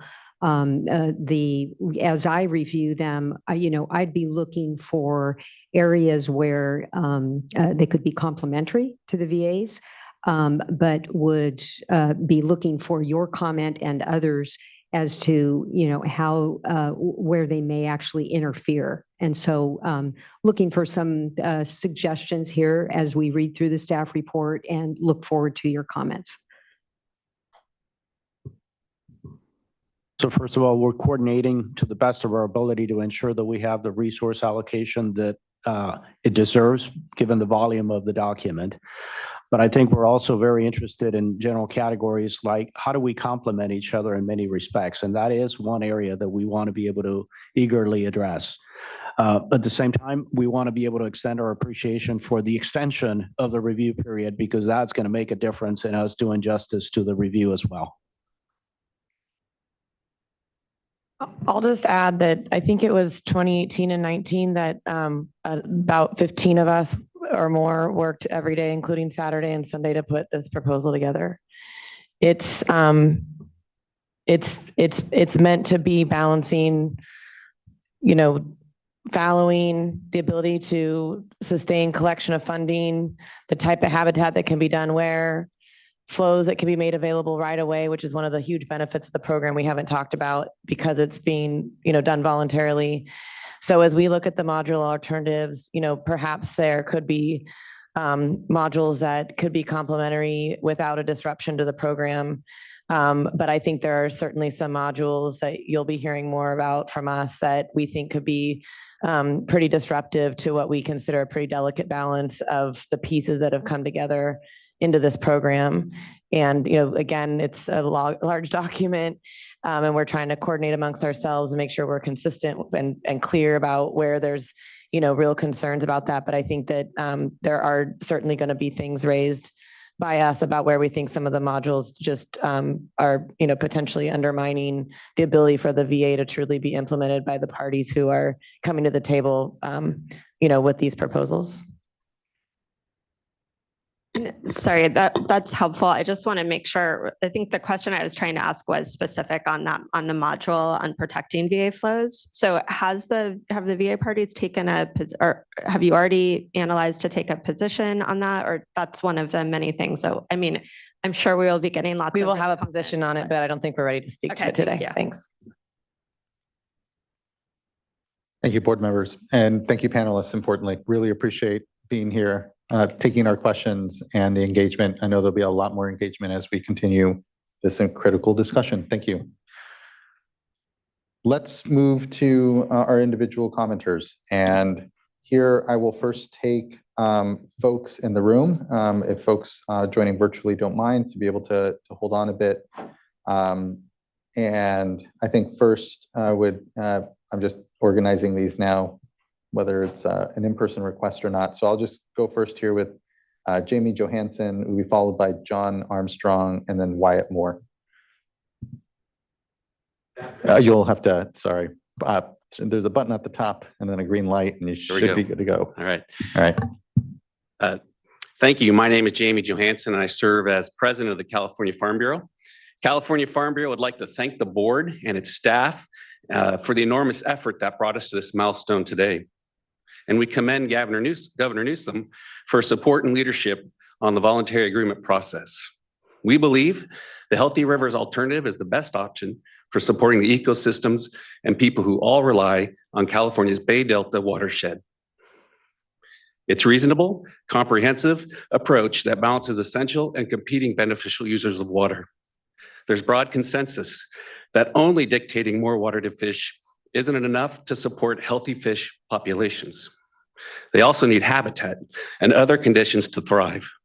And we know that it would come at a large cost to the farms and cities who already rely on that water. Instead, the Healthy Rivers alternative provides more water for fish when and where they can most benefit from it, and would also create the habitat and other conditions they need to live and reproduce successfully. For too many years, every fraction in California water has relied on its own science. The Healthy Rivers alternative also includes a sorely needed shared science program that we collectively could base our management decisions on. If the science shows that the Healthy Rivers isn't working as we expected, we can change course. This alternative allows for that. Importantly, this alternative also has buy-in and support from public agencies, farmers, and communities who have harnessed the water supplies in the watershed to help grow California to the fourth largest economy and most productive agricultural state in the world. They know that in order for our state to continue thriving as the world's agricultural leader, the fish need to thrive too. All of these things set the Healthy Rivers alternative apart from the unimpaired flows option and make it the clear choice for all parties who rely on the Bay Delta's resources. Thank you for your time and all your effort into this issue. Thank you, Mr. Johansson. Next, I'd like to call up John Armstrong. If they're in the room, be followed by Wyatt Moore, James Dunlap. Apologies, small, Jonah Lee Dunn, or Nancy Arbuckle. None of those. You are, would you like to provide comment? Sorry, I was changing when you did. Oh. So yeah, I think out of that group of folks that I just called, you may be the only one. Yes. Okay. Sorry, Miss Arbuckle.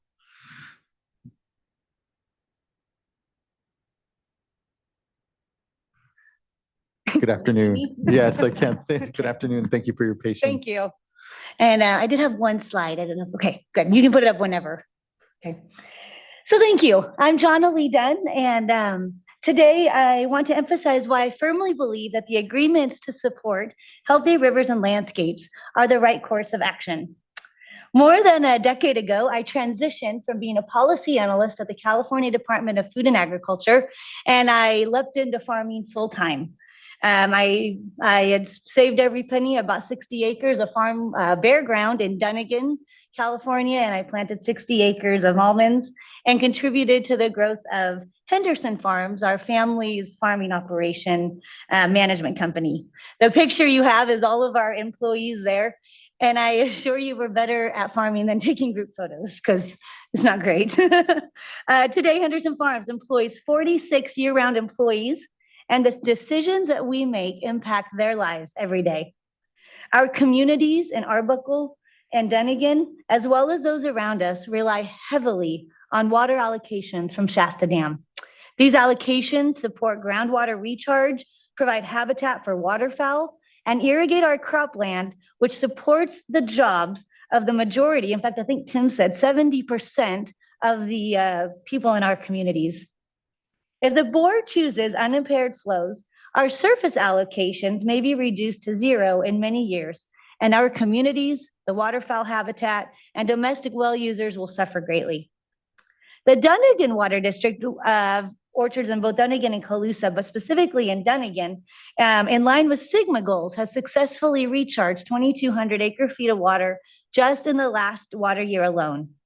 Collaborating with many various entities, including your board, Department of Water Resources, California Department of Fish and Game, and the Nature Conservancy, we've gained statewide recognition for this program, providing that local solutions can be effective and that your trust in us through Sigma to develop those solutions was not misplaced. Okay, in a recent book by Stephen M. R. Covey, he outlines two different styles of leadership for affecting change. One way is trust and inspire, and the other is command and control. To me, Sigma embodies a leadership of trust and inspire, setting clear goals, setting deadlines, having accountability, while allowing water agencies and districts and landowners to work together to create local solutions and partnerships, many of which more I learned about just today. I knew about a bunch, but I heard a lot more today, which is encouraging.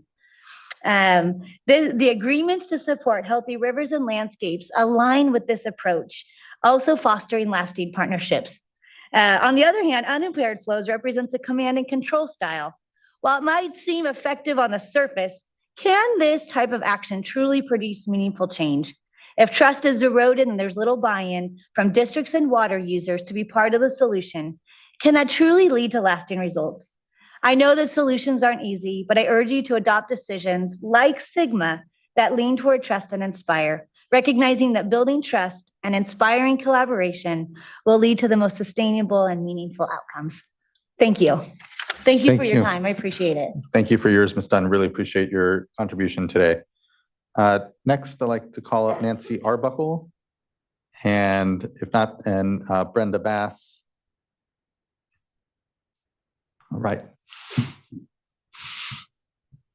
Good afternoon. Good afternoon. I am Brenda Bass, a policy advocate with the California Chamber of Commerce. Cal Chamber is the largest broad-based business advocacy group in California, representing businesses small and large throughout the state. Our members and businesses generally depend on a reliable and sustainable water supply to help create opportunity, innovation, and jobs across the state. We appreciate the opportunity to comment today. First and foremost, I'd like to thank the board staff for their hard work on a very technical and difficult task. Including the Healthy Rivers and Landscapes Agreements, formerly known as the Voluntary Agreements, is crucial to ensuring that California's water supply will be managed in a way that supports the many diverse needs of the Bay Delta system, including the economy, agriculture, and the environment. Since Governor Newsom convened stakeholders to develop agreements that provide additional water flow, habitat restoration, and water supply predictability, Cal Chamber has eagerly awaited the State Water Board's inclusion of these agreements in the Bay Delta Plan. Since about 2/3 of the state's water flows through the Bay Delta region, policy set here impacts the entirety of the state. Businesses are increasingly concerned about water insecurity and rising water rates, each of which compound other factors that are making California less affordable to the average person. Imposing unimpaired flow requirements would only serve to make these problems worse by creating additional scarcity. The Healthy Rivers and Landscapes alternative proposes a way to meet environmental needs and the needs of our community and economy. The agreements use both flow and non-flow measures that help support native species and the environment, and also create a governance structure that oversees implementation and assists in decision-making. The governance structure encourages conversation, collaboration, and rapid response to changing conditions. In addition, the more reasonable flow measures assist in ensuring that water users of all types can better predict water availability and plan accordingly. For example, developers can better model water availability to serve new housing developments, which are legally required to provide proof that water will exist to actually serve those developments. Also, as we've heard today, agricultural businesses can better plan for the appropriate acreage to plant, and this increased certainty helps support the related businesses. In short, the Healthy Rivers and Landscapes alternative supports both the environment and the economy, and both of these are crucial to life in California today and in the future. So for these reasons, Cal Chamber supports the inclusion of the Healthy Rivers and Landscapes agreements in the phase 2 of the Bay Delta Plan update. This will help keep water affordable and readily available. And again, we thank board staff and you for your time and work on this issue, and Governor Newsom for his leadership on this area. So thank you so much. Thank you, Ms. Bass. Appreciate your contributions today and your comments. Next, I'd like to call up Dan Batcher, will be followed by Robin Durston, and then Catherine Horcade. And if none of those individuals are here present in person, then next would be Katie Wagner, Jacob Evans, and then we start getting to what I have here for virtual commenters. So if anyone is here in person and looking to comment and you have not yet, there is a tablet on the side here, or you can talk to the clerk of the board as well. Great. Hi, this is Katie Wagner. I'm with Sierra Club California. And first of all, we stand with the California Association of Professional Scientists and their call for fair pay and better working standards. Not paying a scientist equitably sends a really dangerous message to the public about our values, as science is constantly under attack by special interests. So just want to acknowledge them. The Water Board should not consider the voluntary agreement proposal as a valid alternative to updating the Bay Delta Plan. The VAs are not scientifically backed and fail to provide adequate freshwater flows to improve conditions for fish, water quality, and public health. Rebranding them as the Healthy Rivers and Landscapes Agreement does not actually make rivers healthier. The Water Board should adopt an unimpaired flow standard of 65% on the Sacramento River in order to provide for recovery and viability of imperiled species. A 55% unimpaired flow standard is insufficient to meet these goals. The Water Board should incorporate TBUs and traditional ecological knowledge into the updated framework, including providing staff recommendations for adoption and implementation of TBUs. We heard in the 5th panel that the VA signatories take responsibility for batching the invitations to tribes and called collaboration aspirational, and admitted that they did not even attend the EJ or tribal presentations this morning. Engagement does not seem like a priority for them, and maybe they need some help. For over 10 years, the governor has failed to deliver on promises to produce a VA that addresses the issues facing the Bay Delta. With a series of VA frameworks has been released in the past 5 years, none of these were complete or enforceable agreements, and all lacked basic essential details. The March VA is no different than prior attempts. This proposal is driven by special interests. Claims that non-flow habitat can substitute for flows are not supported by the best available science. Temperature management is not included in the voluntary agreement. The board's 2018 framework proposed setting carryover storage targets for reservoirs in order to maintain cold water habitats. Similar requirements are noticeably absent from the VA framework. The board should move forward with the Bay Delta Plan update process without the VAs, especially considering the compounded effects of today's decision to certify sites EIR just 2 weeks after giving the public access to the documents, which will emit 362 million tons of carbon dioxide per year and allow proponents to scalp water for profit during drought. Thank you. Thank you very much. Jacob Evans.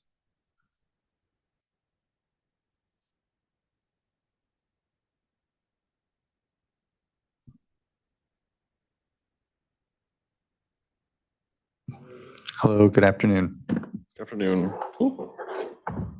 Thank you for the opportunity to comment. I'm Jacob Evans with Sierra Club California as well. First, I'd like to express solidarity with the California Association of Professional Scientists outside and their call for fair pay and better working standards. And second, I'd like to briefly share a few points in response to the proposed voluntary agreements, echoing Katie as well. The Water Board should not consider the voluntary agreement proposal as a valid alternative to updating the Bay Delta Plan. The VAs are not scientifically backed and fail to provide adequate freshwater flows to improve conditions for fish, water quality, and public health. The voluntary agreements were negotiated through an exclusionary process and only stalled the board's process to update the Bay Delta Plan. The VAs are a backroom deal negotiated between water agencies in a state without input from tribes, Delta communities, or EJ environmental or fishing groups, all of whom will be affected if the water board capitulates to their requests. This deal has been driven by special interests, and the water board should not legitimize it. The water board should adopt an unimpaired flow standard of 65% on the Sacramento River to provide for the recovery and viability of imperiled species. A 55% unimpaired flow standard is insufficient to meet these goals. The water board should incorporate tribal beneficial uses TBUs into the updated framework, including providing staff recommendations for the adoption and implementation of TBUs. The VA ignores the board's established salmon doubling goal and instead proposes an inadequate alternative. The VA proposes to restore 25% of the habitat thought to be necessary to support the attainment of the existing salmon doubling goal. Even if this is achieved on its face, establishing 25% of the estimated habitat needed to reach the doubling goal is not even close to meeting the actual goal of doubling salmon populations. That's all. Thank you. Thank you, Mr. Evans. Now, and appreciate everyone's patience, we'll go to folks that are looking to comment virtually here. And actually, first, I'll go to Nancy Arbuckle, who was actually on the platform and not in person here. So, Ms. Arbuckle, you can kick us off here. Good to see you. Good afternoon. Can you hear me okay? We can. Thank you. Hi, my name is Nancy Arbuckle. I live in San Francisco. I don't live in Arbuckle, California, although I've been there. I'm a member of the public. I've been here since 9:30 this morning, and it's a measure of how much I care about this issue that I've stayed here all day listening to all the panels and all the comments. I feel I have to remind you that is us, the public that you serve. I'm afraid that the voices of the irrigation districts and the water agencies and Big Ag, with their armies of paid lobbyists and their millions of campaign donations and their time-wasting, non-scientific VAs or healthy whatever they want to call them now, are louder. Their voices are louder than mine and those of tribal and environmental justice communities. As a citizen and a voter, I have to ask, why are you giving 80% of our precious water to Big Ag and an industry that represents just 2% of our economy? So I want to ask you to turn down the volume on the self-interested parties, the irrigation districts, the water agencies, the rice farmers, and turn up the volume of the voices of the people like me and the tribal voices, people who care deeply about our state and our environment. Serving the public interest is your sacred duty. You have been called to represent legality and experience, not political expediency. You, the water board, are not here to do what you're told by those with political ambitions. Please do your job as a water board to protect and restore California's salmon runs. Imagine your future self thinking about having made the right decision. Imagine how you will feel having acted courageously, having protected tribal lands and water rights from further loss and degradation and desecration, having stopped saltwater incursion into our drinking water, having revived our fisheries, having saved our salmon-based ecosystem, having acted as members of the supposedly independent regulatory agency that you are. Thank you very much. Thank you, Ms. Arbuckle. Appreciate your patience and contributing here to the discussion today. Really appreciate your words. Next, I'd like to call up, I'm going to start to go in order of received here, but I do see Jeff Brown, your hand up. So let me go to Dave Warner, and then Jeff, we can go to you, and would like to try to just keep good order and call folks and not have too many people raising their hands. So first we'll go to Dave Warner, and then we'll go to Jeff Brown. Oh, hi. I have some slides. Oh, there they are. Cool. Hey, I'm Dave Warner, a longtime California resident, concerned about our water use and its impact on our precious ecosystems. Thank you for your service, and thank you for these hearings. There's a big unintended consequence of the Bay Delta Plan's voluntary agreement process. Proposed VAs are adding a lot of delay to providing benefits to the ecosystem. Let me use the Tuolumne River VA as an example. Next slide, please. This slide shows how robust salmon runs have been on the Tuolumne, even as recently as the year 2000. But in the last 20 years, counts have plummeted with no sign of recovery. This is our problem. The plight of this precious natural resource is in our hands. Next slide, please. This slide shows salmon counts on the Tuolumne for just the last 23 years and overlays major actions taken to address the crisis, starting with the Delta Reform Act passed by the state in 2009.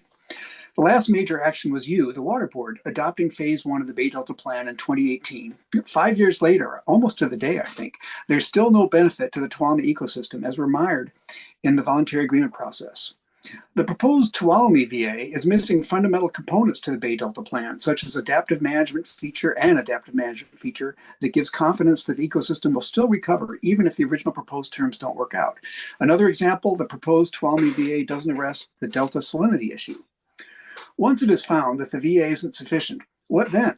The Tuolumne VA gets modified and then we go through the process all over again? And then the lawsuits are still outstanding. When we eventually say enough is enough with the VA attempts, will we still spend more years in court? And likely the phase 2 proposed VAs will follow the same laborious path. I understand that the phase 2 proposed VAs are even weaker than the proposed Tuolumne VA. Given how weak the Tuolumne and the other VAs are, it seems like the water agencies, including the SFPUC, are using VAs as a delay tactic, as opposed to acting in good faith. If the water agencies really have better solutions for the ecosystems, why haven't they been implemented back starting in 18 rather than just taking token actions? Between VA reviews and lawsuits, it could be another decade or more before there is any favorable impact to the ecosystem. Do you have a vision for how the Bay Delta Plan ultimately gets resolved if the parties don't agree? How many years away is that? The ecosystem likely can't wait much longer. My vote is to clear these VAs as expeditiously as possible, which I think you're doing, be done with that process, implement phase 1 and phase 2 as quickly as possible, and we suffer the water agency lawsuits with strong public support on the side of the ecosystem. The voluntary agreement idea was good in concept, but in practice, it is translated into delays the ecosystem can hardly afford. Thank you. Thank you, Mr. Warner. Next, we'll go to Jeff Brown and then go back to the list here, and we'll have Calvin Collins and then Samantha Little go next. Mr. Brown. Yes, board members, thank you for hearing my comments. I am Jeff Brown, a retired NASA research scientist and a Bay Area resident since 1981. The San Francisco Bay Delta system has existed for roughly 10,000 years, but in only the last 200, it has been gravely endangered with pollution, infill, river damming, and the massive and ongoing diversion of its natural inflows, which in turn has led to higher water temperatures, proliferation of invasive, often predatory species, and greatly reduced fish survival rates. Now you are asked to entertain proposals and options for reversing this harm. As you do, please look at the Bay Delta as a single heart-like organ circulating vital nutrients through a much larger ecological body, with its resident flora and fauna, its migrating fish and birds, and most critically, its freshwater flows. This isn't mere analogy, it's how the Delta system functions. When you review proposals that allow for reduced inflows to the Bay Delta, vastly below the natural unimpeded levels, ask yourself how the human body typically fares when blood flow to the heart is similarly restricted. When you think about maintaining a few degrees rise in river and delta water temperature, consider the health implications of a similar sustained rise in human body temperature. When you weigh potential economic versus ecological harms that might result from increasing or decreasing inflows, respectively, remember that economies regularly go through decline and recovery cycles. Whole species and ecosystems do not. Furthermore, human effort and innovation have repeatedly been shown capable of repairing economies, but it is sheer hubris to suggest that they can fix nature. With regard to so-called voluntary agreements, please consider the abject failure such agreements crafted at the UN Global Climate Summits have had in reducing carbon emissions. Voluntary agreements are at best misguided attempts at expediency in an effort to, quote, do something, unquote. But too often, they are just cynical ploys by the big political and economic beneficiaries of the current order to maintain the status quo. With the status quo, the way and trends of the last 200 years is not maintainable. You have an extraordinary responsibility and an even more extraordinary opportunity to promote the revitalization of the highly endangered San Francisco Bay Delta system and to leave a legacy of promise for a healthy Bay Delta far into the future.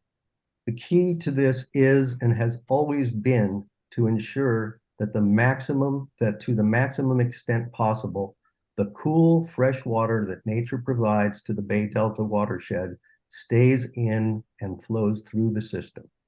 Thank you. Thank you, Mr. Brown. Appreciate your comments and engagement in this project and work. Thank you.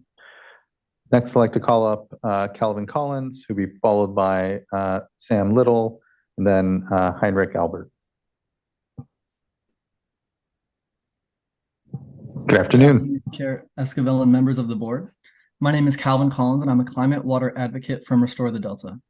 I'm here today to comment on the draft staff report for the Bay Delta Plan and its inadequate analysis of impacts to fishing, boating, swimming, and public access. I come from Discovery Bay, California, a place with close ties to the Delta and recreation. Sadly, we are at a critical point. Water quality issues are causing illnesses among people and pets, creating a legacy we don't want for future residents. The current staff report for Phase 2 of the Bay Delta Plan update falls short in addressing the critical issue of recreation for Delta communities. Our residents' well-being and activities defining our community are intertwined with the Delta's health. Immediate action is vital to protect the Delta's future. The lack of adequate flows and the absence of any objectives for harmful algal blooms have led to their continued proliferation throughout the Delta. This not only impairs the health and welfare of our communities, but also restricts the recreational activities that define our way of life. Families are now hesitant to let their children play near the water. This is not the Delta I grew up knowing and cherishing.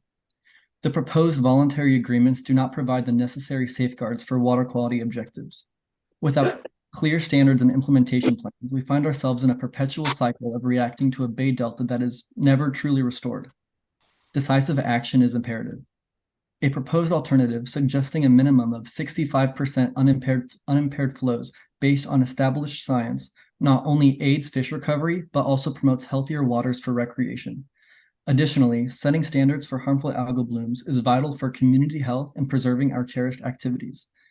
In conclusion, I thank you for the opportunity to comment, and I implore you to consider the impact of this staff report on recreation for Delta communities. I urge you to place a high priority on preserving beneficial uses, setting benchmarks for harmful algal blooms, and acknowledging the importance of adequate flows and maintaining the Delta's vitality. I hope you take this as an opportunity to reconsider the analysis in this Bay Delta Plan staff report. Thank you. Thank you, Mr. Collins. Appreciate the engagement and comments here. Next, I'd like to call up Sam Little, will be followed by Heinrich Albert, and then John Amodio. It's Little. Good afternoon, Chair Esquivel and members of the board. I'm Sam Little, a climate water advocate from Restore the Delta. I'm here today to comment on the inadequacy of the draft staff report for the Phase 2 update of the Bay Delta Plan. The preferred alternative of 55% unimpaired flow is inadequate and will not protect the species listed on the staff report as special status. Considering the extensive list of threatened and endangered species within the Delta watershed, it's essential to evaluate the proposed alternatives' impacts to subsistence fishing, recreational fishing, and fish for the preservation of culture and tradition. This alternative, if implemented, would contribute to delaying the recovery of fish populations and likely worsen ongoing conditions, especially during periods of drought when a 45% unimpaired flow standard would stand. Restore the Delta urges the board to adopt a 75% unimpaired flow standard. It's imperative in line with the board's dedication to doubling salmon populations and safeguarding the holistic health of the Bay Delta ecosystem. The proposed 55% unimpaired flow alternative coupled with the 40% unimpaired flow standard adopted during Phase 1 will certainly lead to the extinction of fish species. Insufficient attention is given to the potential harm this could cause to fish already facing habitat destruction, disease, and mortality due to factors such as reduced flow, elevated water temperatures, and the proliferation of harmful algal blooms. Ensuring Bay Delta flow is vital for fish, environmental stability, and local communities. By overlooking better alternatives that would benefit the everyday users of the Delta is fundamentally unjust. I thank you for the opportunity to comment, and I hope you take this as an opportunity to reconsider the impacts on fisheries from insufficient flows in this update to the Bay Delta Plan. Thank you, Ms. Little. Appreciate your comments and contributions here, certainly. Next, I'd like to call up Heinrich Albert, who will be followed by John Amodio, and then Cindy Charles. Thank you. Thank you. My name is Heinrich Albert. I have the privilege of living in El Dorado County on the Cosumnes River, one of the few California rivers that lacks major dams and reservoirs. For over a decade, the Water Board's own science reports have made clear that flows, temperature, and other water quality conditions in the delta and tributaries are inadequate to protect fish and other wildlife. Protecting this environment is a beneficial use and must be prioritized. Today, you are considering an update to the Bay Delta Plan. The staff report proposal is modest. It specifies delta inflows well below the levels required if we were to create optimal conditions for fish. It allows that modest flow level to be reduced still further if we find that environmental conditions improve significantly. I understand that the board is charged with balancing the needs of the environment with the needs of agriculture, industry, and residential use. But to adopt the proposed wholly inadequate voluntary agreements or to continue delay in hopes the VAs will be modified to target some semblance of environmental improvement would be no balancing, no compromise. Furthermore, as you know, the state is advancing massive infrastructure projects that, if built, would have very large effects on delta inflows and the delta environment. You must act with all deliberate speed so these multi-billion taxpayer dollar proposals can be evaluated under the rules that will exist if and when they become operational. Continuing with the hollow promises of the VAs would be an abdication of your responsibility to protect our waters as a public trust resource and the environment that some of us depend on for our livelihoods and many more depend on for sport, recreation, and the enjoyment of our beautiful state. Thank you. Thank you very much. Next, I'd like to call up, I think it was Cindy Charles.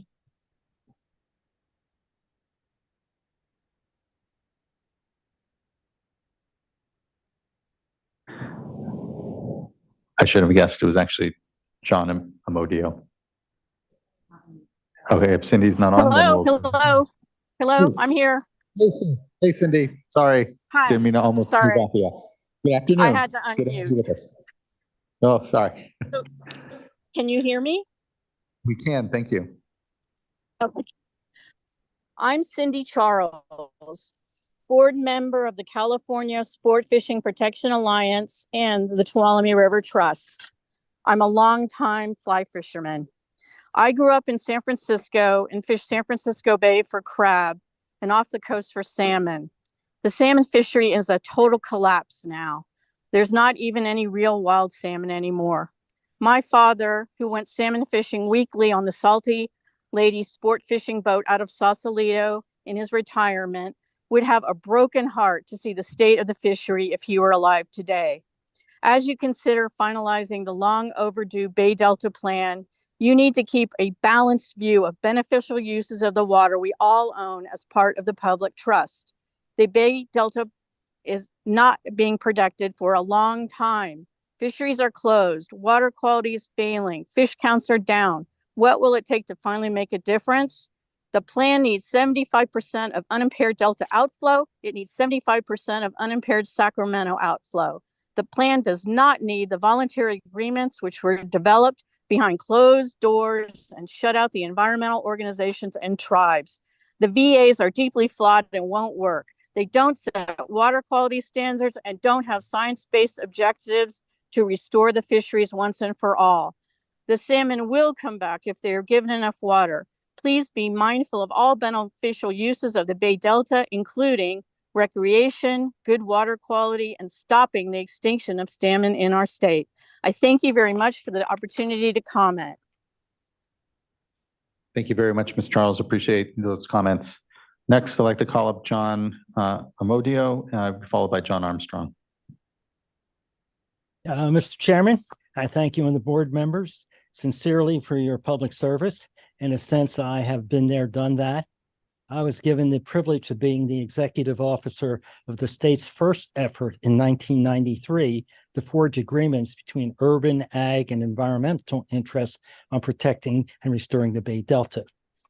Immediately and painfully obvious is the absence of either tribal or environmental justice communities in those efforts. Obviously, we failed. Now, 30 years later, allow me to offer what I hope is useful perspective to you board members. First, this morning's panels were exceptional, and I hope you act on their concerns and recommendations. Next, please realize that you are genuinely among the 5 most powerful individuals in California who have the authority and responsibility to restore what is California's most important ecosystem. Cutting through the overload of facts and decades of studies, the trend line is indisputable. The ecological health of the Bay Delta continues its decades-long decline, to the point of risking irreversible loss of species and ecosystem health. Whatever benefits non-flow investments offer are marginal without adequate flow. The VSAs are a form of experiment that at best allows more study of whether restoration is possible without more flow. We do not need more studies on that point. As one brilliant USGS scientist has noted about the value of more studies, quote, only in a postmortem will you have the fullest knowledge, by which point it is obviously too late to make a life-saving difference. So while not doubting the sincerity of the VSA proponents, including some of my friends, it is simply too risky of a gamble. Their lack of transparency and inclusiveness to date speaks more than today's expressed desire to do so in the future.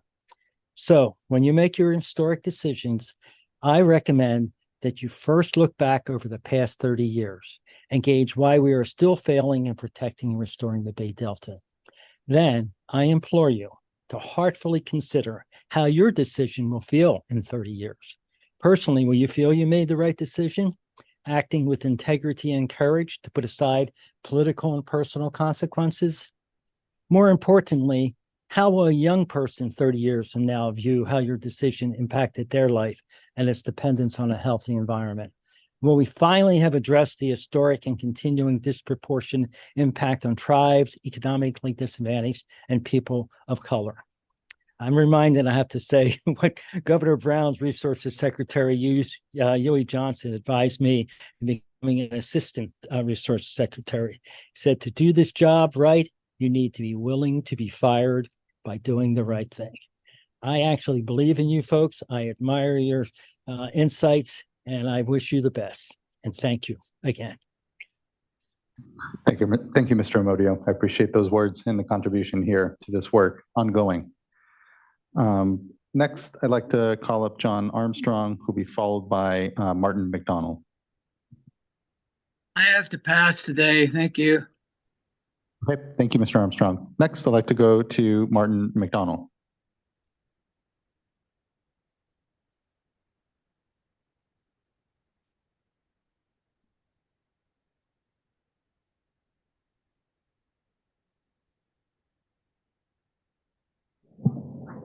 And Mr. McDonald, you've been given an opportunity to unmute and come off. Please do just raise your hand if you're away from your computer at this point, and we can circle you back in. Next, I'd like to go to then Wesley Chong.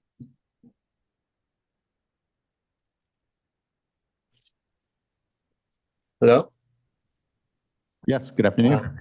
Good afternoon. Thank you for this hearing, even though it's a little late. So my name is Wesley Chuang. I'm a resident of Los Angeles, and I don't have any personal agenda calling, but I want to call in to support our state scientists who are striking today and support tribes, indigenous people in Northern California, EJ communities who are suffering from all the algae blooms and the deterioration of They're the waiting for you to give your testimony. Mr. Amodio, I apologize. We'll put you back on mute. Sorry, Mr. Chung. Okay. Yeah, so all the EJ communities who are affected by the deterioration of the Bay Delta health. And I also want to oppose the VAs, which are backroom deals negotiated between water agencies and the state and big ag, big oil behind closed doors and without input from tribes, communities, and environmental fishing groups, or even regular member of the public. And that should not be, and you should not consider that as an alternative to the Bay Delta plan that your own scientists have been working hard on. And that's I see that as a devaluing of science and the scientists who are striking today. And I would also want to support at least 65% unimpaired flow on the Sacramento River, like many environmental and EJ groups have said before me, because the 55% standard is not sufficient. And don't forget that the tribes have senior water rights, even though it's not illegal. But if you want to do the right thing, they came here before us. So you should proactively reach out to them and about the tribal beneficial uses and respect them. Thank you. Thank you, Mr. Chung. Appreciate your comments and participating in this discussion here today. Next, I'd like to call John McManus, to be followed by Robin Durston and then William Smith.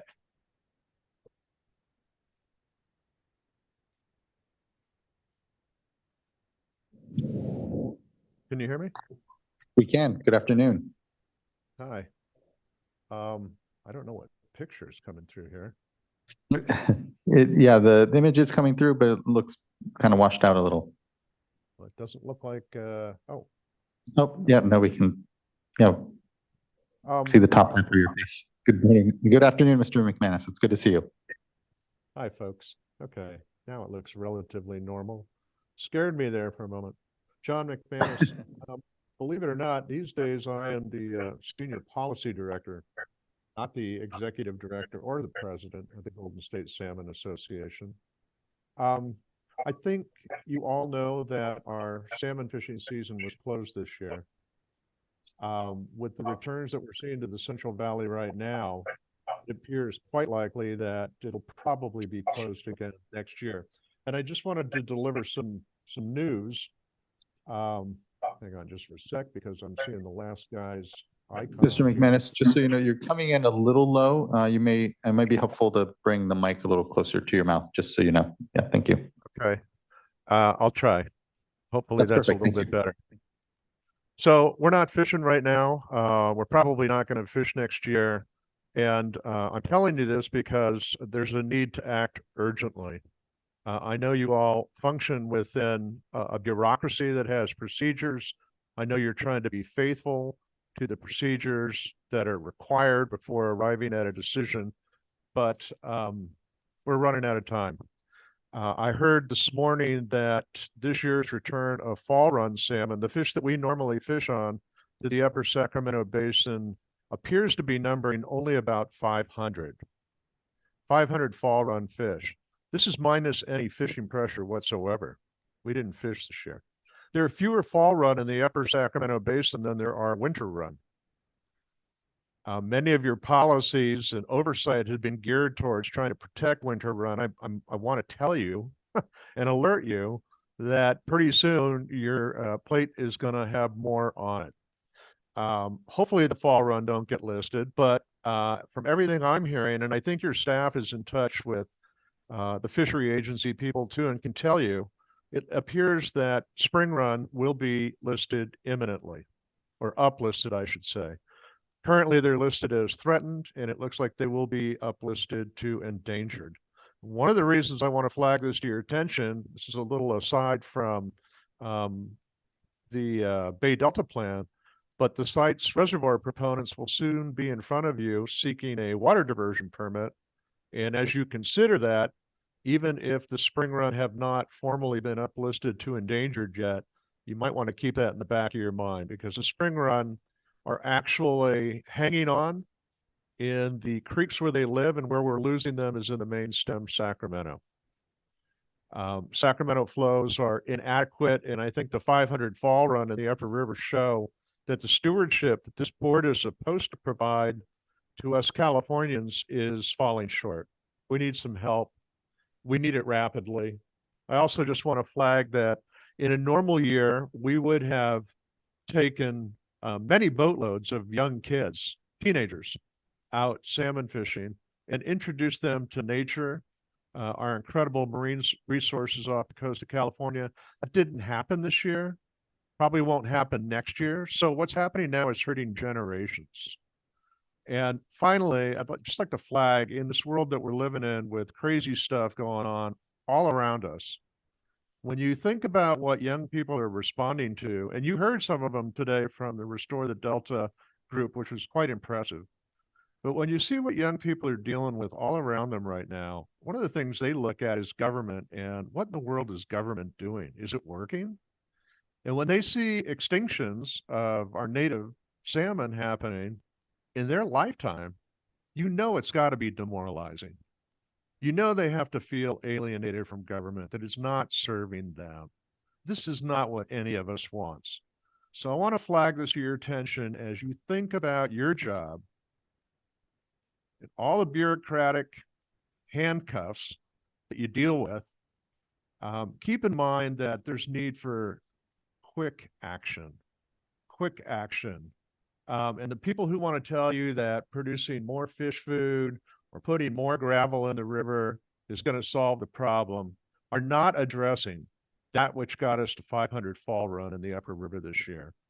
500 is not there because they lack gravel. It's not there because they lack food. It's there because the eggs fried 3 years ago, most of them were killed from hot water, and the few that hatched failed to successfully migrate down the Sacramento River due to low flows. So I will stop there. Good luck in your work going forward. And please don't feel constrained to carry this process to the point of perfection. We don't have time. We need action soon. Thanks. Thank you, Mr. McManus. I appreciate those comments and continued engagement on this project and work. Thank you, truly. Next, I'd like to call up Robin Durston, who we followed by William Smith, and then we'll take just a 10-minute break, give ourselves a bio break here.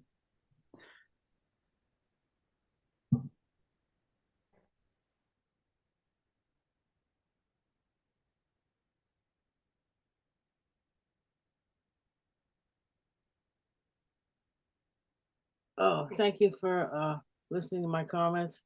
I'm Robin Durston, just an individual, so I support Restore the Delta's position. The Delta has suffered for decades without updated water quality and flow standards. that protect communities, culture, fisheries, recreation, and agriculture. The staff report for the Bay Delta Plan contains the voluntary agreements, a private, incomplete, and discriminatory process in which most Californians were left out of having a say in water allocation and river and Bay Delta protections, not to mention the disparate impacts these agreements will cause for tribal and environmental justice communities. Additionally, the staff report doesn't contain a proposed project, but rather a recommended alternative with options through which the board can put together a Bay Delta plan that serves political interests rather than science-based objectives to restore our fisheries and environmental health. As currently drafted, the plan is incomplete and inadequate for fisheries and the overall health of the Bay Delta estuary. A proposed alternative of 55% unimpaired flows for the Sacramento River with a range of 45 to 65% will not save native fisheries, and fisheries will continue to slide into extinction. While there isn't a stable proposed project because board members are being offered alternatives with additional a la carte management options, 65% minimum unimpaired flows gets us closer to fish recovery, but 75% is the best based on established science. There is no plan of implementation for the proposed alternative, which should have been finished over the last 5 years. There is no harmful algae bloom standard to protect people who come in contact with waterways. There isn't a real strategy for how harmful algae blooms will be tracked, identified, and mitigated. The voluntary agreements which are offered as an option do not set water quality objectives. So the voluntary agreements cannot meet the objectives of the Bay Delta Plan. The voluntary agreements as included in this draft do not include an implementation plan, meaning the public will have to comment on implementation later. This keeps us in a perpetual cycle of reacting to a Bay Delta that is never finished. Beneficial uses are identified in this plan: agriculture, fisheries, recreation, and drinking water, but the plan does not define tribal beneficial uses, which is a continuation of discriminatory practices. The staff report only looked at groundwater and drinking water, not cultural or recreational uses. The environmental justice analysis for the Delta is inadequate, seeing it doesn't cover 72 small drinking water systems. The voluntary agreements do not address cold water pools upstream needed for fisheries and do not contain storage thresholds. The staff report does identify the beneficial uses of a healthy river and estuary and healthy fisheries within the cost-benefit analysis. The cost benefits are mostly related to water exports. And I have a question about, on the American River, they have the Nestle and Alhambra companies pump thousands of gallons of groundwater out with their wells nearby. What kind of regulation do you put on them? Because they paid very little for their water and they sell it, you know, a bottle of water is pretty expensive. And that's all I have.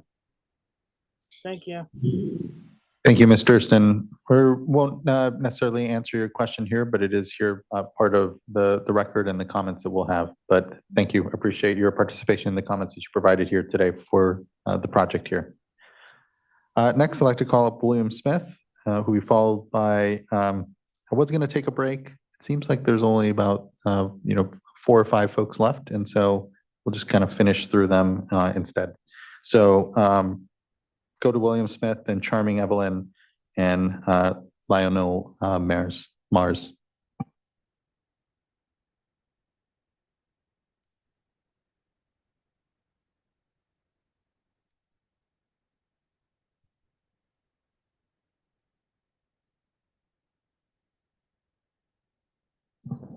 And Mr. Smith, you've been offered an opportunity to come on camera or go off mute. If you're away from your computer and you come back, please, we'll take your comment. Just raise your hand. Next, then, we'll go to Charming Evelyn and Denise Louie. I do see your hand up, and we'll put you in queue. I'm still going through here, folks. So, Miss Evelyn, good to see you. Good afternoon. Nice to see you too, Chair Escobar. Nice to see you too, Board Member Maguire. We saw each other just 2 weeks ago. So much. Good afternoon, everyone. My name is Charming Evelyn, and I am the co-chair of the Sierra Club California Water Committee. I am also the chair of the Angeles Chapter Water Committee, and so I'm coming to you from the unceded land of the Tongva, the Quiche, and the Chumash in Southern California. And I thought it was extremely important for you to hear the voices from the folks in Southern California. But before I say what I have to say today, I do want to start this with something I do at every water committee meeting. And I normally start with the Native American Haudenosaunee water acknowledgement from braiding sweetgrass. We give thanks to all the waters of the world. We are grateful that the waters are still here and doing their duty, sustaining life on Mother Earth. Water is life, quenching our thirst and providing us with strength, making the plants grow and sustaining us all. Let us gather our minds together, and with one mind, we send greetings and our thanks to the waters. I read this out today to you because I think there are a lot of us that are forgetting the connection most of us have to water and the fact that it is life and it is not an infinite resource. It is very finite. Our First Nation people consider all rivers to be women and the flow of that river to be her hair. Women give life. They sustain life. And that is how we should regard the Bay Delta. I would like to amplify the voices of our First Nation people who spoke this morning and the EJ voices we heard representing the underserved in Stockton and surrounding areas. The Delta Tribal Environmental Coalition, with our words, Little Manila Rising.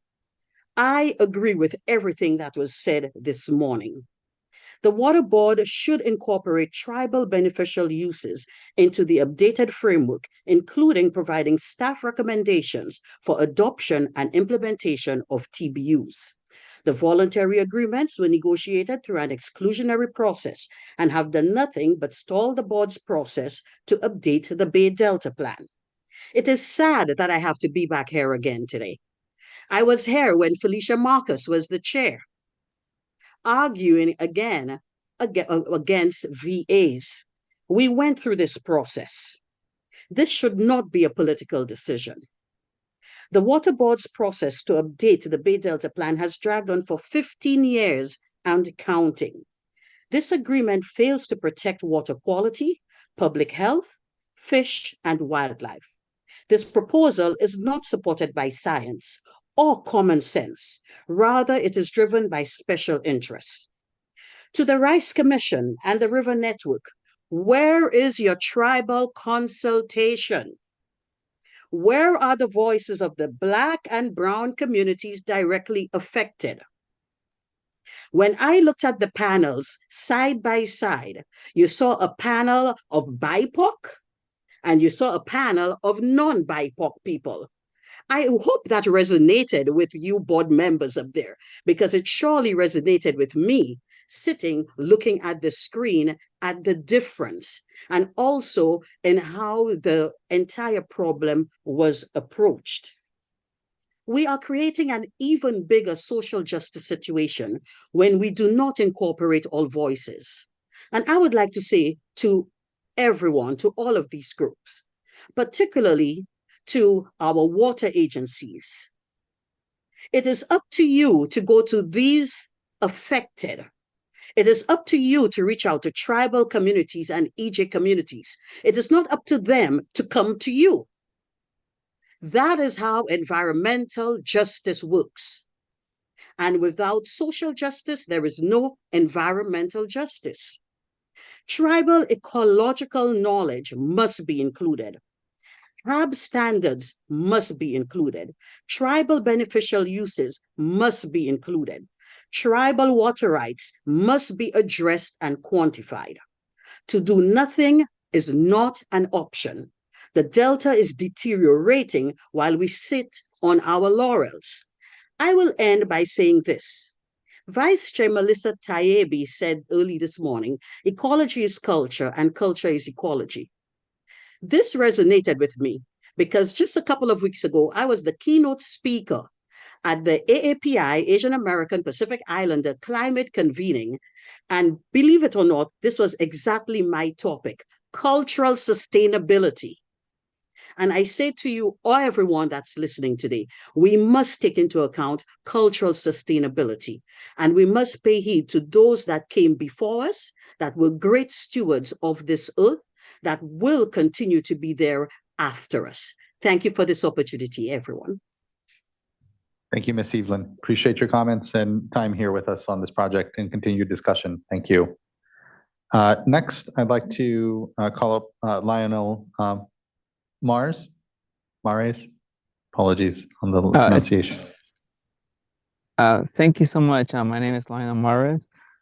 I am a resident of California and a local activist with the Sierra Club, here to comment on this item.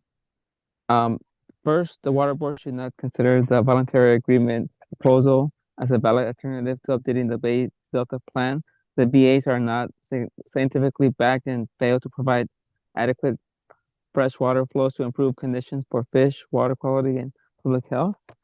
Number two, the Water Board should adopt a minimum unimpaired flow standard of 65% or greater on the Sacramento River in order to provide that for recovery and viability of imperiled species. A 55% imperiled flow standard is sufficient to meet these goals. And three, the Water Board should incorporate tribal beneficial uses, TBUs, into the updated framework, including providing staff recommendations for adoption and implementation of TBUs. Because I believe that there are other ways of water conservation, and I do believe that we should, like my Charmaine said, that we should reach out to tribal leaders, and the state should do more to protect our resources and to protect and conserve our natural habitat. Thank you so much for hearing out my comments. Thank you for providing those comments, Mr. Mars. Appreciate that and your patience today in providing them. Thank you. Next, call up Denise Louie and maybe one of our final speakers. Oh, hi. Good afternoon. Hi. Good afternoon. I'm Denise Louie, a San Francisco native and member of the Center for Biological Diversity. I urge you to take immediate action to bring the Bay Delta back from the brink of collapse by increasing freshwater flows up to 75%. You have the power to implement emergency measures. You have the power to implement the Bay Delta plan without further delay. I hope our governor is listening, because I'm calling him out for his interference in anti-environment water policies. I'm calling out the San Francisco PUC for its lawsuits and useless voluntary agreements, which are wasting our collective time and money. And from the point of view of your own children and grandchildren, what would you want them to think about your role in the Bay Delta ecosystem? They'll know if you've turned a deaf ear to the cries of environmentalists like me and Native Americans, fishermen, local residents and farmers, and scientists. My 9-year-old grandson cries when he learns of species headed for extinction. Now, 7 Bay Delta fish species are threatened. You have the power and responsibility to balance the needs of humans and wildlife. Now, after years of insufficient freshwater flows, 75% of unimpaired flows are needed to help fish and other wildlife, not just to survive, but to thrive. Just for added emphasis, you have the power and responsibility to carry out the mission of the State Water Board. thank you for this opportunity to speak. And thank you, Ms. Louie. I appreciate those words. And appreciate everyone's participation here. These are certainly not, it is a critical project. I feel a lot of urgency and requires a lot of listening here amongst us as well. Looking to my clerk to see if that concludes our commenters. I think it does at this point. If there's anyone on the platform who hasn't commented and is expecting to do so, just raise your hand. Likewise, if there's anyone else left in the room. Okay, seeing none. This is part of a 3-day public hearing, so we will not be concluding the hearing today, but just pausing until we open back up on December 1st at 9:30. I just want to thank everyone. It's been a very productive day. I just appreciate all the voices that are coming to the table here. It is so critical for us as a board that there be trust in this room, that folks come to this project knowing that the board is in listening and decision-making mode, and we have a lot to try to conclude here in this next year as we laid out our timeline for a final vote coming before this board. I'm looking to do a lot more listening. We still have two additional public sessions here, which will have panels and other commenters.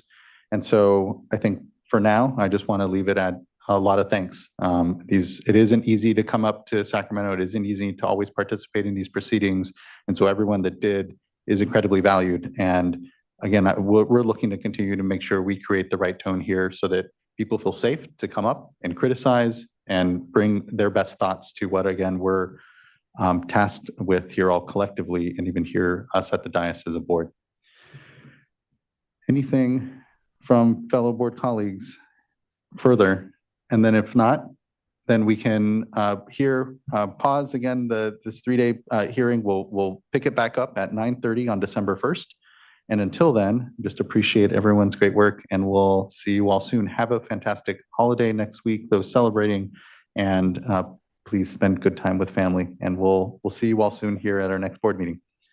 With that, we now suspend and we'll come back to our public meeting. Thank you, everyone.